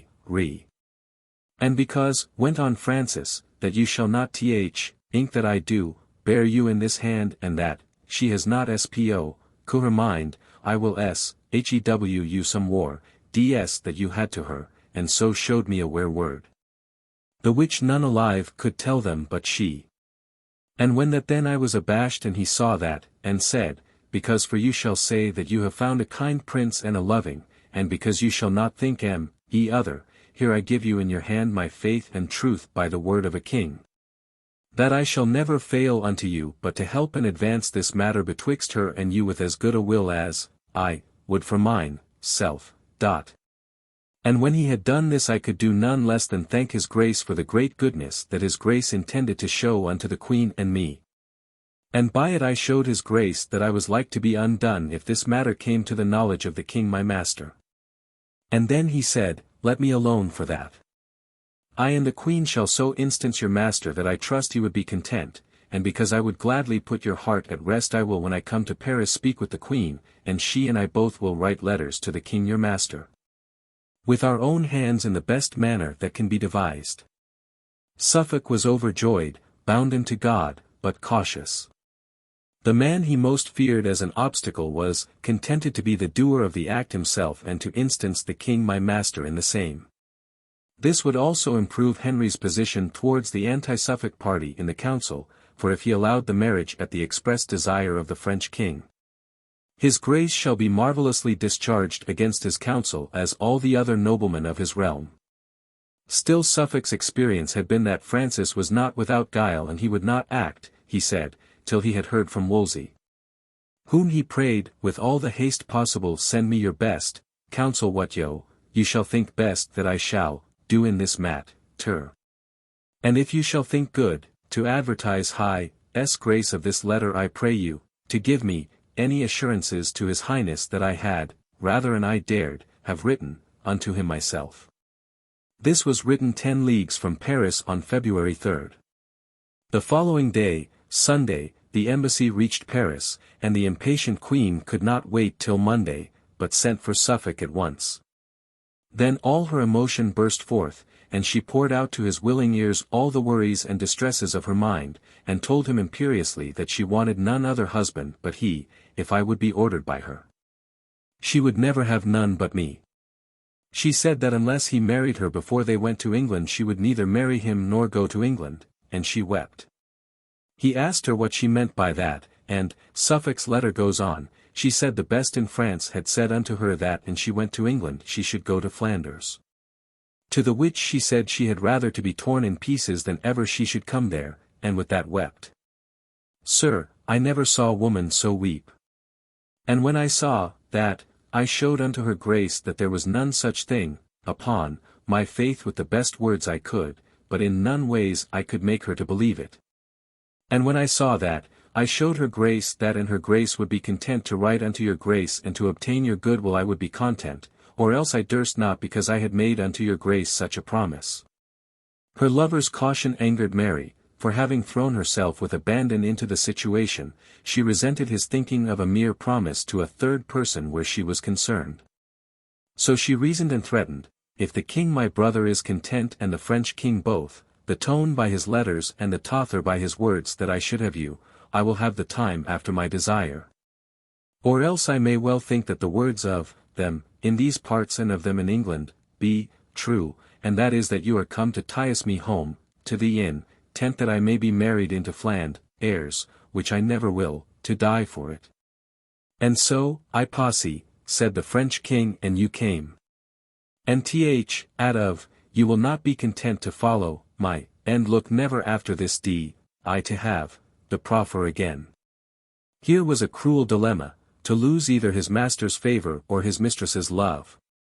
Had Francis not spoken Suffolk might possibly have held out, for there was his promise, but now things seemed entrained to a happy issue and rather, than to lose all, he promised to marry her before they went to England. Mary was not content with that, and said if he did not marry her within 4 days he would never have her, and to this also he consented. Were Sir Richard Wingfield and Dean West to know of their decision? No, decided Mary, for they would only give counsel to the contrary, and Suffolk knew this to be true as the least devoir of sensible men, so they were left in the dark. The next day Wingfield and West came to visit her, and according to our instructions made overtures to her at length of your grace's mind and pleasure as well touching that she shall not consent to any motion of marriage in these parts. As also she shall not determine her mind to make her abode there, but to apply herself to follow your mind and pleasure in that behalf. She thanked them, like a wise, substantial, and Christian princess, for the king for sending my lord of Suffolk to comfort her in her heaviness and to obtain her dower. She said she were an unkind sister if she should not follow your mind and pleasure in every behalf, for there was never princess so much beholden to her sovereign and brother as she is to your grace, and therefore, as touching consent to any marriage in these parts, she trusteth that your grace knoweth her mind therein, and albeit she has been sore pressed in that matter by the king, that now is, as other, yet she never consented. Nor never would do, but rather, suffer the extremity of death. And as touching her, stay, here, she never was nor is minded thereto, for she, counts, every day 100 till she may see your grace. The ambassadors added that the report was that La Royne Blanche was to be married to the Duke of Lorraine. The next day Wingfield and West supped with Mary's ladies, and no doubt gossiped about possibilities, while Suffolk supped with the Queen, and she amplified her former confidences. They decided to tell Wolsey openly of the difficulties of her position, but to say nothing of the secret marriage, and by the same post to write to the king. To Henry Suffolk wrote, and after telling how he had delivered the letters to Mary, who was not a little glad and bounden to God, who had given her so loving a brother, both father and brother to her.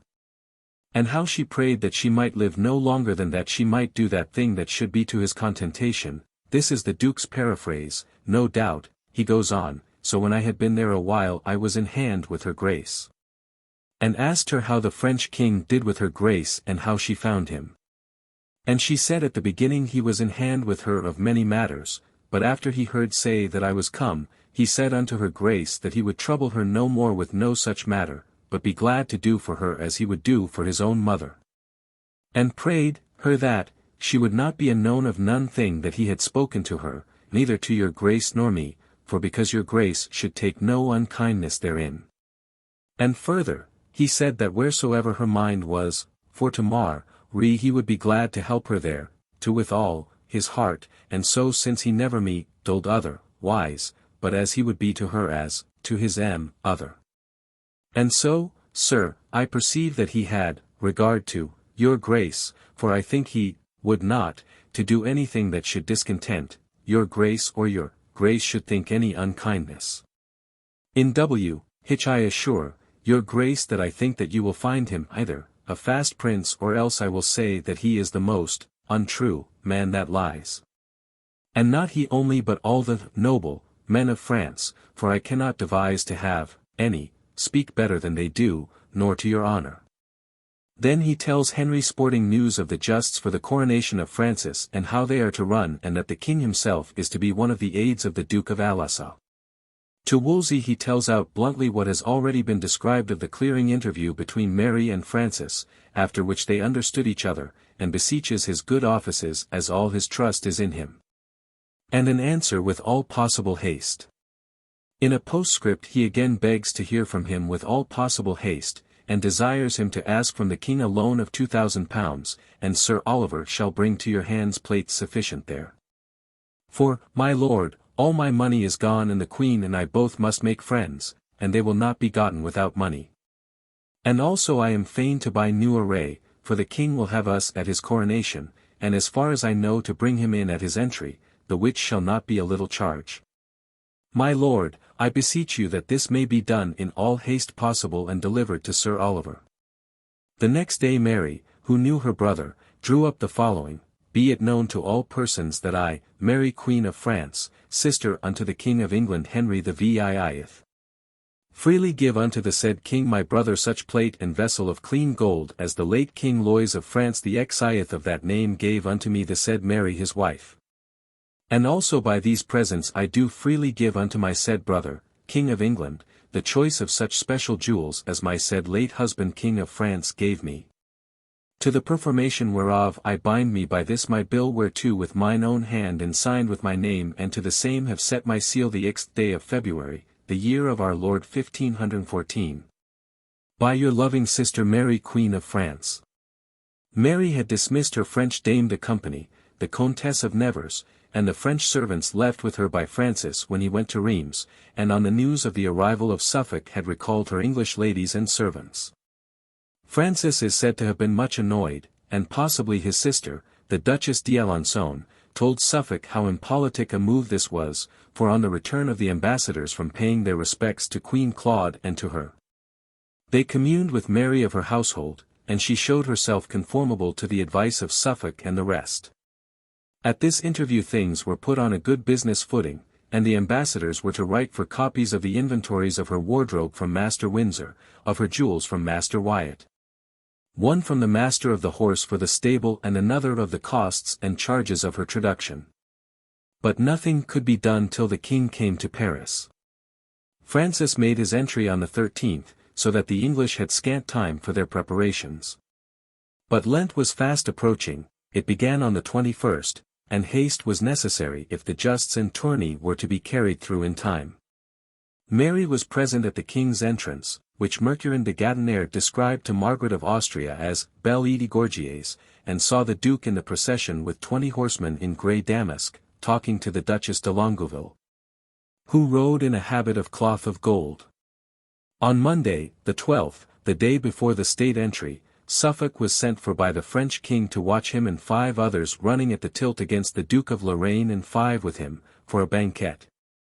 And I ensure your grace there was good running. Francis won, and after the banquet Suffolk had an interview with him, when the king showed himself very heartily England's friend, and especially good towards Suffolk and Wolsey. As for the French king, I cannot wish him in better mind towards the king's grace than I hear him speak it. And as for you and me, I trow that next the king our master we had never such a friend which you shall perceive hereafter. A few days before Suffolk had received cheering letters from Wolsey in England, wherein he was advertised what pain Wolsey took daily for my cause and how good lord you are to me.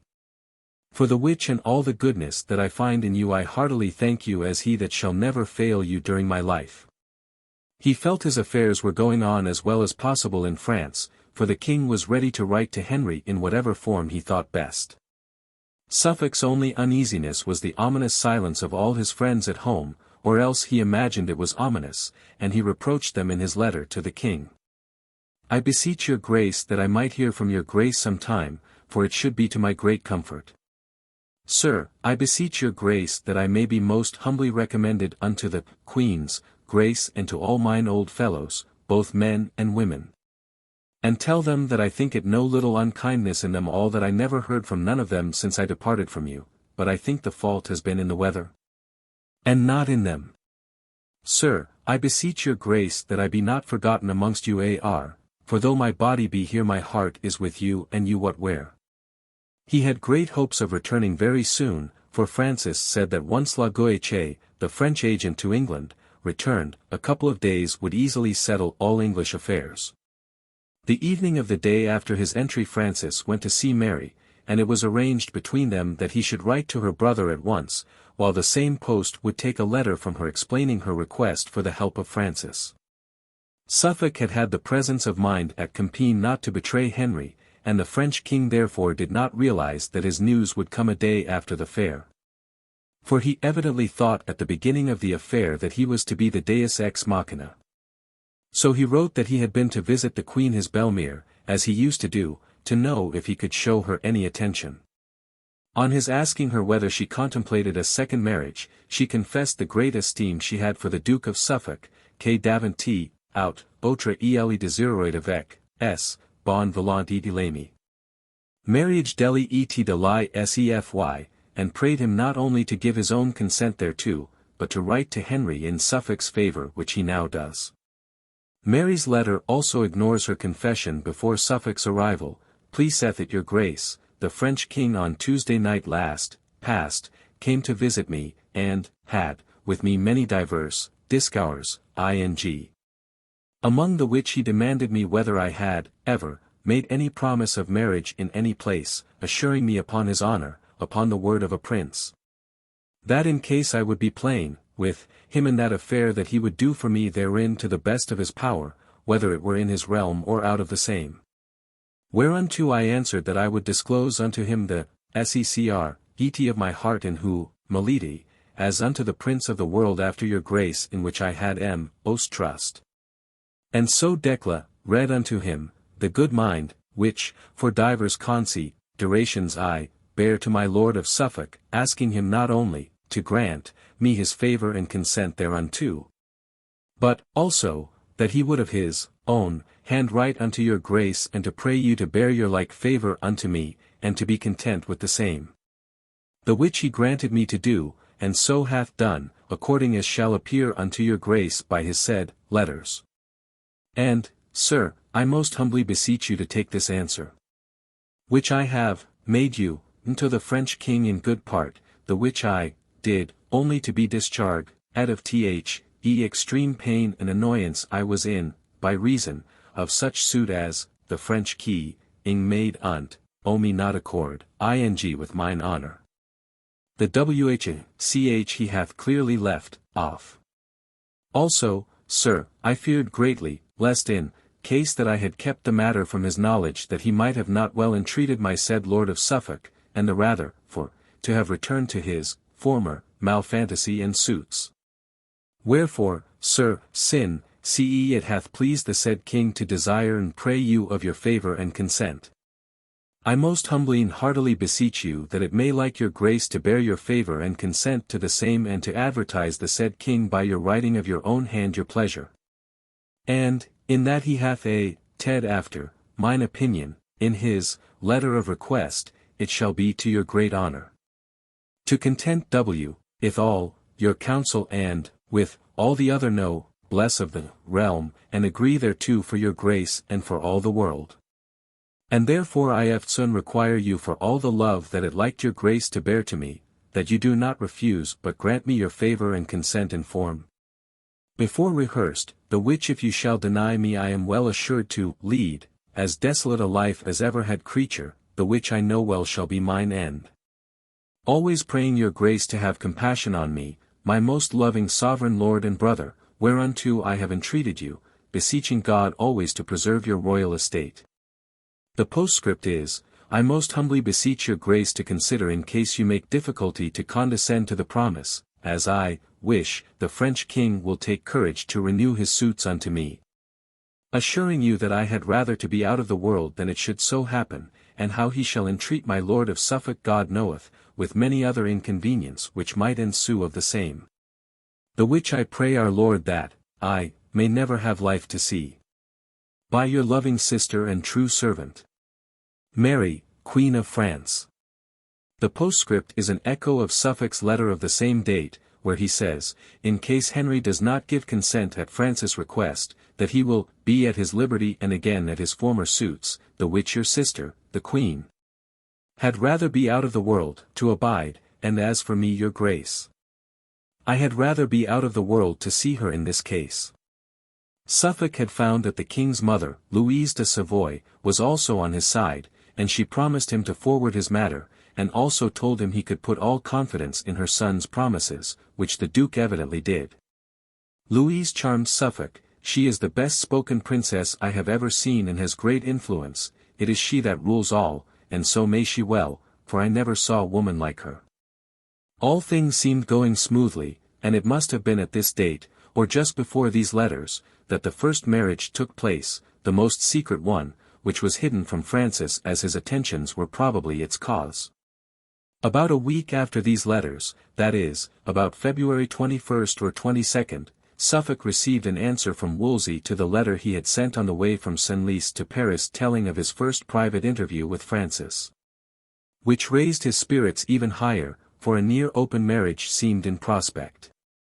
My lord, wrote the Archbishop, in my most hearty manner I recommend me unto your good lordship and have received your letter, written with your own hands, dated at Paris the 3rd day of this month. And as joyous I am as any creature living to hear as well of your honourable entertainment with the French king and of his loving mind towards you for your marriage with the French queen, our master's sister, as also of his kind offer made to you. That both he and the said French queen shall effectually write unto the king's grace, for the obtaining of his good will and favour unto the same. The contents of which your letter I have at good leisure declared unto the king's highness and his grace marvellously rejoiced to hear of your good speed in the same. And how substantially and discreetly ye ordered and handled yourself in your words and communication with the French king when he first secretly brake with you of the said marriage. And therefore, my lord, the king and I think it good that you procure and solicit the speedy sending unto his grace of the letters from the French king touching this matter. Assuring you that the king continueth firmly in his good mind and purpose towards you for the accomplishment of the said marriage, albeit that there be daily on every side practices made to let the same which I have withstanded hitherto. And doubt not to do so till you have achieved your intended purpose, and ye shall say by that time that ye know all that ye have had of me a fast friend. The king's grace sends unto you at this time not only his especial letters of thanks unto the French king for the loving and kind entertainment of you and the other ambassadors with you, and for his favourable audience given unto you and them, but also other letters of thanks to the queen his wife, and to other personages specified in your letter, jointly sent with the other ambassadors to the king's grace. And his highness is of no less mind and affection than the French king is for the continuance of good peace and amity betwixt them. The Lady of Suffolk is departed out of this present life, and over this, my lord, the king's grace hath given unto you all such lands as be come into his hand by the decease of the said Lady of Suffolk. And also by my pursuit hath given unto you the lordship of Claxton, which his highness had of my lord admiral for 1,000 marks which he did owe his grace. Finally, my lord, whereas ye desired at your departing to have an harness made for you, the king's grace hath willed me to write unto you, that he saith it is impossible to make a perfect headpiece for you. Unless that the manner of your making your sight were assuredly known. And whereas ye write that the French king is of no less good will towards me than his predecessor was, I pray you to thank his grace for the same and to offer him my poor service. Which next my master shall have mine heart for the good will and mind which he beareth to you, beseeching you to have my affairs recommended that I may have some end in the same one way or other. The letter contained both good and bad news, at least Mary seems to have thought so, for while Suffolk no doubt was confident that Wolsey would override all the practices of the Howard family to hinder the marriage, and took the grant of the lands of the Lady Margaret de la Pole, Countess of Suffolk, as earnest of the continued favour of his master and his desire for his advancement. Mary's brain only took in the phrase, there be daily on every side practices made to the let of the same, and connected this with the silence of her husband's friends at court. She had already insisted on marriage within 4 days or not at all, and Suffolk had yielded to her reasoning, my brother is content, more than content, and the King of France desires our marriage. Why should we wait and run the risk of some chance which might separate us, reluctantly, however, because of his promise to Henry? From the secret nature of the marriage it is impossible to fix the date save by inference. There are 2 dates given in 2 different documents, one the 3rd of March, given in a French chronicle in the Fontaine Portefeuille, and quoted by Mrs. Green, the other the 31st of the same month, given by Louise de Savoy in her diary. It is possible, too, that 3rd is a mistake for 31st, but that is as may be, and the point to emphasize is this, that these dates do not refer to the secret marriage confessed to by Suffolk on March 5. But to some other and semi-public affair which took place at a later date before the court of France in Lent. No one was privy to this first marriage save servants, and it must have taken place about the 2nd week of February, for, writing on March 5 to Wolsey, Suffolk says he fears Mary is with child. And he urges the necessity for an open marriage before the French court, adding that the season need be no bar, for marriages take place in Lent with consent of a bishop. This open marriage was to be later the sum of their desires, for the secret one was illegal and could easily be quashed, and the child of it, the heir to the English crown, would be born out of wedlock. But in the early days of February Mary was ready to mettre le tout par le tout, to do anything to gain her end of marriage with Suffolk. The place of the February marriage would probably be the chapel of the Clugny Hotel, but that and who actually married them is unknown. A later document says a simple priest of no authority, which is not unlikely, though that document, to be quoted in full later, does not pretend to strict accuracy, for its facts were arranged by Suffolk and Wolsey to produce a certain impression. So Wolsey's letter found Mary married to her lover, in ill health, nervous and suspicious, her head was never still and she was constantly turning it from side to side, sucking terror out of every phrase, and sensible that delay in the return home, or, failing that, in a near open marriage, might publicly pierce the secret of her union with Brandon. Her husband's mind was tranquil as yet, and to him the Archbishop's letters came as graciously as rosewater and vinegar to him that is fallen in a sown or a liturgy. Chapter 9. Confession and Penance. The commission of the Duke of Suffolk, Sir Richard Wingfield, and drive west was for the renewing of the peace with France which had been concluded with Louis XII. For the lives of the 2 kings and 1 year after, and for the settling of the Dowager Queen's affairs and the conveying of her out of the realm. They were to demand restitution as well of such jewels, precious stones, plate, apparel and other things that her grace brought with her, as also of the charge of her traduction, which the French king received for the value of 200,000 crowns. They would also have to take possession of the lands of the Queen's dowry.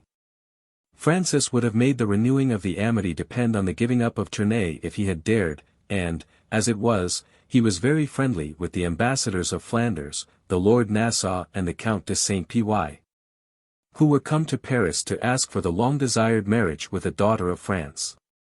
Margaret de Savoy with the English alliance had gone by the wall, and she said, almost weeping, to Spinelli, that God knoweth the faithful mind she had borne to England and what had ensued unto her thereof.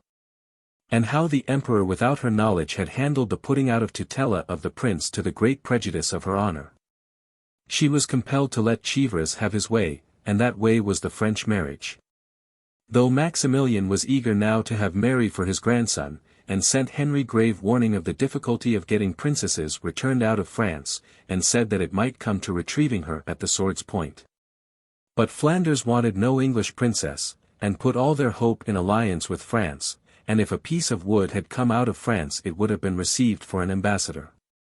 There was still an English party at Brussels, and Margaret, speaking of Mary's possible marriages, said that she knew no prince in Christendom that would gladly have her except one, which, were it not for his counsel, peradventure would condescend thereto, which, adds Spinelli, I suppose would be the prince. Francis, though he sent the Prince of Castile a cool letter on his accession, saw in the Flemish alliance a way towards realizing his desire to drive the English back to Calais. For between two allied hostile countries their position on the Flemish border would be easily made untenable. M. de la Guiche had been sent to England to announce his accession, and until his return nothing definite could be concluded, but Francis' great point in his negotiations with Suffolk was the recovery of Tournai. The Duke declined at first to meddle with this, for it was not in his commission, but by the advice of Wingfield and West he told the king of the matter privately. Louise de Savoy, who did everything and looked younger than she had done for years, also spoke to Suffolk of the great desire the king her son had to recover the city of Tournai. Suffolk was not well pleased at this complication in his amicable proceedings at the French court, and would gladly have had nothing to do with it. But Spinelli at Brussels had got hold of a French letter to Chevreuse containing details of a definite Franco-Flemish alliance, and this Wolsey sent on to Suffolk in Paris, asking him to demand an explanation, and, unwilling as the Duke was to court unpleasant relations at this moment, speak of it he must. So he dissembled and showed it to Francis as having been sent direct to him out of Flanders. The king had just tilted successfully and was in great good humor when given the letter. He denied the treaty, but said that he could hardly refuse to receive the Flemish ambassadors, though he would conclude nothing with them till he had concluded with Henry. They had merely made fair promises for the future and excuses for the past, and he had given them very little comfort. And, besides, matters between Henry and himself were in such an amicable way that a couple of days would easily dispatch them. So he talked to Suffolk, who seems to have been lulled by flattery, for Francis also said that in all matters between him and Henry he would make Suffolk judge. The position was tangled enough. On the one hand was the Duke, bound by a promise which he had already secretly broken, and commissioned to get the uttermost farthing out of the French king, on whose help he was supposed to be relying. On the other was Francis, who, while ostensibly helping Suffolk in his ambitions, already secretly consummated without his help, out of mere good nature, was really going to use him as a tool he had bargained for and bought. He was in ignorance that his offer of help had been made known to Henry, and also, whatever he may have suspected, he was not sure of how much royal backing there was behind the Duke. He was sure, however, that his help was worth something to Suffolk, and, like the young queen, he meant to have the price when and how he desired it. But Suffolk felt himself a match for any Frenchman, the subtlety of the nation having long been the despair of English diplomatists notwithstanding. Every day now Francis called on Suffolk to know what was doing in the matter of Tournai, and the ambassadors were troubled, for they knew how Henry clung to his conquest and the pains and expense he was at to keep it. So did Francis, and he offered a good sum for its honourable restitution, and urged Suffolk to devise some means for this. Again and again the king said he desired nothing but peace with the King of England, and on Suffolk's reminding him significantly that he also wanted Tournai, he said yes, for it had anciently appertained to France. The ambassador said, it would be best for him first to renew the last amity and the obligation for the payment of the money still owing to England, and in the meantime they would write for instructions. My lords, they wrote to the council, we took this way because we thought it not honourable for the king our master to restore Tournai by any article comprised in the treaty of peace. For under whatsoever condition it was restored, the bruit should be made in France that the king our master was fain to deliver Tournai to have peace. Then they suggested that if the restoration were contemplated, it should be done secretly and first published at the meeting of the two kings now under discussion. Francis was not to be put off by the cautious bearing of the English. He left nothing unsaid that might bring him the town. Wolsey was particularly interested in the question. For over a year now he had been trying to get himself recognized as its bishop de facto without success, in spite of Louis XI's honest help. Now Suffolk told Francis that the archbishop was the only man who might do most pleasure for him for the obtaining of his mind in the premises, and he would do well to write to him. The French council offered to secure the bishopric to Wolsey if the town were surrendered, and Francis said that he might not only have that, but the best in France, if he would take it, and he promised to Suffolk, on his faith in my hand, that he would make the French bishop-elect give it up to the archbishop in all haste, and declared he would not stick with Wolsey for 10 of the best bishoprics in France. But Wolsey knew, as he said, that probatio amoris est exhibitio operis, and from Ghent came news of French perfidy, for Wolsey's agent, Sampson, wrote that Francis had written in favor of the French bishop-elect. And there was nothing to be done on the spot, for he was in power, and the Lady Margaret, well disposed as she was, could do nothing. The condition of affairs at Tournai itself was pithily summed up by the new lieutenant, Lord Mountjoy. The city cannot be kept without ready money. There are many strangers, much weapon, many cankered stomachs, some stark traitors within it, the soldiers rude and not to be trusted, poor and cannot put up with slack payment. In fact, the garrison was in open mutiny, and the country round about was none too friendly, and had to be scoured and kept clear of thieves. The arrival of the new lieutenant was a signal for an outbreak, for the soldiers' pay was in arrears and they were asked to serve another month before they got their wages. The most mutinous were threatened with dismissal, but they got hold of the keys of the gates and said no gates should be opened till the men were paid in full.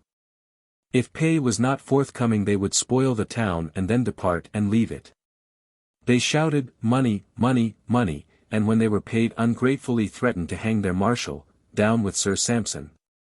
To satisfy them the lieutenant suffered a trumpeter to blow to cause him to avoid the town. No doubt French treason was seen in this scene characteristic of all garrisons of that age, where the only discipline was the gibbet and the purse, and because of these difficulties the place became dearer than ever to Henry. It was a useless expense, it gave a rallying point for Burgundians and French, but still Henry had taken it and he meant to show that he could keep it. Wolsey knew Henry's feelings if any did, and to pass the time he advised Suffolk to inquire as though from himself what lands would be given in exchange for it. Little but the Tournai question was talked of at the French court, and Suffolk, though he said he would find it hard to get any land at the French king's hand, did as he was told. So he spoke privately with M. de Boissy, who, after Louise de Savoy, had the king's ear. De Boissy said that the king his master was marvellous desirous to recover it, and that he would think it a marvellous kindness in the king, my master, if he would be content to let him have it for so reasonable a sum to be paid in years. Suffolk remarked that in his own opinion the county of Guisnes might be taken in exchange. On this Boissy asked him to dinner next day, and in the interval communed with the king and his mother, who were both willing to treat on those terms. Nevertheless the king knew well, said Boissy, that there should be a great clamour on the side of the king for the delivery of the subjects of the said country, for he said they were the best Frenchmen in France. Whereunto, I replied that the king, my master, should have no less clamour for the delivery of the city of Tournai and Tournasson, and so, I begged him to advertise you to the intent that you might break with the king in it. Suffolk was very pleased with the way the negotiation was going, and desired Wolsey to get him a formal commission to treat, and in his inimitable spelling proceeds. I doubt not bout white yao and I shall, do, the kwenji hower mostar bitter sarwis, then, and man lywing in these matter and hall, high, otter affairs in these partes. He would like to have such a commission to show Francis what trust his master had in him, so that the French king shall be more gladder to be good to me in all other affairs. Poor Suffolk! He never got very far away from his obsession. By the end of February the embassy had to report that the Flemish negotiations were proceeding merrily with the French court. But by the middle of March Peter de la Guiche and John de Selva were again sent to England to sign the treaty for peace and intercourse, and also to renew the League of London, and arrange for the payments promised by Louis XII. During these 2 months the Norfolk party in the English council, that of the old nobles, who as well as Suffolk's adherents had drawn French pensions, had tried consistently to prevent the renewal of the French treaty. They desired a return to the traditional policy of amity with the enemies of France, and an edge was given to their opposition by the marriage project which they knew was in the air.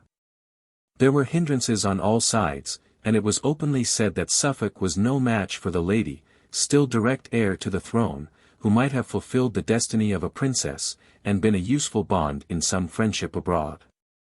They made great capital out of Spinelli's news from the Low Countries of Chevre's difficulties with France, of Margaret's desire for the English marriage, and of the report that the prince's fancy was for Mary and England. With Flanders lay English trade interests, and Maximilian, in spite of his having sold his tutelage for 100,000 crowns, was said to be eager for the marriage, in fact, would marry her himself, rather than let her remain in French hands. Then came rumors about a marriage with Suffolk, and the Flemish gossip galled the king, and was rubbed in, no doubt, by his counsel, and did Suffolk no good with either party. The Lady Margaret, report said, could not believe it, and said it was false gossip to the Queen's dishonour. Henry was said to have asked Francis to be pleased with the marriage, and Francis withheld his consent, and the court at Ghent were laying wagers about it. Suffolk's friends in the court knew not what to do. His star for the moment seemed waning, and they prudently held little communication with him. The restitution of Tournay was desired by many in the council, but when the news of the secret marriage reached England, authenticated by the Duke's own hand, at once suspicion gave tongue that Suffolk had played the king false, and pledged himself to the restitution of the city in return for support in his marriage venture. It is just probable that this was tacitly so, for though Suffolk had seemed so open about the Tournay business, and had told Henry that Francis had asked him to be the arbiter in the matter, and that he had consented because he thought it more to the king's honour and profit to be judged by his own subject, yet it would be ridiculous to suppose that he was uninfluenced by his personal feelings and by his difficult situation.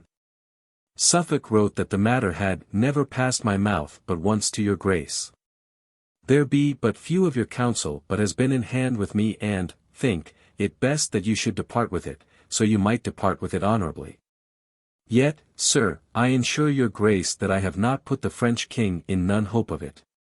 Insomuch, that I have, caused him to leave it out of his instructions given to his ambassadors to the INT that, he should not do man or anything that should not be to your contentation, but to refer it, to your, pleasure.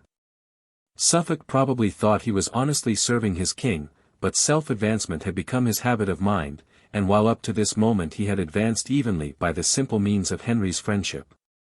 Now at the meeting place of cross currents he knew not how to steer, and thought he was safely hugging the bank while the current was carrying him into danger.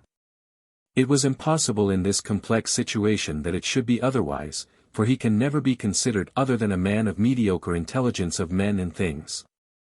His charm of person and manner, his good-natured appreciation of others, his lack of affectation, these were his greatest virtues, the virtues of a good digestion. And none are of great value in diplomacy without a penetrating and directing intelligence. No doubt it was Norfolk who helped to straighten Henry's face over the question of the dowry, and suggested his demand for both the stuff and the money, which drew a remonstrance from the ambassadors to Wolsey. We received from the King's grace and from your good lordsh, IP, other writings concerning the Queen's A.N.D., as in the King's letters it is mentioned that W.E. should make composition for the Queen's traduction S.O. as, we take no less sum than is contained in Y, our letter, we think that no composition but an extremity.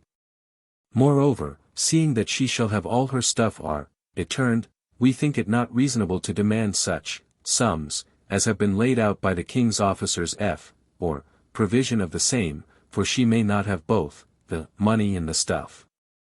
And sit hence it is likely that, we shall commune with reasonable men, we would be rather loath to demand anything out of reason. Wherefore, we heartily pray you to know the King's pleasure and further mind in this matter, and by the next post we shall certify you of everything more at large. Wolsey said, however, that the question of gold plate and jewels was the measure of Henry's interest in the affair, and one feels bound to accept the strange spectacle of the king loving and trusting his subject and sister, but unable to resist the chance of making money out of their distressful circumstances. Henry VII had been called avaricious, and he was, not from any Silas Marner-like quality, but to bottom firmly his family and the state. His son had inherited the habit without the occasion, and joined to it the pleasure-loving, self-indulgent nature of his maternal grandfather, and the result was a having temperament and a hollow hand. Now, however, before more could be written on the vexed question of the fabric of Suffolk's politic handling was dashed to the ground, and he himself was in grave danger. As we have seen, Suffolk had consented to Mary's tearful importunities and married her secretly. And as the first few weeks passed he had been emboldened in his disobedience by letters from Wolsey containing news of Henry's friendly steadfastness in the matter of the marriage, and by the favour of Francis and of his mother, who craftily pushed the affair to prevent a rapprochement between Flanders and England. These good news he weighed against the advice he had of the many hindrances set about the marriage by the council and court in England, and took good heart and cloaked his fault under expressions of devotion. He wrote to the king that he prays he may live no longer should he do, that shall be otherwise to your honour, and thanked Wolsey in another letter for his friendship, which he says he shall never forget, to me dywangde. It must have been about a week after the writing of these letters, on February 26, that Suffolk first began to realize that his position was not so secure as in his less jovial moments he had imagined.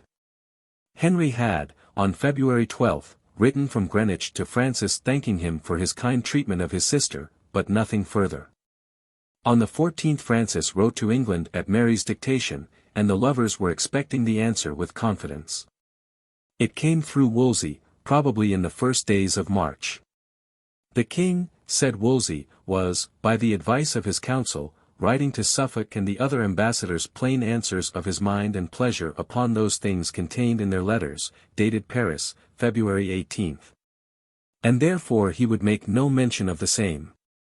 But the king had last Sunday, after he had communed with his council and determined the making of the said answers, called Wolsey apart and willed him to write to Suffolk and show him, as he knew right well, that the king would have the French king's plate of gold and jewels for his benevolent mind to the queen and him for the accomplishment of their desires. He charged Suffolk to substantially stick to this business, and said that though he would gladly give him permission to return home with the queen, he cannot do this till ye have perfected and established the question of the . Wherefore, my lord, I require and advise you, inasmuch as the king's grace hath great mind to the king's plate of gold and jewels, substantially to handle that matter and to stick thereunto. For I assure you the hope that the king hath to obtain the said plate and jewels is the thing that most stayeth his grace constantly to assent that ye should marry his sister. The lack whereof I fear me might make him cold and remiss and cause some alteration, whereof all men here except his grace and myself would be right glad. Howbeit I shall for my part always put to my hand both in word and deed to bring your desire to good effect to the uttermost of my mind and powers. And because the thing toucheth so greatly the accomplishing of your intended pleasure, methink I can no less do than to advertise you of the same.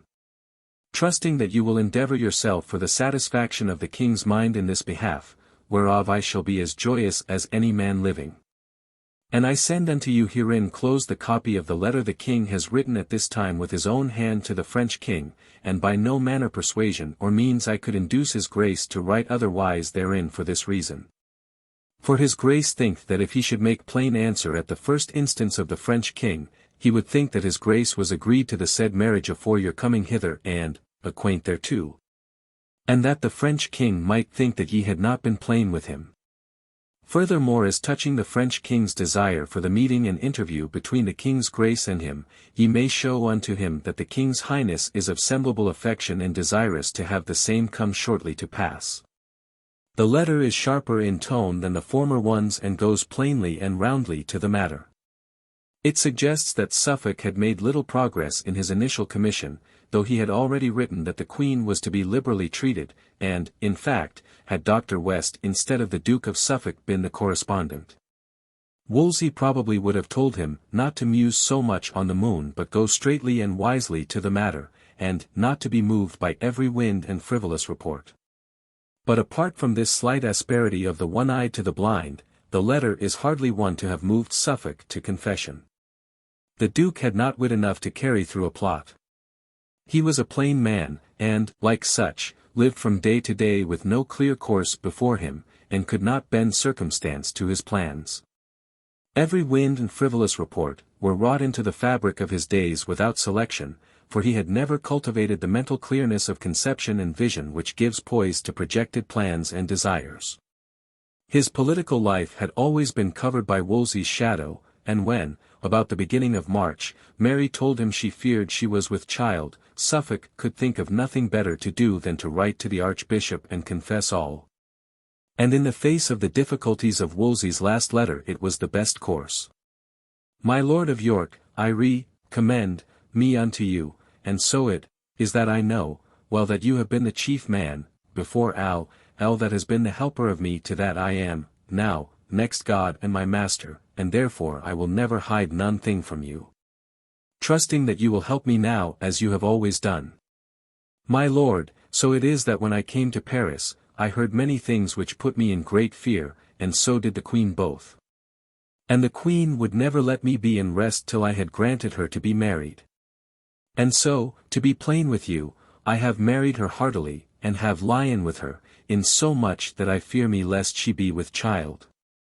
My Lord, I am not in a little sorrow lest the King should know it, and that his Grace should be displeased with me, for I assure you that I had rather have died than he should be miscontent. And therefore, my own good Lord, since you have brought me hitherto let me not be undone now, the which I fear me I shall be, without the special help of you. My Lord, think not that ever you shall make any that shall be more, rd to you, and therefore, mine own good Lord, give me help. My Lord, as methinks there is no remedy in this matter but that I obtain another letter from the French king, and a letter from the French Queen, and a letter from the King's mother to the King my sovereign Lord. Desiring his Grace that the her by them, the which should be aude known, to all France, and that his Grace should thereby perceive that they would be glad to see it, done, most honourably that could be, and I now, specially because all the noblemen of France be here.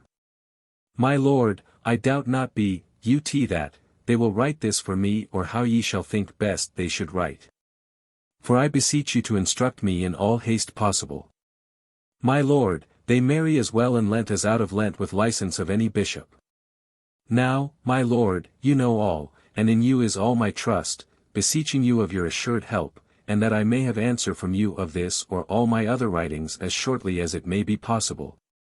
For I assure you I have as heavy a heart as any man living, and shall have till I may hear good tidings from you. In a much mutilated postscript he says he had written to the King saying nothing to him of this matter, for I would not for all the good in the world he should know of it but as you shall think best. The same evening he wrote again to Wolsey with a certain reserve, for his cousin, Sir Richard Wingfield, addressed the letter, My Lord, for to induce the Queen's matter and mine unto the King's Grace. I think best for your first entry you should deliver unto him a diamond with a great pearl, which you shall receive with this from the Queen, his sister, and require him to take it worth. Assuring his Grace that whensoever she shall have the possession of the residue, that he shall have the choice of them according unto her former writing. My Lord, she and I remit this matter wholly to your discretion, trusting that in all haste possible we shall hear from you some good tidings touching our affairs, wherewith I require you to dispatch this bearer and that he tarry for no other cause.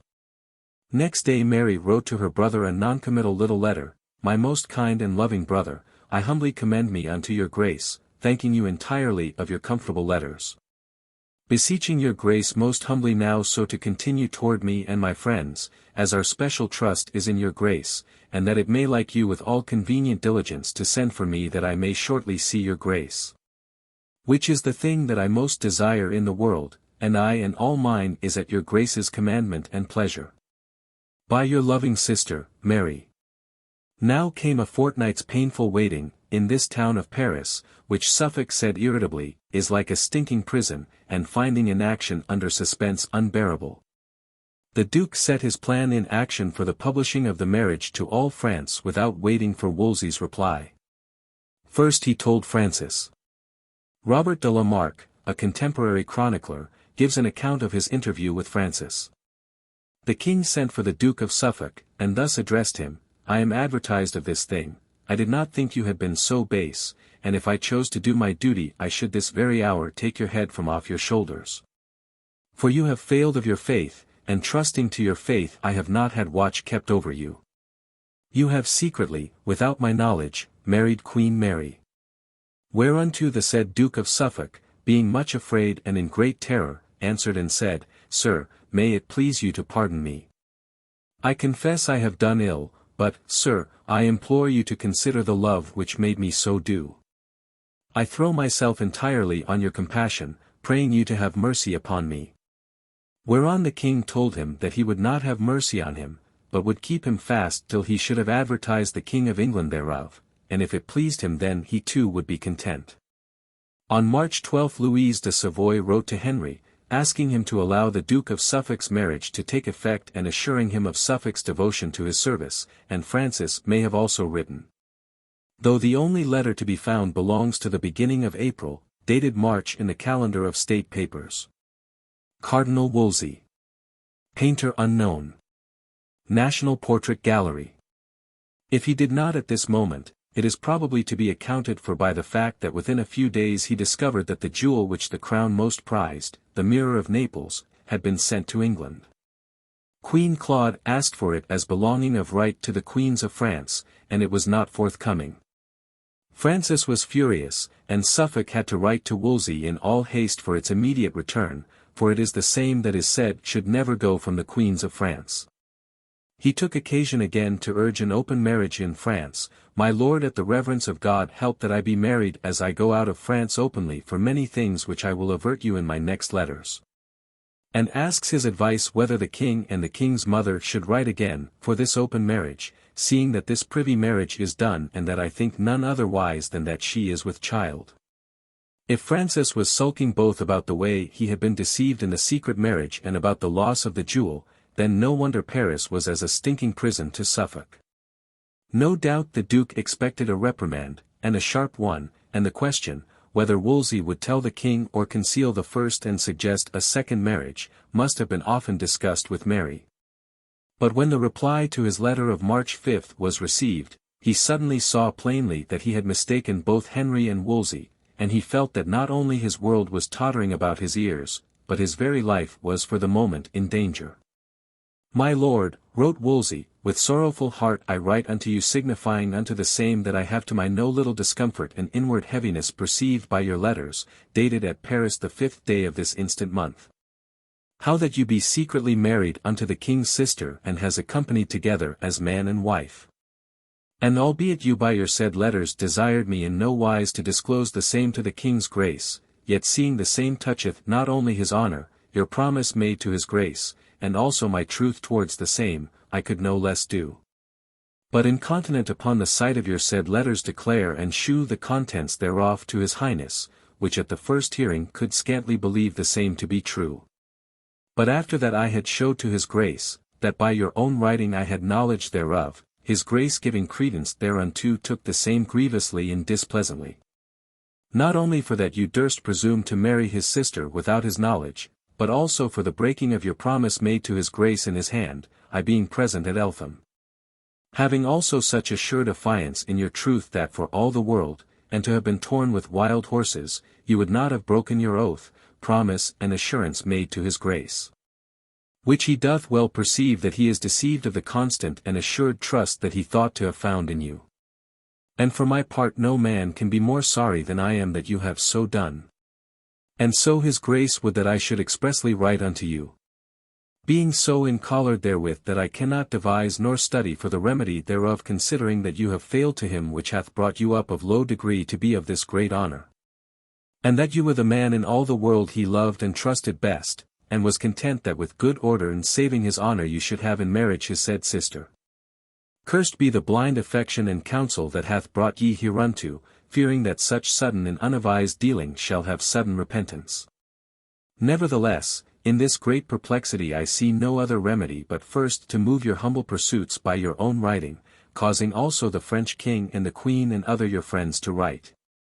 With this also that shall follow, which I assure you I write unto you of my own head without knowledge of any person living, being in great doubt whether the same shall make your peace or no, notwithstanding if any remedy be it shall be by that way.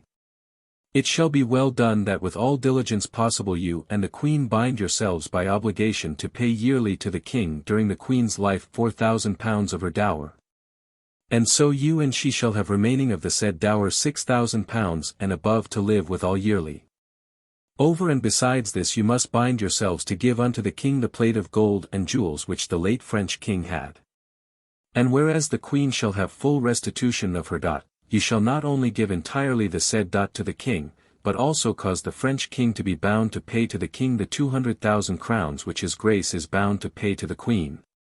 In full contentation of the said de novissimis denariis, and the said French King to acquit the King for the payment thereof, like as the King hath more at large declared his pleasure to you by his letters sent unto you. This is the way to make your peace, whereat if you deeply consider what danger you be and shall be in, having the King's displeasure, I doubt not both the Queen and you will not stick. But with all effectual diligence endeavour yourselves to recover the King's favour as well by this means as by other substantial true ways which by mine advice you shall use and none other towards his Grace, whom by colourable drifts and ways you cannot abuse. Now I have told you mine opinion heartily. Follow the same and trust not too much to your own wit, nor follow not the counsel of them that hath not more deeply considered the dangers of this matter than they have hitherto done. And as touching the overtures made by the French King for Tournay, and also for a new confederation with the King and him like as I have lately written unto you, I would not advise you to wade any further in these matters. For it be thought that the French King intendeth to make his hand by favouring you in the attaining to the said marriage.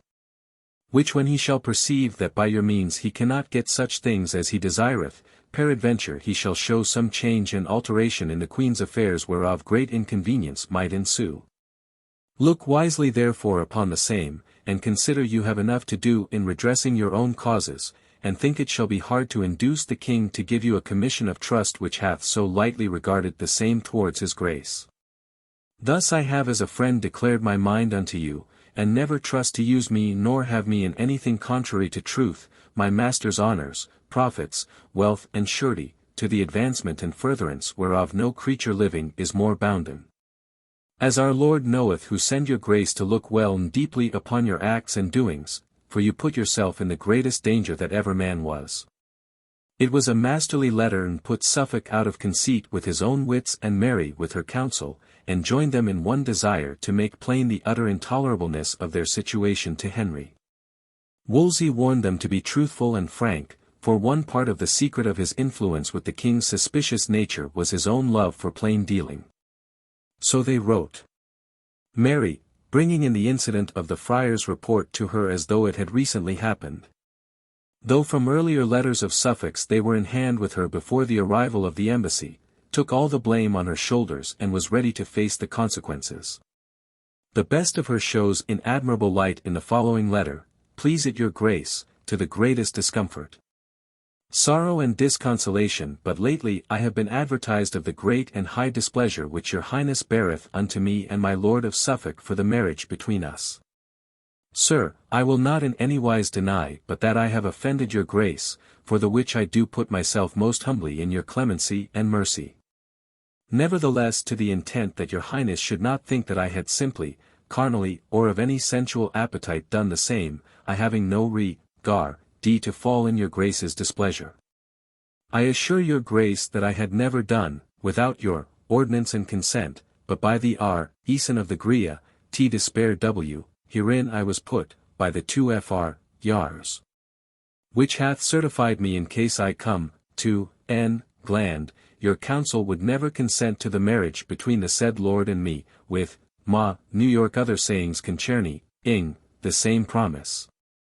So that I verily, thought, that the said friar, would never have offered to have made me like over, tour, unless they might have had charge from some of your council, the which put me in such consternation. Fear and doubt of the obtaining of the thing which I desired most in this world, that I rather chose to put me in your mercy, by accomplishing the marriage, than to put me in the order of your council, knowing Th.M. to be other ways minded. Whereupon, sir, I put, my lord of Sue, folk in choice W, Heather he wow, D accomplish Th, E marrying, E within F, our days or else that he should never have, enjoyed me. Whereby I know well that I constrained him to break such promises as he made your grace, as well for fear of losing me as also that I ascertained him that by their consent I would never come into England. And now that your grace knoweth the both offences of the which I have been the only occasion, I most humbly and as your most full sister requiring you to have compassion upon us both and to pardon our offences. And that it will please your grace to write to me and to my lord of Suffolk some comfort, able words, for it all be greatest comfort for you, both. By your loving and most humble sister, Mary. Then she wrote to Wolsey, my very good lord, in most hearty manner I commend me unto you, letting you the same to understand that my lord of Suffolk hath sent me your letters which lately he received by Cook.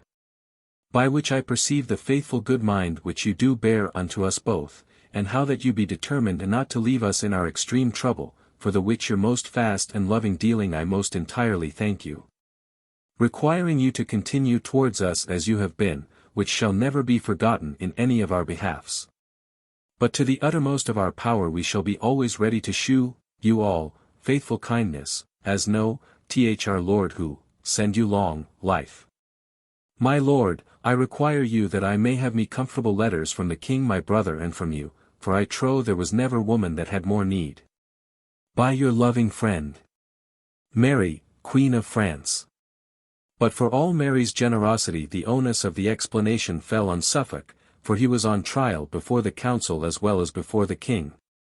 And in spite of Wolsey's warning he insisted on attempting to explain the dealings with Francis which had laid him open to their suspicions.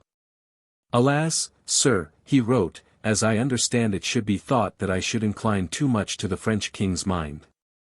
Sir, if I ever incline to him in thought or deed otherwise than might stand with your honor, let me die for it. And he goes on to give his opinion of how the amity should be brought about. Then he attacks the main question. Sir, one thing I ensure your grace, that it shall never be said that ever I did offend you, our grace in word, deed or thought, but for this matter, touching the Queen, your sister, the which I can no longer nor will not hide from your grace. Then he describes as far as he can word for word his interview with Mary on the night of his arrival at Paris, and begs the king to forgive him and defend him against his enemies who will think to put him out of favor. He begs some word of comfort from Henry, for I promise your grace that I was never a day whole since I parted from your grace. And, sir, at the writing of this I'm not very well. Another letter from Wolsey on his danger from the suspicions of the council drew a more passionate appeal from him, and it is characteristic that his greatest sorrow is Henry's loss of confidence in him. The fault of his marriage with the Queen is as nothing in his eyes with the breaking of his promise, for that had moved Henry's anger more than the other. Thus he kneels before the king. Most dread, sovereign lord, with the most sorrowful and heavy heart I your most poor subject beseech you, most dear lord, of forgiveness of mine offences now made to you, and for this said marriage. The which I have done great amiss. Wherefore, sir, for the passion of God let it not be in your heart against me, but punish me rather with prison or otherwise, as may be your pleasure. Sir, rather than you should have me in mistrust in your art that I should not be true to you as there may be accusing, ike off my head and let me not live. Alas, sir, my Lord of York hath written to me 2 letters that it should be thought that the French king would make his hand with your grace, and that it would occupy me as an instrument thereunto. Alas, sir, that ever it should be thought or said that I should be so, for, sir, your grace not offended, I will make good against all the world to die for it, that ever I thought any such thing or did thing. Saving the love and riage of the Queen, that should be to your displeasure, I pray God let me die as shameful a death as ever did man. Alas, that I ever did this, for afore this done I might have said that there was never man that had such a loving and kind master, nor there was never master that ever had a truer servant than your grace has had of me, and ever shall have. Whatsoever your grace shall think of me, or any man else. And thus I make an end with the most sorrowful heart that ever had man, and not without cause, seeing mine unhap to use myself so ill unto so noble and gracious a master. Whose favour, for long time, I had so sure and so largely that an I had been master of 10 realms I should never have deserved, as now's God, send your grace long life with much honour and your heart's desire. Surely this was penitent enough, but the offering of a merely contrite heart was not enough for Henry, it had to be gilded. Chapter 10. The lovers come home. They turn to the question of money. Henry had already, at the instance of his council perhaps, told Suffolk that he was not quite content with his handling of the dower question, and wrote to him about the end of February that had he done his devoir, or would do his devoir, the Queen would obtain all her stuff and jewels. Suffolk replied, as touching that, and if I have not done the best therein and will do the best therein, never be good lord to me, and that I report, i.e. refer, me to my fellows. Alas, sir, if I should not do the best it were pity, that I lived, for I find you so good lord to me that there is none thing that grieves me but that she and I have no more to content your grace. But, sir, as she has written to you by her own hand, she is content to give you all that her grace shall have by the right of her husband, and if it come not so much as your grace thought. She is content to give to your grace what sum you shall be content to ask, to be paid as her jointure, and all that she has in the world. Mary's letter confirmed this. Please it our grace to understand, that areas I wrote unto your grace touching my jewels and plate which I promised your grace, such as I have shall be at, you are commandments ever while I live. Howbeit, 'tis not so well, as I would it had been, for there is much sticking thereat. Howbeit I doubt not but Hall have it at the link with the good help of your grace and your council that be here.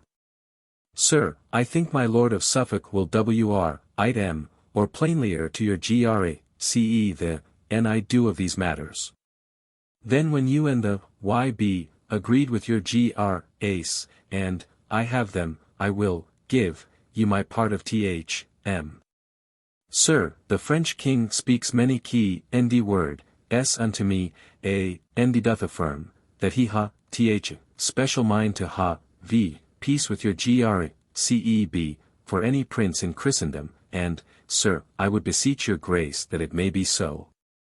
If it might stand with your favour, and pleasure, for by the means and favour of your grace, I have obtained as much honour in this realm as was possible to any woman to have, which causes me to write to your grace in this matter. Over and above this I most humbly beseech your grace to write to Ench King and all, you are ambassadors here, that they make all speed possible that I come to your grace. For my singular desire and comfort is to see your grace above all tngs in this world.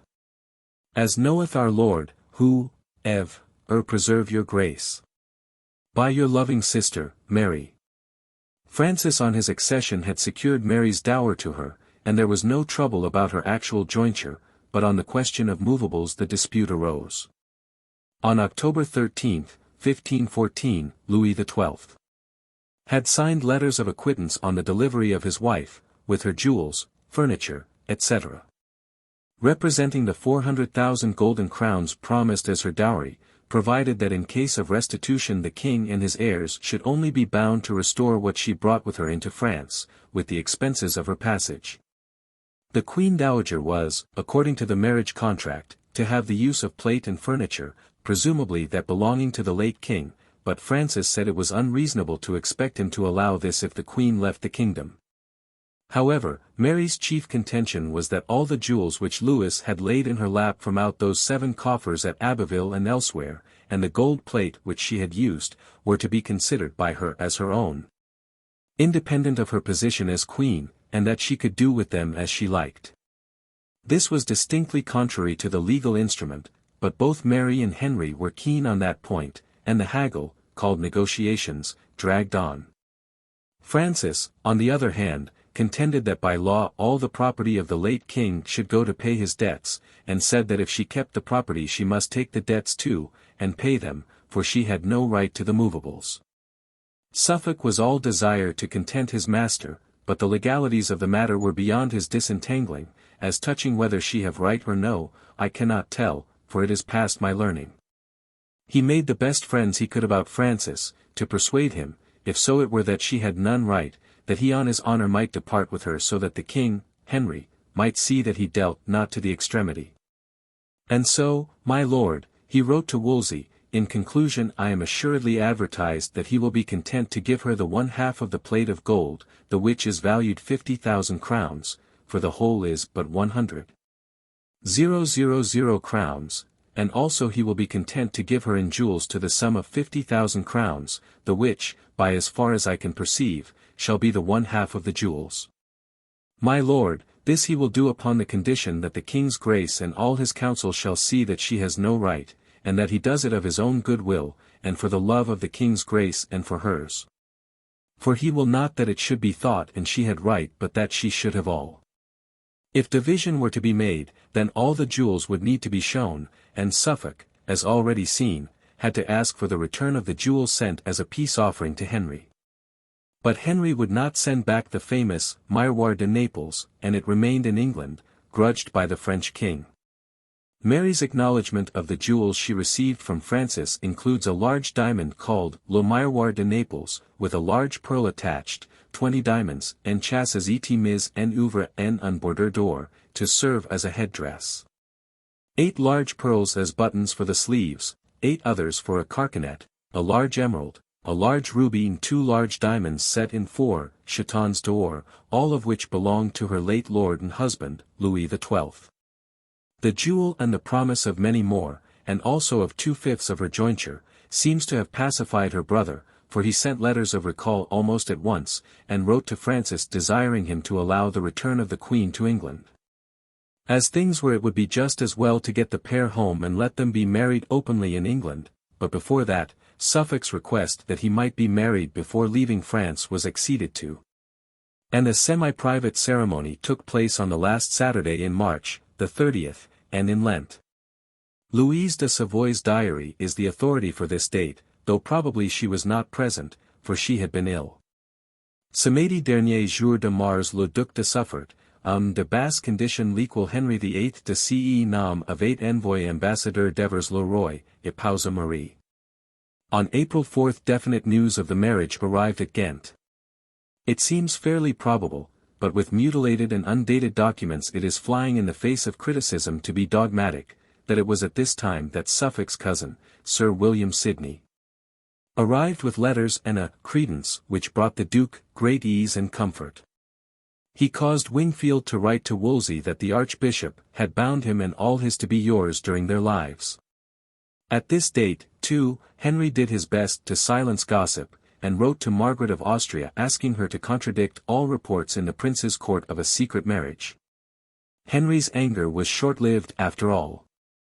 He was genuinely attached to Suffolk, who had done his business as well as could be expected, and the king knew what to expect from Francis in the matter of straight dealing, so the Duke was overjoyed to receive, as a mark of partially renewed confidence, orders to treat with Francis for the final clauses of the peace.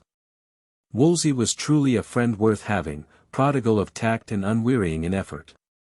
The Duke and the Queen were to come home as soon as the peace was concluded, and the hitch in the proceedings arose from Francis' refusal to prevent the departure of the Duke of Albany into Scotland. For the Scots were to be comprehended in the peace only on the distinct understanding that the old Franco-Scottish alliance was broken. Francis, however, said he had no mind to withdraw his protection and amity from Scotland. By the marriage treaty now concluded he had detached Flanders from England, and knew that Henry without its aid and with an hostile friend across the border would have small power against him, but he gave his word as a gentleman. with his hand on his heart, that his ambitions were entirely Italian. All the same there was talk of Guelders besieging Tournai, and Francis boasted that he could have it any day. However, stop Albany he would not, though he swore he would jeopard his head and bind him by the censures of the Church that if the Duke did not bring peace to Scotland in 4 months he would bring him home again. And Albany set out to take ship at St. Malo, maugre all the ships now in the sea, to stop him. The English had a great day with the king for his keeping. Francis suggested that if he stopped Albany for 3 months then Suffolk should remain the same time in France as hostage for Henry's behaviour towards the Scots. The ambassadors promptly said no, they had no authority to do this and would not if they had, and if the Duke were to help the one party in Scotland, Henry would certainly send aid to his sister, Queen Margaret. Francis was too impatient to be off towards Italy to stand long on the order of his treating, and the same day, April 5, Holy Thursday, while the Queen and Suffolk were in the Church of the Matrons, adjoining fast to her Grace's lodging. The French king came in to take pardon and spake not past 2 or 3 words with the Queen, but came over to my lord and showed him, as far as he could understand, as my lord showed unto us, that he had stopped the said Duke of Albany's going into Scotland, and that he would send another ambassador that should come through England and how the king and his council his instructions. The upshot was that Francis gave the Scots 3 months to come into the amity, so that it might seem to his friends there that he forsook them not, and peace was signed in London on Easter Monday, March 9. The only bit of public business now remaining was the Tournai question, but Suffolk had been bitten and would not again treat of the matter, and referred it for settlement to the meeting of the kings. So Tournai remained to the English. Francis had promised that Mary should be allowed to depart as soon as le temps se trouve convenable, and now gave her liberty to depart the Saturday next after Quasimodo Geniti, Lo Sunday, April 15. The date being settled, Wingfield and West were more than ever anxious to get her affairs definitely settled. The costs of her traduction made the Chancellor hold up his hands in horror that all that money should have been spent in 7 or 8 days, but the king, he said, was willing to make a composition without asking for particulars. They replied that the hiring and manning of the ships had occupied a much longer time than that, and that it had been necessary to scour the seas both east and west beforehand that no enemy might impeach her passage. As to the question of composition, there could be none in truth, for the costs were included by an article in the treaty and they had no other basis for treating. However, if the king would tell them what sum he had decided on they would either take it or refer it to Henry. No sum had been decided on, and the answer was deferred till the next day. Francis told the Chancellor to make an end of the matter and offer 30,000 francs. Wingfield and West haggled for 20,000 crowns of the Sun, equal to 39,000 francs, which, after consulting together, they agreed to take, considering we could bring him to no greater sum, and in what necessity the Queen was. Not having 1 penny towards her charges, seeing also the exclamation of the merchants and other victuallers, and her servants for their wages, especially by them that be now warned out of service. We were by force driven to consent to the said offer, and could not otherwise make shift to furnish her charges, which be exceeding great as you shall know hereafter, to your no little marvel. Thus far everything was adjusted but the question of the jewels and plate, the offer of half of which had been favourably entertained by Henry. Francis offered 30,000 crowns for the Miroir de Naples, and was exceeding wroth when he found the jewel had passed the sea beyond recall, and no doubt his wrath accounts for his scant courtesy to Mary in church on Holy Thursday. Mary must have made a good task, for England and home were in sight at last, but it needed another 8 days to conclude matters. On Saturday, April 14, in the Clugny Abbey, Mary signed a receipt for 200,000 gold crowns, including 20,000 paid for her travelling expenses, returned as moiety of her dowry that had been already paid. And on the same day Suffolk authorized his wife to receive and give receipt for jewels, etc., which formed part of her dowry. This authorization may have been demanded by Francis to strengthen his point that Mary did not receive the jewels as right but as a gift from him.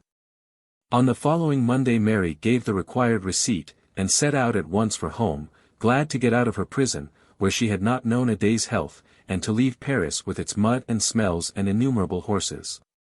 The gold plate was left behind, with the marriage present which the prudent Venetian ambassador, who arrived after Louis XII's death, had thriftily suppressed, though Mary had asked for it. Dean West was to try and extract the plate from the king at the signing of the treaty, and, failing that, Suffolk said he would give its value to Henry. The impulsive dispatch of the jewel had spoiled the negotiations, and Francis still was so incensed that he had done nothing about the present which he had promised the Queen by the Grand Master and Bonnevet, and had only given her at her departing 4 bags of no great value. With the present he sent the message that she could have the movables if she paid the debts. West did his best at Montargis, where the treaty of peace with England was signed, to get more out of the king. On the Dean breaking roundly with him on the subject, Francis studied a little, and said he would give him an answer next day. West then said that the interview desired by the 2 kings depended on Henry's side on the answer he got about the jewels and plate, and if he dealt not well with the Queen's Grace, your sister, in that matter, your Grace would take it so unkindly that there would be great difficulty to bring it to pass. Next day, after the ceremony of subscribing the treaty at the high altar, the king desired him to repeat in the presence of the chancellor what he had said the day before touching the Queen's movables, and when he had done so, the chancellor requested West to withdraw. On being recalled, West was told by the chancellor at the king's desire that, if the king understood that the Queen had any right to the said movables, he would have given her altogether. And, upon this, as I said she had received no part, the chancellor replied that she had the jewel of Naples, for which the king offered 30,000 crowns, and 18 pearls valued at 10,000 crowns. But the king trusted to see Henry shortly and they would settle the matter together. No other answer was to be had, and West sent Mary's useless seal after her by Suffolk's servant. Suffolk's common sense spoke truth when he said they could not compel Francis to gyf su mosh Wyatt Hoth, without, he lyst. The Queen was now, April 16, on her way to Calais with Suffolk. Francis had gone with her almost to St. Denis, and Monsieur and many of the personages kept her company to Boulogne. The day she left peace was proclaimed, fires were made at night, and on the morrow there was a holiday. On the 22nd they came to Montreuil, and their Suffolk's uneasiness at Wolsey's silence for the past fortnight, one in his position was glad of tidings, found vent in a letter to Henry beseeching pardon and forgiveness. Most gracious sovereign lord, so it is that I am informed divers ways that all your whole council, my Lord of York excepted, with many others are clearly determined to tempt your grace that I may either be put to death or be put in prison and so to be destroyed. Alas, sir, I may say that I have a hard fortune, seeing that there was never none of them in trouble but I was glad to help them in my power, and that your grace knows best. And now that I am in this none little trouble and sorrow now they are ready to help and destroy me. But, sir, I can no more but God forgive them whatsoever comes to me, for I am determined. For, sir, your grace is he that is my sovereign lord and master, and he that has brought me up out of naught, and I am your subject and servant and he that has offended your grace in breaking my promise that I made your grace touching the Queen, your sister. For the which, with most humble heart, I will yield myself unto your grace's hands to do with my poor body your gracious pleasure, not fearing the malice of them. For I know your grace of such nature that it cannot lie in their powers to cause you to destroy me for their malice. But what punishment I have I shall thank God and your grace of it, and think that I have well deserved it, both to God and your grace. As knows our Lord, who send your grace your most honorable heart's desire with long life, and me, most sorrowful wretch, your gracious favor, what sorrow soever I endure therefore. At Montreuil, the 22nd day of April, by your most humble subject and servant, Charles Suffolk. The letter Mary sent by the same messenger, Sir William Sidney, had been already submitted to Wolsey, for the draft of it in his secretary's hand altered in the Archbishop's, is extant in the Public Record Office. My most dear and entirely beloved brother, in most humble manner I recommend me to your grace. Dearest brother, I doubt not that you have in your good remembrance that whereas, for the good of peace and for the furtherance of your affairs, you moved me to marry with my lord and late husband, King Louis of France, whose soul God pardon. Though I understood that he was very aged and sickly, yet for the advancement of the said peace and for the furtherance of your causes, I was contented to conform myself to your said motion. So that if I should fortune to survive the said late king I might with your good will marry myself at my liberty without your displeasure. Whereunto, good brother, you condescended and granted, as you well know, promising unto me that in such case you would never provoke nor move me but as mine own heart and mind should be best pleased. And that wheresoever I should dispose myself you would wholly be content with the same. And upon that your good comfort and faithful promise I assented to the said marriage, else I would never have granted to, as at the same time I showed unto you more at large. Now that God hath called my said late husband to his mercy, and I am at my liberty, dearest brother, remembering the great virtues which I have seen and perceived heretofore in my Lord of Suffolk, to whom I have always been of good mind. As ye well know, I have affixed and clearly determined myself to marry him, and the same I assure you hath proceeded only of mine own mind, without any request or labour of my Lord of Suffolk or of any other person. And to be plain with your grace, I have so bound myself unto him that for no cause earthly I will or may vary or change from the same. Wherefore my good and most kind brother, I now beseech your grace to take this matter in good part, and to give unto me and to my said Lord of Suffolk your good will herein.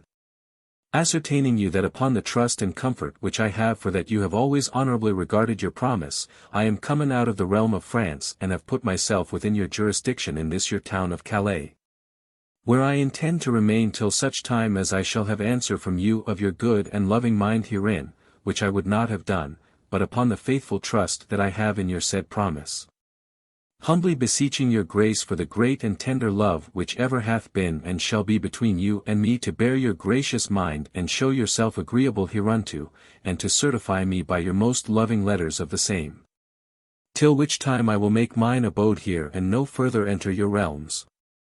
And to the intent it may please you, the rather to condescend to this my most hearty desire, I am contented and expressly promise, and bind me to you by these presents to give you all the holdout which was delivered with me. And also all such plate of gold and jewels as I shall have of my said late husbands. Over and besides this I shall, rather than fail, give you as much yearly part of my dower to as great a sum as shall stand with your will and pleasure. And of all the premises I promise upon knowledge of your good mind to make unto you sufficient bonds.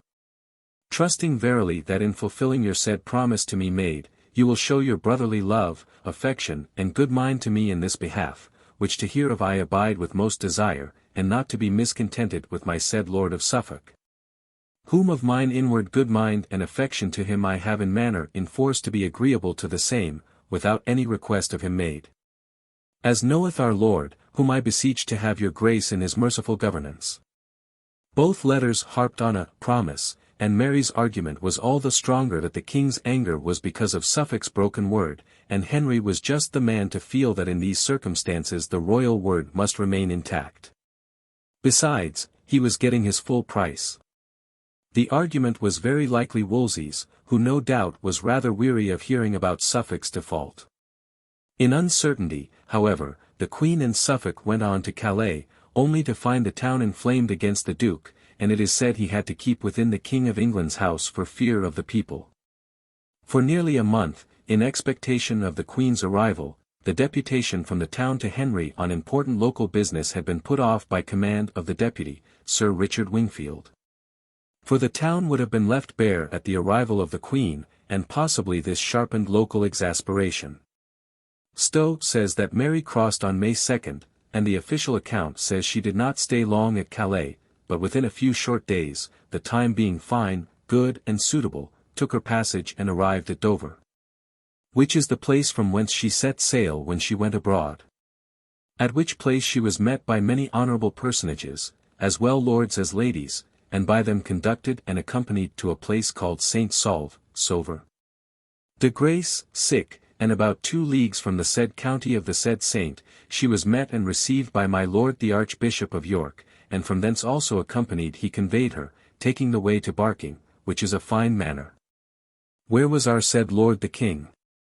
And before she arrived at the said place of barking, the king, accompanied by many great princes and lords of this kingdom, in good and great number met her a mile from the said place of barking, and bid her welcome as cordially and affectionately as he possibly could, rejoicing greatly in her honourable return and great prosperity.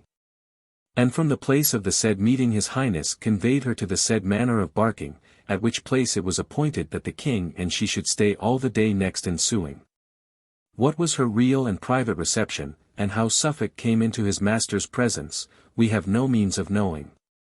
The document given hereafter in full says that explanations took place in the evening of their arrival at Barking. By a deed dated May 11th, the day after their arrival, the final conditions of marriage and forgiveness were settled, and Mary and Suffolk bound themselves to pay to Henry for expenses over and above her dowry £24,000 in yearly instalments of £1,000, and to resign to the king's use her dot of £200,000 and her plate and jewels. On Suffolk's part he resigned the wardship of Lady Lisle.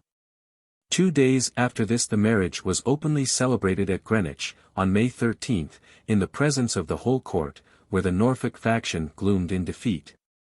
For while the court bulletin sent abroad said that, all the estates and others of this realm be very glad and well pleased, Hall was nearer the mark when he wrote that, many men grudged. Now that all was en règle, the only thing that remained to be done was to cover up entirely the traces of the first and most irregular marriage, and to acknowledge and ask for the concealment of the one on March 31st, to which Francis was privy. So Sir William Sidney was sent back to Francis with a document containing a neat set of events, arranged to hide improprieties and to guard against future questions. It is really a safeguard of the legitimacy of the children of the then heir to the throne. There are 2 documents, one in Paris and one in London. Sir William Sidney is told therein, by Wolsey and Suffolk, to represent to Francis that, the same evening that the said Queen arrived at the said place of Barking, after many communications and devices had between the king and her touching her affairs, she among other things made overture and declaration to the king, our said lord, that the marriage, for which the king, her son-in-law, had before written very earnestly by letters of his own hand to the king, our said lord, for the marriage between her and the Duke of Suffolk, was not only concluded and determined but was secretly perfected, finished and solemnized in the kingdom of France in Lent last past, to the doing of which the king, her son-in-law, was alone privy, desiring, therefore, with the greatest possible humility the king, our said lord, to take and accept it in good part, and to be well content at it and not to object nor lay any blame on the said Duke of Suffolk, since this proceeded entirely on her own wish and the singular love that she bore him, and that it proceeded not all from his procuration or pursuit.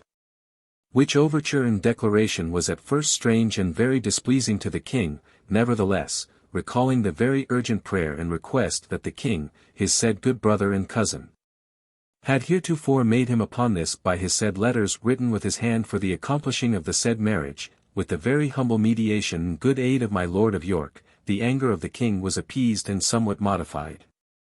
And considering that the said marriage had been contracted in the prohibited time and season, and without banns asked, and celebrated by a priest not having authority from the ordinary therefore, also to avoid the danger which might ensue from the illegitimation of such children as might be procreated between them two, and in part guard the king's honor and hers, and also accomplish and comply with the desire of his said good brother and cousin, the king, although the king might well have shown more displeasure, which might have been for his own dignity and that of his kingdom, nevertheless, for the causes and considerations above declared and that his said good brother, the king, might assuredly know and understand that the king would incline and be conformable to all his reasonable desires, his highness not only consented, but it seemed to him to be good and expedient, to avoid all danger and to establish the thing more perfectly, that the said marriage should be openly solemnized in England and performed in due form and manner with the publication of banns and all other ceremonies herein requisite and expedient, according to what has been and is accustomed to be done in such case. English draft begins here. Wherefore after all preparations made for that purpose and the banns openly asked, the said marriage between the said Queen and Duke was solemnized at Greenwich in presence of the King, the Queen, And such other nobles and estates of this realm as then were attending in the court, on Sunday the 13th day of this instant month of May, and with the same all the said estates and others of this realm be very glad and well pleased. And considering that there be no mo privy to the said secret marriage made between them in France, but only the said French king and none privy hereunto but the king, to whom the said French king and duke disclose the same. The said Sir William Sidney shall say that the king's grace desireth and perfectly trusteth that for the honour of the said French queen and for avoiding of all evil bruits which may ensue thereof, he will reserve and keep the same at all times hereafter secret to himself without making any creature privy thereunto, like as the king shall do for his part. And at this point the said Sir William Sidney shall pause, noting and marking substantially what answer the said French king shall make hereunto to the intent he may certify the said Archbishop of York and the Duke of Suffolk thereof accordingly. Thus Suffolk and Wolsey laboured to repair the damage, but with little effect. Secrecy had become impossible, the news was over Europe. Here ends the Via Dolorosa to their open marriage, and now, after this hour in a fierce light which revealed the very beating of her heart, Mary sinks back into the cloud of obscurity which covers the lives of people neither politically nor criminally important. Occasionally, as will be seen hereafter, the cloud lifts, only to close down again almost immediately. Of her married life little can be found, and if the well-known stanza written on their portrait indicates anything, it is a certain loving tolerance on the part of Suffolk for his capricious, warm-hearted wife. Cloth of gold do not despise, though thou be matched with cloth of fries. Cloth of fries be not too bold, though thou be matched with cloth of gold. Chapter 11. Afterwards. So far as consecutive dated documents go, Mary's history comes to an end with her open marriage, for this last chapter is largely made up of odds and ends of information, undated letters, dated scraps. As tantalizing in their laconic information as the fuller undated letters in their vagueness. When possible from internal evidence, the letters have been dated, but generally this is not so, and they are chiefly valuable as accentuating that pleasant trait in Mary's character, already noticed in her history. Her readiness to use her influence to help her dependents. The letters are with few exceptions addressed to Wolsey, and they show in their language, which one cannot help but believe to be the expression of genuine feeling, that she never forgot his help in her time of trouble. With one exception, the question of the divorce of Catherine, we have absolutely no data to show what was her attitude towards the circling events of the ensuing 18 years. And this chapter is found to bear the same relation to the foregoing ones as the stick does to the rocket. Suffolk and Wolsey were busy for months over the marriage question, but one of the first things the Duke found time to do was to retrieve his daughter and from the care of Lady Margaret of Savoy. He wrote to her on May 30, 1515, thanking her for her care of the child, whom he had intended to have left permanently in her charge, but as the French Queen desired her presence, he was sending Sir Edward Guilford to bring her home. So far as the jewels and plate were concerned, Sir William Sidney had no success in his mission to Francis. Neither jewels nor plate were forthcoming, so Sir Richard Wingfield, who knew all the intricacies of the affair, was commissioned to go to the French king. Sir Richard was very unwilling to undertake the journey to Lyons, where was Francis.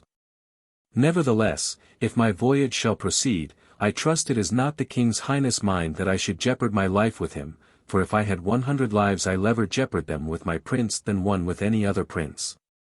Henry desired no jeoparding of his life, and his instructions were to thank the French king for his consolation of the king's sister.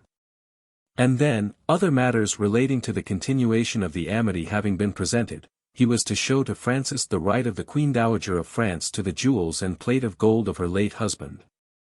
And so on through the whole argument again, dwelling on the fact that the mirror of Naples is but a small thing, and her own by right, and using all wisdom, policy, and sober persuasions that he can to this effect. It was all to no purpose. Gold plate and jewels Mary never saw again, and her income from her dowry was uncertain, and caused anxiety and weariness all her life. During this year and the next, while the matter was still fresh in the mind of Henry, he did not cease to urge the restitution of the jewels, always as a matter of right. Mary and her husband had been forgiven and were in favor again, and at court became quite naturally the center of all those French influences and ideas which have always had such a vivid attraction to Englishmen.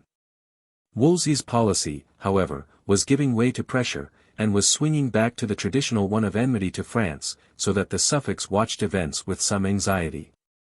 They were in communication with the Duke of Albany, the head of the French party in Scotland, Mary to ask his protection for her sister, Queen Margaret, and her nephews.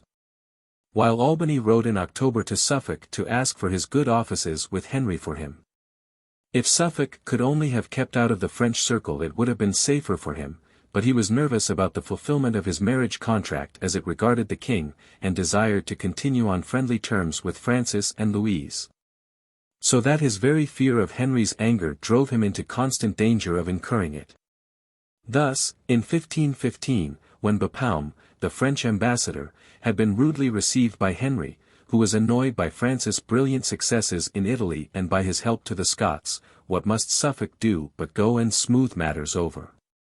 He was as civil as Henry had been the reverse, and rejoiced at the fitness of the French, and said no one was more obliged to their king than he was, and that, after Henry, he would serve him all his life. He reassured Bapaume, whose fears had been excited by the christening by the French queen of the new galley, the Virgin Mary, and said the ship had only been built to please Catherine and his wife. A copy of the ambassador's letter to Louise de Savoy, containing a circumstantial account of this interview with the Duke, and of one more cordial still with Wolsey, came into the hands of the council. And was communicated to Henry, no doubt by Wolsey, for some reason unknown to us, for in January 1516 Suffolk's matters with the king were not in good order. The political evil was further tangled by the financial one, and by the beginning of the year his liabilities to Henry amounted to £12,000, and they were in the hands of Henry's bankers and debtors, the Italian merchants, the Frescobaldi, and the Cavalcanti, to whom the king very often deputed the task of collecting his debts. There was no prospect of money from France. Francis had taken no notice of an invitation sent by Suffolk to be godfather at the christening of the child which Catherine was expecting.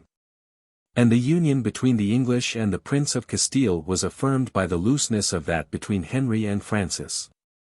Thus Suffolk, for the moment, had lost his master's favour, and his wife her income. Mary sent certain jewels and other things to Henry, to the amount of £1,000, and that tided them over the first payment, but Suffolk begged Henry to have pity on them both. Mary, however, at this moment had other things to think of, for on Tuesday, March 11, 1516, between 10 and 11 o'clock in the night, was born at Bath Place, Wolsey's house, the son of Mary Queen of France and Charles Duke of Suffolk, whose christening was deferred unto the Thursday next following, so he was probably a weakly infant. Typical state was held at the christening, for, save the little Princess Mary, who had been born a month before to Catherine, he was the heir to the throne, and Queen Mary was not one to forget that. From the nursery to the hall door was well gravelled, and above all well rushed of a meetly thickness, and railed round about from the nursery to the hall door, whereat was a goodly porch of timber work substantially builded. Which porch was hanged without with cloth of arras, and within hanged with cloth of gold. And also the hall richly hanged with arras. Red and white roses were everywhere on cushions and hangings. The font had lukewarm water, and was in the charge of 2 esquires with aprons, and 2 more were there to see that the fire in the recess where the young lord was to be unarrayed did not smoke. Torches lined the way from the nursery to the hall, and there were 24 in the hall itself. Down the burning alleyway came the basin, the taper, the salt and the chrism, all borne by members of the household. Then Lady in Grey, with the young lord in her arms, supported by Lord de Kers, chamberlain to the French queen, at the head, and Lord Edward Grey at the foot. The train was borne by Sir Humphrey Bannister, chamberlain to the Duke of Suffolk, and 4 torches were borne about the young lord by 4 esquires. The king, the cardinal, and the old lady Catherine, Countess of Devon, Mary's aunt, were sponsors at the font, while the Bishop of Durham was godfather at the bishoping, confirmation. The Bishop of Rochester christened the child, and the king gave the name. Gifts were presented by the sponsors, the Lady Catherine's being 2 plain pots of silver and gilt, the king's a salt of gold and a cup of gold. Then the company went back to the nursery, where Mary was awaiting them, and presented the young lord to his mother. The baby's behavior all through seems to have equaled that of his little cousin the Princess Mary, who, according to her father's boast, never cried. Henry's presence at the christening was probably due to his genuine affection for his sister, for he had by no means restored Suffolk to favour, and ordered him into the country till it was his pleasure to see him. The truth was, no doubt, that Wolsey, who was now marvellous great, with Sir William Compton of the Norfolk party, was deep in the negotiations for the league between England and Flanders, to which Suffolk was naturally opposed. And his presence in opposition at court was simply not to be tolerated. Suffolk spent nearly a whole year in exile from the court, though in September, when Henry made a progress through Suffolk and came to the Duke's own house at Donington, he allowed Suffolk to come to him. Mary, who felt the exile more than her husband, wrote to her brother thanking him for his condescension. My most dearest right entirely beloved lord and brother, in my most humble wise I recommend me unto your grace. Showing unto your grace that I do perceive, by my lord and husband that you are pleased and contented that he shall resort unto your presence, at such time as your grace shall be at his manor of Donington. Whereby I see well that he is marvellously rejoiced and much comforted that it hath liked your grace so to be pleased, for the which your special goodness to him, showed in that behalf, and for sundry and many other your kindness. As well to me as to him, showed and given in divers causes, I most humbly thank your grace, assuring you that for the same I account myself as much bounden unto your grace as ever sister was to brother. And according thereunto I shall to the best of my power during my life endeavour myself as far as in me shall be possible, to do the thing that shall stand with your pleasure. And if it had been time convenient and your grace had been therewith pleased I would most gladly have accompanied my said lord in this journey. But I trust that both I and my said lord shall see you, according as your grace wrote in your last letters unto my said lord, which is the thing that I desire more to obtain than all the honour of the world. And thus I beseech our Lord to send unto you, my most dearest and entirely beloved brother and lord, long and prosperous life with the full accomplishment of all your honourable desires. Most humbly praying your grace that I may be humbly recommended unto my most dearest and best beloved sister, the Queen's grace, and to the Queen of Scots, my well-beloved sister, trusting that, I be ascertained from your grace of the prosperous estate and health of my dearly beloved niece, the Princess, to whom I pray God send long life. From Leatheringham in Suffolk, the 9th day of September, by the hand of your loving sister, Marie, Queen of France. Suffolk's banishment was not revoked, and on November 1 the league against France between Flanders, Spain, England, and the Swiss was concluded, of which, as Justinian the Venetian said, the Cardinal of York was the beginning, middle and end. Wolsey had not forgotten Mary, and had tried to get a clause about her dowry inserted into the treaty, that in case any prince should refuse to pay debts owing to England, as if France were to decline paying the dowry of the Lady Mary, the Confederates should be bound to assist him. But the Flemish council thought this unreasonable.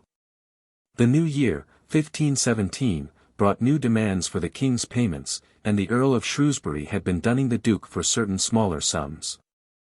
In February Suffolk went to London to go into the state of his own and his wife's debts to the king with Wolsey. The Venetian ambassador met him at the Cardinal's, very busy over them, and he afterwards wrote to Henry. Sir, in the most humble wise I commend me to your grace. And, sir, so was it at the last time I was with your grace I went through with my Lord Cardinal for such debts as the Queen your sister and I are in to your grace. For the which it was thought by your grace's counsel learned that your sister and I both must confer divers things before your judges according unto the law. And, sir, I beseech you that she may come up to the intent that she may do all such acts, according as be devised or shall be devised most for your grace's surety, to the intent that whatsoever shall happen of me that your grace may be in surety. And that it shall not be said but it is her deed and free will the which your grace shall well perceive that it is done with good mind and heart. And, sir, the coming up of her to see your grace shall rejoice her more than the value of that if it should be given to her. Sir, it is so that I have heard by my Lord Morley and others that your Grace intends to have some pastime this May, and that your Grace's pleasure is that I shall give mine attendance on your Grace. The which I shall be as glad to do as any poor servant or subject that your Grace has living. Howbeit, sir, I am somewhat unprovided of such things as belong to that business, wherefore if it may stand with your Grace's pleasure I would bring up the Queen, your sister, against Easter to both plays.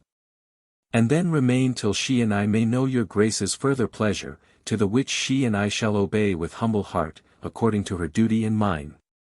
As knows God, who preserve your Grace in long life with as much health and honor as your noble heart can desire, which is both her and my daily prayer.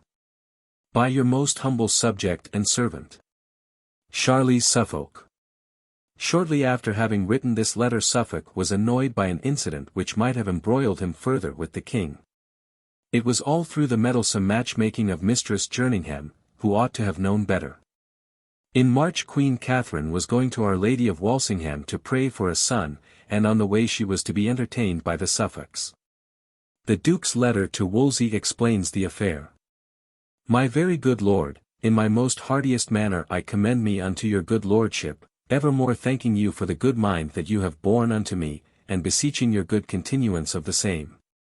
So it is, my lord, according to your advice I met the Queen my mistress on Friday last past at Pickenham Wood, and as my duty was, awaited upon her Grace to Walsingham.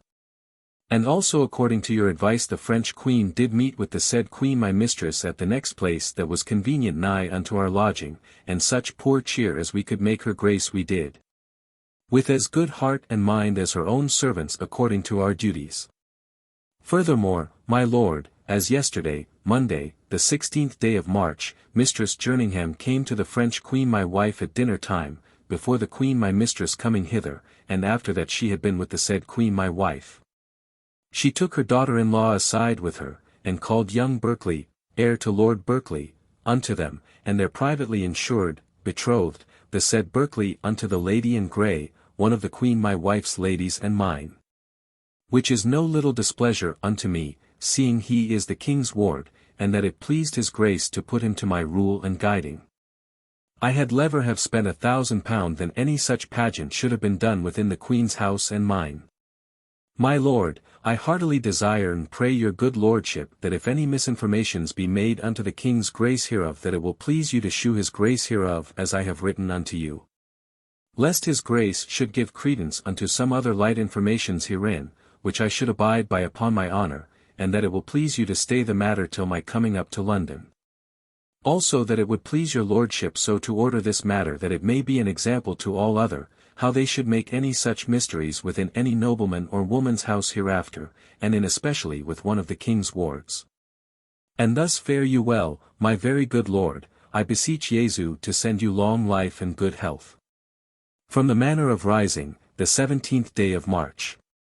By your assured Charles Suffolk. The betrothal was of course invalid, and Suffolk got no blame in the matter, but it is a great pity one cannot read what Wolsey said to forward Mistress Jerningham. Suffolk came to court for St. George's Day, was well received by the king and Wolsey, and in a few days returned to Suffolk to bring his wife to town.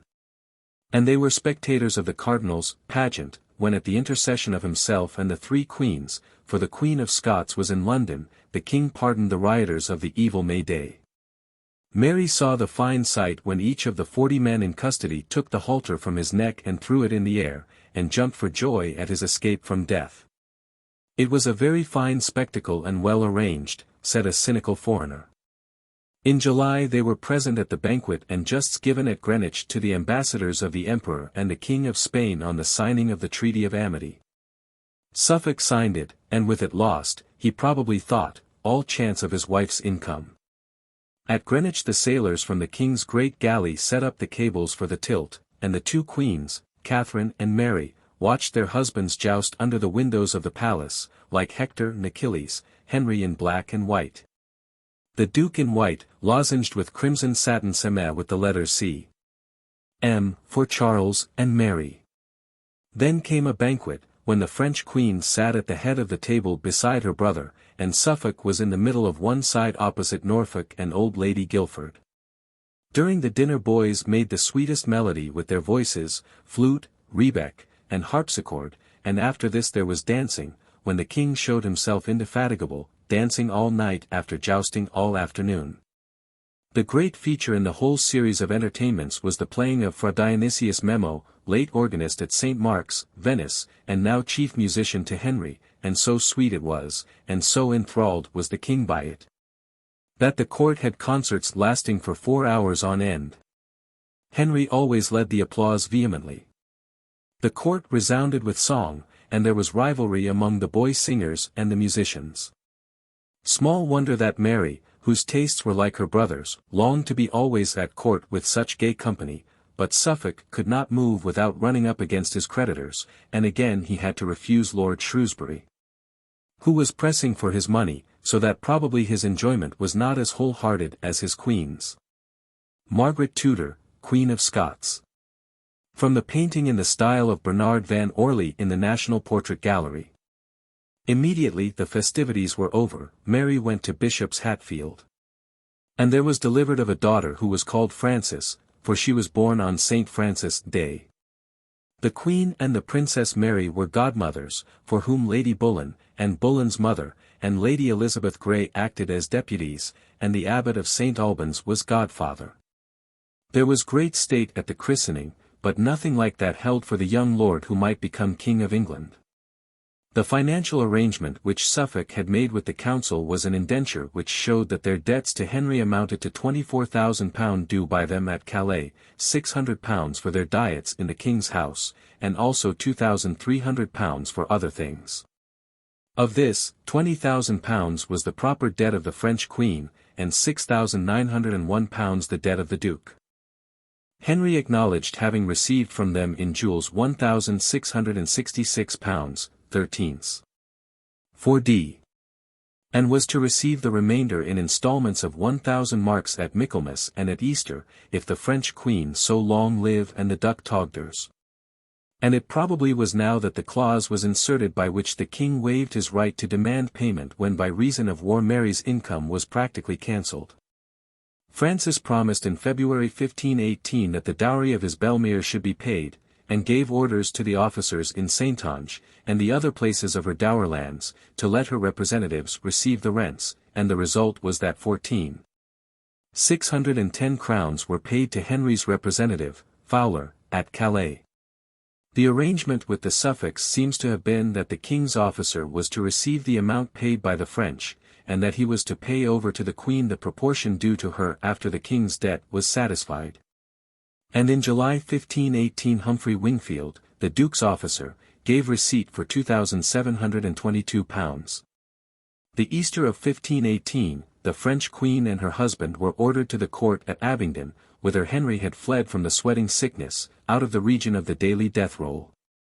Suffolk wrote to Wolsey to know how the French queen was to be ordered in her coming to the king, the which shall not fail to be followed. Mary was always delighted to be at court, and by reason of her Henry allowed Suffolk to remain till St. George's Day.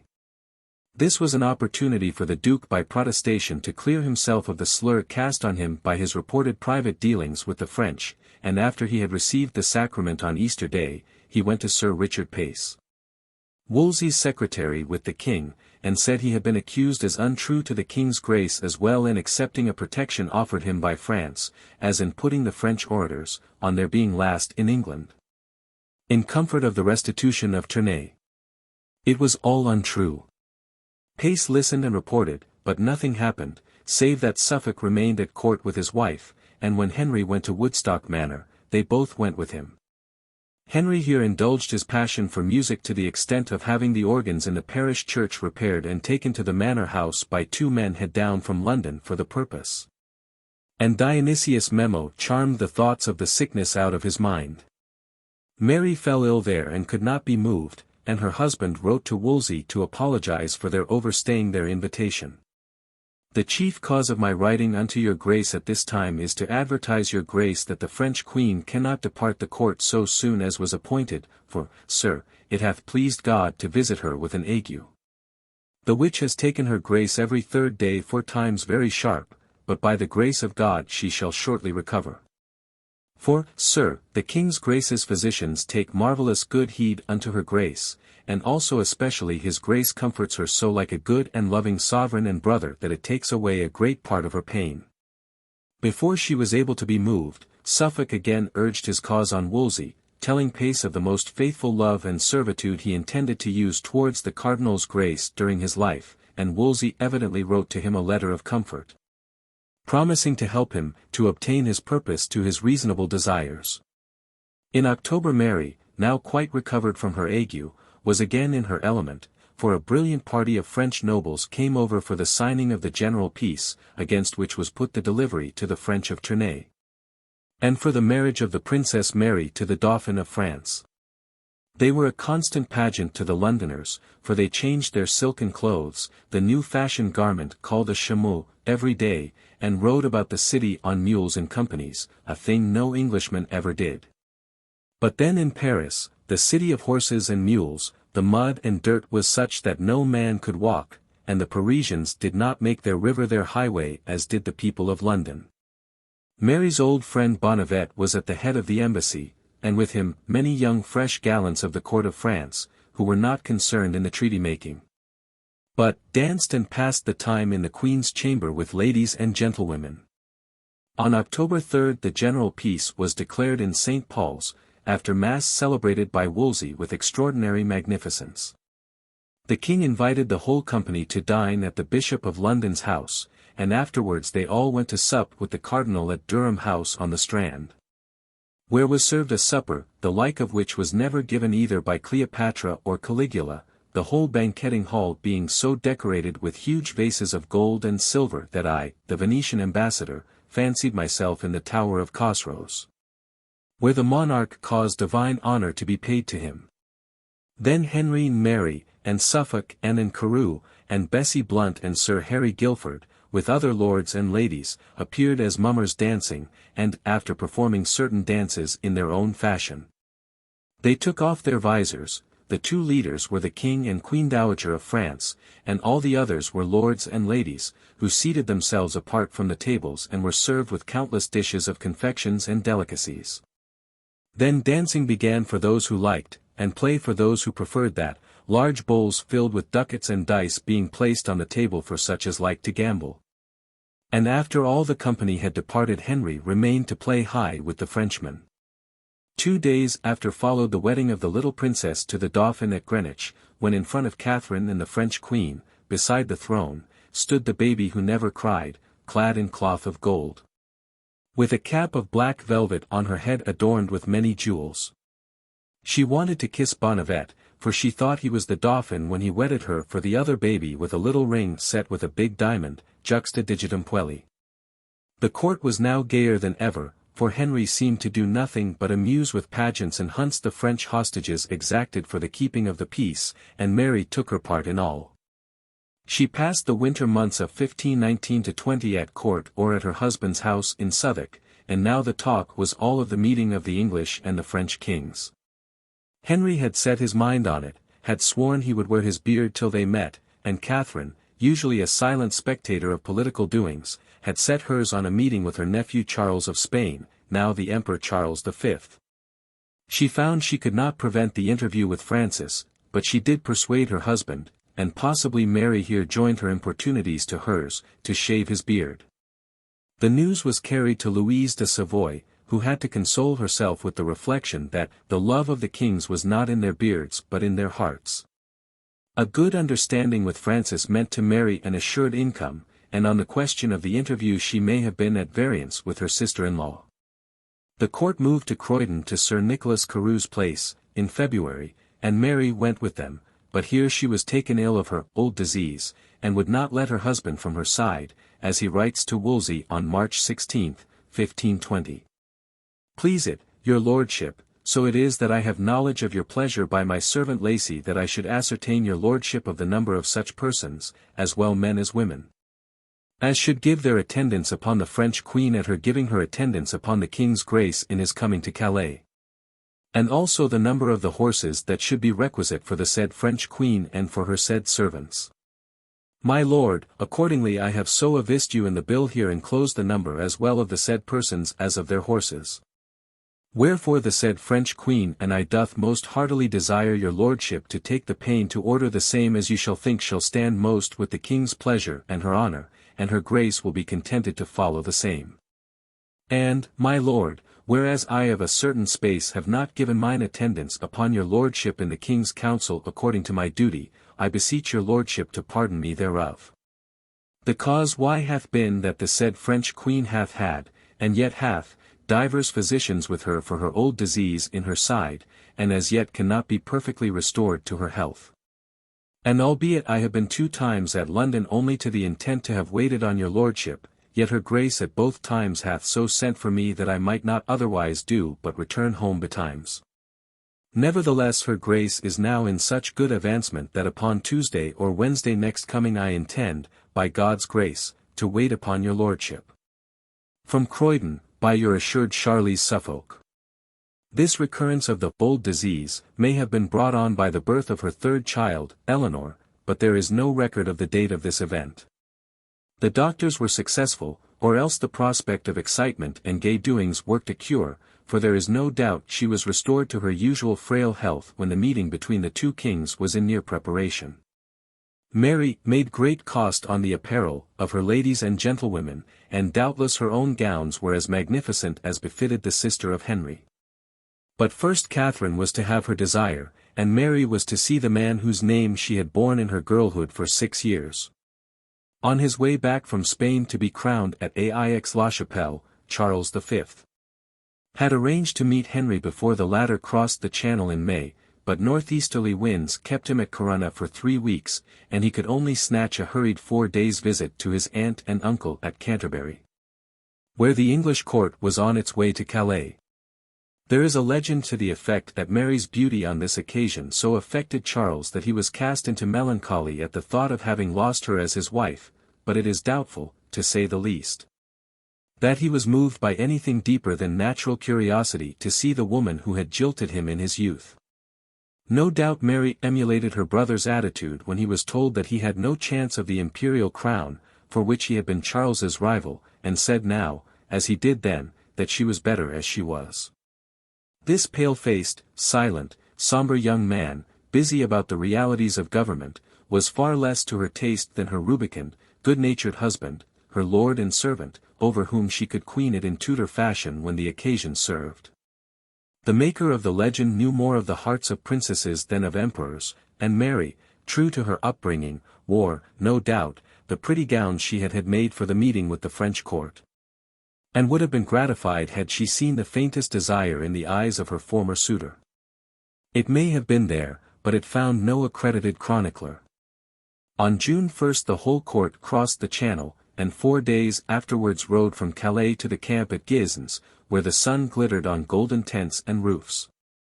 There the king and queen and Mary were lodged in the house built for them in the courtyard of the castle of Gisons, under the roof painted and gilded by John Brown, king's painter, afterwards alderman of London. Since the beginning of April Sir Nicholas Vaux and others had been busy restoring the castle to its former strength, and with the help of many artists, particularly of John Raslet, Clement Ermiston, and the said John Brown, had erected this palace of pleasure. Mr. Maine, who dwelleth with the Bishop of Exeter, and Maester Barclay, the black Monkeen poet, were to devise histoires and convenient raisons to flourish the buildings and banquet house withal.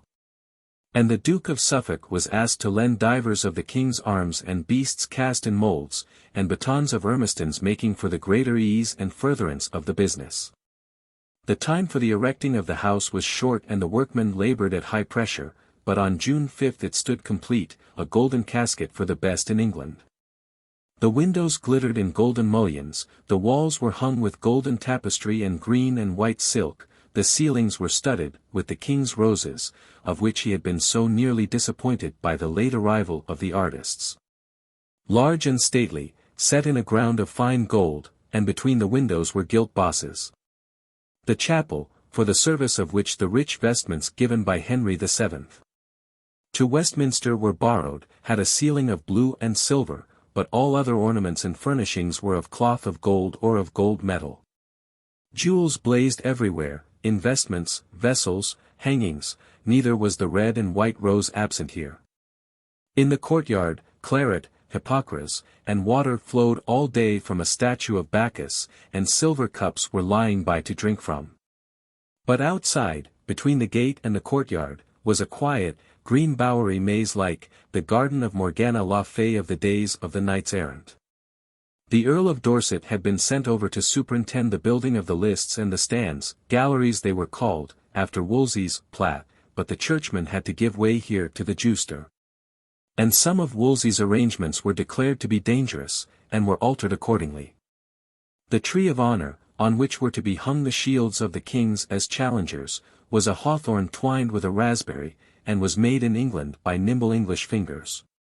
Margaret Davy and her girls made 3,000 hawthorn flowers and buds of silk, and the framboser had 1,800 flowers and 2,400 red satin fruits.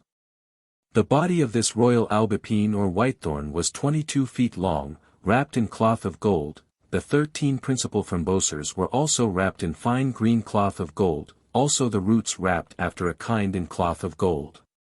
Before this wonderful production Francis and Henry had the usual amicable dispute of precedence, and it ended in Henry's insisting on the French king's shield being hung on the right side, while his was hung at the same height on the left.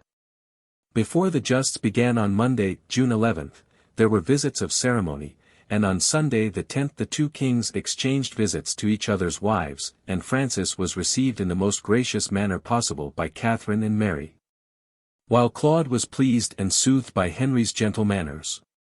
Francis was delighted with the glistening show at Guisnes, just as Henry at Ardres was pleased with Queen, ladies, in passing whom il allait tout à son aise pour les voir à son plaisir, dinner, everything, in short, down to the velvet carpet in the high room.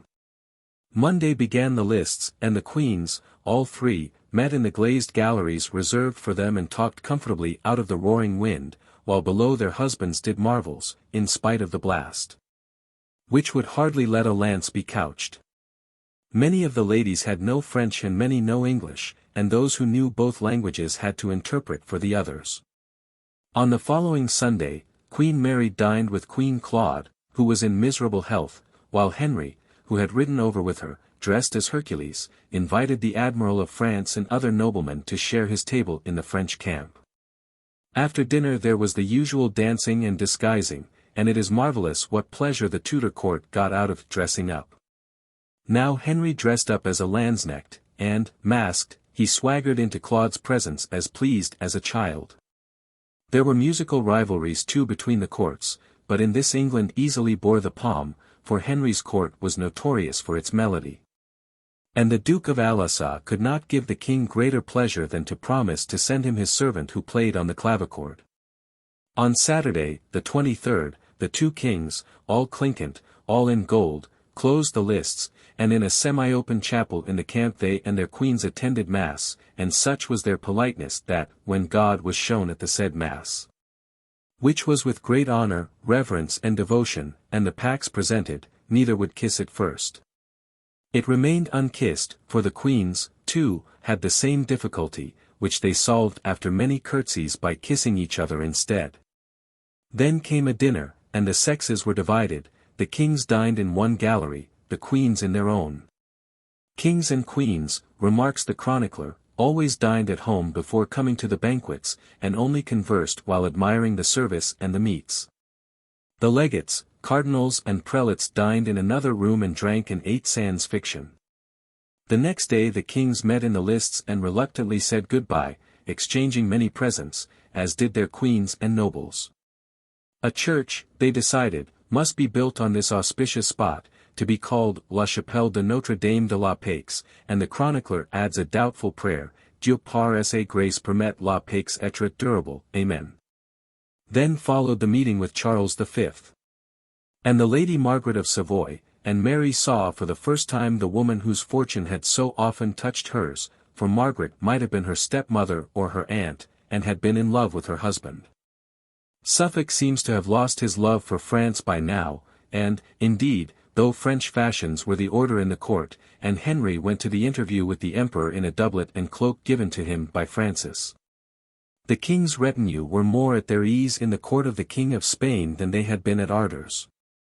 If servants' talk is any indication of their master's opinions, then Suffolk must have been hot against the French alliance, for his servants could not hold their tongues from speaking against France. If this be so, Suffolk was now definitely in opposition to Wolsey. The trial and death of the Duke of Buckingham, undoubtedly Wolsey's work, for wanting to make himself king, shocked the whole court and increased this bitterness against the cardinal, long felt by the older nobles. Buckingham had merely said what they all felt, that the king was surrounded by boys and that no place was given to men who had experience in council. But then Wolsey had a policy, and hated time wasted in opposition, and boys did not oppose. Henry was still a far cry from his final attitude when he tried, condemned and executed all in a breath, but even now the wrath of the king meant death. All chose rather dishonor, and Buckingham's peers to a man, and the Duke of Norfolk with bitter tears, condemned him on puerile evidence for a crime which in their hearts they had all committed. Buckingham was no favorite, a quick-tempered man with a bitter tongue, and Mary would be loyal to her family, and without doubt took her brother's view, and approved heartily Suffolk's "I say that he is guilty." For she was indignant at this attempt to wrest the crown from her family, and no other aspect of the case would be presented to her. Neither she nor her husband disdained to profit in the grants from the Duke's estates, which followed his execution and their confiscation. The peace between England and France was of short duration, and by 1523 Henry was keenly interested in fishing for a crown in the waters of France troubled by the Bourbon Rebellion. One reason for war given in the Parliament of 1523 was the injury done to the king's sister, the Queen Dowager of France, in withholding her dower. Mary was parted from Suffolk, who was made Earl Marshal and sent to command the English army in France, which, in conjunction with the Burgundians, was to march on Paris. Suffolk, by refusing to follow Henry's senseless plan of besieging Boulogne, and, by winning the passage of the Somme and unresisted entry into the bowels of France, encouraged the king to think there was likelihood of his obtaining his ancient right. But there was the usual difficulty of joint arms, and the Burgundians, unpaid by Margaret, refused to go beyond the Somme. Limoners, transport horses, were unobtainable in the winter, and there were no provisions. So that the army dissolved and scaled, and Suffolk came to Calais in December with small thanks. He was kept waiting there a long time with his captains, till their friends had sued to the king for their return, for Wolsey and the king had both wrung the uttermost penny from the country and the king's treasury to win the crown of France. And bitter was Henry's disappointment. But at the last all things were taken in good part, and they well received and in great love, favour and familiarity with the King. The life of Queen Mary when not at court or at her husband's house in Southwark was spent chiefly in Suffolk and Norfolk, for when provisions at Westhorpe, their chief seat, gave out, she toured through the counties from house to house and from abbey to abbey, in imitation of the royal custom.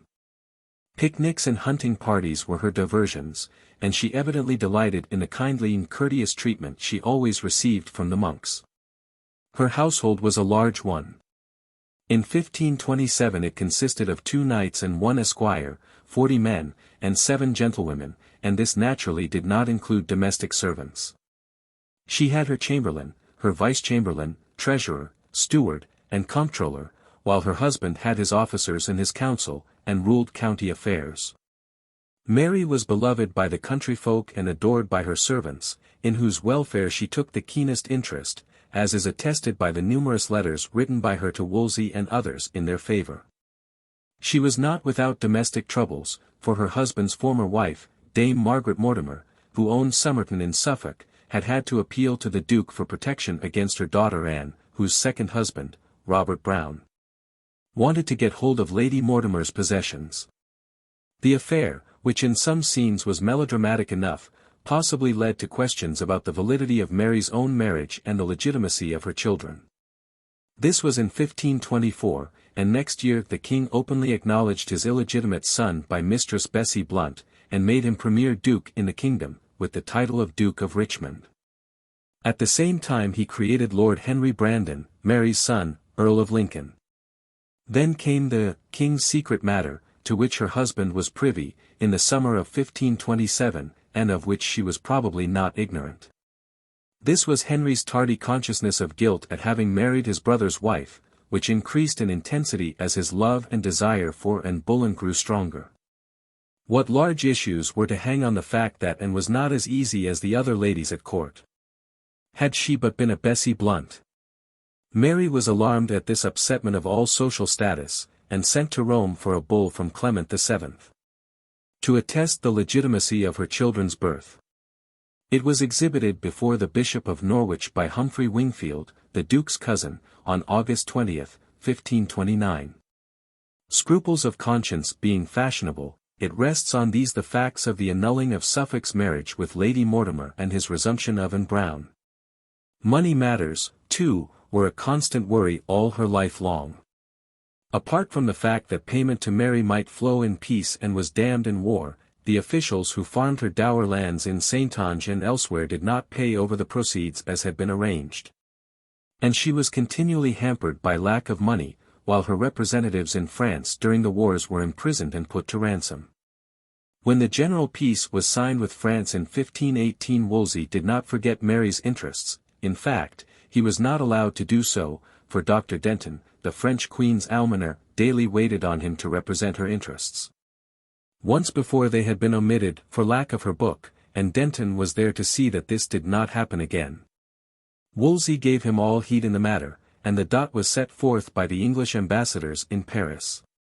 In 1525 the capture of Francis at Pavia left France without a king, and gave the English a chance to open profitable negotiations with Louise de Savoy, the regent. The restitution of Mary's dowry, with payment of arrears, was made a necessary article in the truce. Wolsey even went the length of demanding the gold plate and jewels, but Louise was indignant, and repeated what had been so often said, that Mary had been married according to the customs of France, by which movables were the common property of man and wife, and descend to the survivor, but only on payment of debts, and Mary had repudiated her responsibility for these. Also, the miroir, the most excellent jewel in Christendom, had been sent to England, and the English might well be satisfied with this. However, Louise gave a satisfactory promise that Mary's dowry should be paid at Calais twice yearly in May and November, and that arrears should be paid up at the rate of £5,000 per annum. There was a good deal of haggling about who should farm the dower lands. The French court wanted to appoint the officers, but Mary demanded the right to do this, and it was conceded. She wrote to Wolsey on the matter, and, if words mean anything, the letter shows the kindly terms on which she was with the cardinal. My lord, in my most hearty wise I recommend me unto you.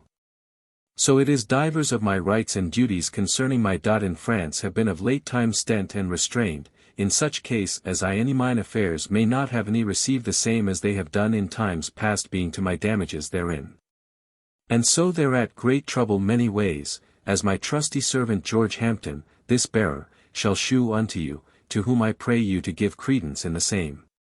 And my lord in this and in all others I evermore have and do put mine only trust and confidence in you for the redress of the same. Entirely desiring you therefore that I may have the king's graces, my dearest brothers, letters unto France to such as my said servant shall desire. And by the same I trust my said causes shall be brought to such good conclusion and order now, that I shall from henceforth enjoy my estate therein as ample use as I have heretofore. And so it may stand with your pleasure, I would gladly my dearest brothers ambassadors being in France now, by your good means should have the delivery of the said letters with them, furthermore of the contents of the same to that they may do. And thus my lord I am evermore bold to put you to pains without any recompense unless my good mind and hearty prayers, whereof ye shall be assured during my life to the best of my power, as knoweth the Lord. Suffolk's letter a month later is just as friendly. He says, the said French Queen and I do not only put this matter in your hands, but at all times hereafter shall do in the same as shall be thought good by your grace, as we be bounden to do. Seeing the great kindness that your grace doth daily shew unto the said French Queen and me by the which you bind us during our life to do your grace such pleasures as shall lie in our powers. For the last few years of her life Mary's income was paid regularly, thanks largely to Wolsey, to whom she and her husband had cause to be grateful, as they both said. But the cardinal was upsetting the old order, and life in the county of Suffolk was not as pleasant as it had been. The people had banded and murmured against the subsidies for the French war. The master cloth workers, Suffolk was the center of the woolen trade, said if they paid the king they could not pay their hands. The workfolk said, no work, no paying of the subsidy, and they rioted. Suffolk, aided by the new Duke of Norfolk, no friend of his or of Wolsey's either, had to put down the insurrection. Then Wolsey was suppressing some of the smaller monasteries and founding Ipswich College. Some of Mary's friends among the clergy were suffering, notably the abbot of St. Benet's, and she and her husband had to relinquish to the use of the new college their title deeds to the priory of Snape, of Sayes Court, Deptford, and of Bickling. There were changes all round and Wolsey was blamed for all. Still, it seems almost incredible that the Duke who wrote so gratefully to the Cardinal in 1525 should be using in 1528 or earlier every art to poison the king's mind against him. Suffolk had the reputation of being grasping and avaricious. He never dropped a noble unless he took up a royal for it, and his gratitude and his dislike were perhaps both rooted in his pocket. The disaster of the divorce wrecked the frail ship of Tudor court morality. All through the year's struggle with Wolsey, 1528-9, Suffolk sang treble to Norfolk's bass, and it was his incorrigible courtier habits which tuned his voice so harmoniously to Howard's. For the burden of their song was that the king's matrimonial wishes were being secretly frustrated by Wolsey. The dukes used Mistress Anne, as she was generally called, as a lever to hoist their enemy out of office, and when Suffolk was sent on an embassy to France to prevent any rapprochement between Francis and Charles V, which would have heartened the Pope into refusing point-blank a bull of divorce, the report was that by his conversations he had put Wolsey out of favor with the French king. Mary did not exile herself entirely from her brother's court, where his mistress ruled, and a bastard took precedence of all nobles, and where her niece was disregarded. But one would like to think that she did not second her husband in his hunting of the cardinal. However, there is no evidence one way or the other. Once the great man down, and the seals of office in the hands of Norfolk, with Suffolk as his lieutenant, the heinousness of the proceedings against Queen Catherine struck both dukes. And they agreed that the time was come when all the world should strive to dismount the king from his folly. Suffolk withstood Henry at least once to his face, and he summed up the situation in 2 words and said that the Queen was ready to obey him, Henry, in all matters, but there were 2 that she must first obey. The king, thinking he meant the Pope and your Majesty, Charles V, inquired immediately who these 2 were. He replied that God was the first and her conscience the other, which she would not destroy for him or for any other. Henry turned away and made no answer. The same writer, Chapuis, the imperial ambassador, said that Suffolk and his wife if they dared would offer all possible resistance to this marriage, and in an age when the Archbishop of Canterbury refused to give Queen Catherine advice because, he said, ira principis mors est, how can one blame the Suffolks for not daring? Mary was beloved by the Londoners, who were heart and soul for Catherine. And her well-known sympathy with her sister-in-law and her niece is attested by that ridiculous figure which appeared in Lincolnshire after her death claiming to be the Princess Mary, and retailing conversations with her aunt the French Queen. Mary's health had for long been far from good. This mysterious and recurring disease in her side constantly demanded physicians, with which the court swarmed, for Henry was a great drugmaster. In one letter, undated, she implores the king's permission, to come up to consult his physician, Master Peter, than whom no other in her opinion can give her relief.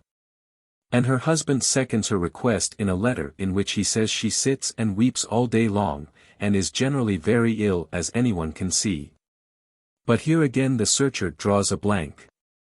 There is no information, and one is suddenly confronted with a line in a letter of Chapuis to his master, the Duchess of Suffolk, late Queen of France, is dead, and he adds, touching the keynote to Mary's claim to publicity in her later life, by which the French king will gain 30,000 crowns a year of dower. She died on Midsummer's Day, says Hall, on June 26, says the Herald's College, at Westhorpe in Suffolk. Her funeral was deferred for nearly a month to allow time for the representatives of France to be present, and finally took place at Bury St. Edmunds on Tuesday, July 21. The strange thing about it is that not Mary's husband, nor her son the Earl of Lincoln, but her eldest daughter, Lady Frances, was the chief mourner, followed by her second daughter, Lady Eleanor, and, in fact, the cortege was chiefly made up of ladies. The abbey was draped in black, and, after the coffin had been lowered, the chief officers of her household brake their staves of office, and, weeping, cast them into the grave, and the French herald cried aloud, "Pray for the soul of the right high excellent princess and right Christian queen, Mary, late French queen, and for all Christian souls." Then they left her lying under the device which had blazed so gloriously in Abbeville and in Paris. Elle est volante de Dieu me suffit.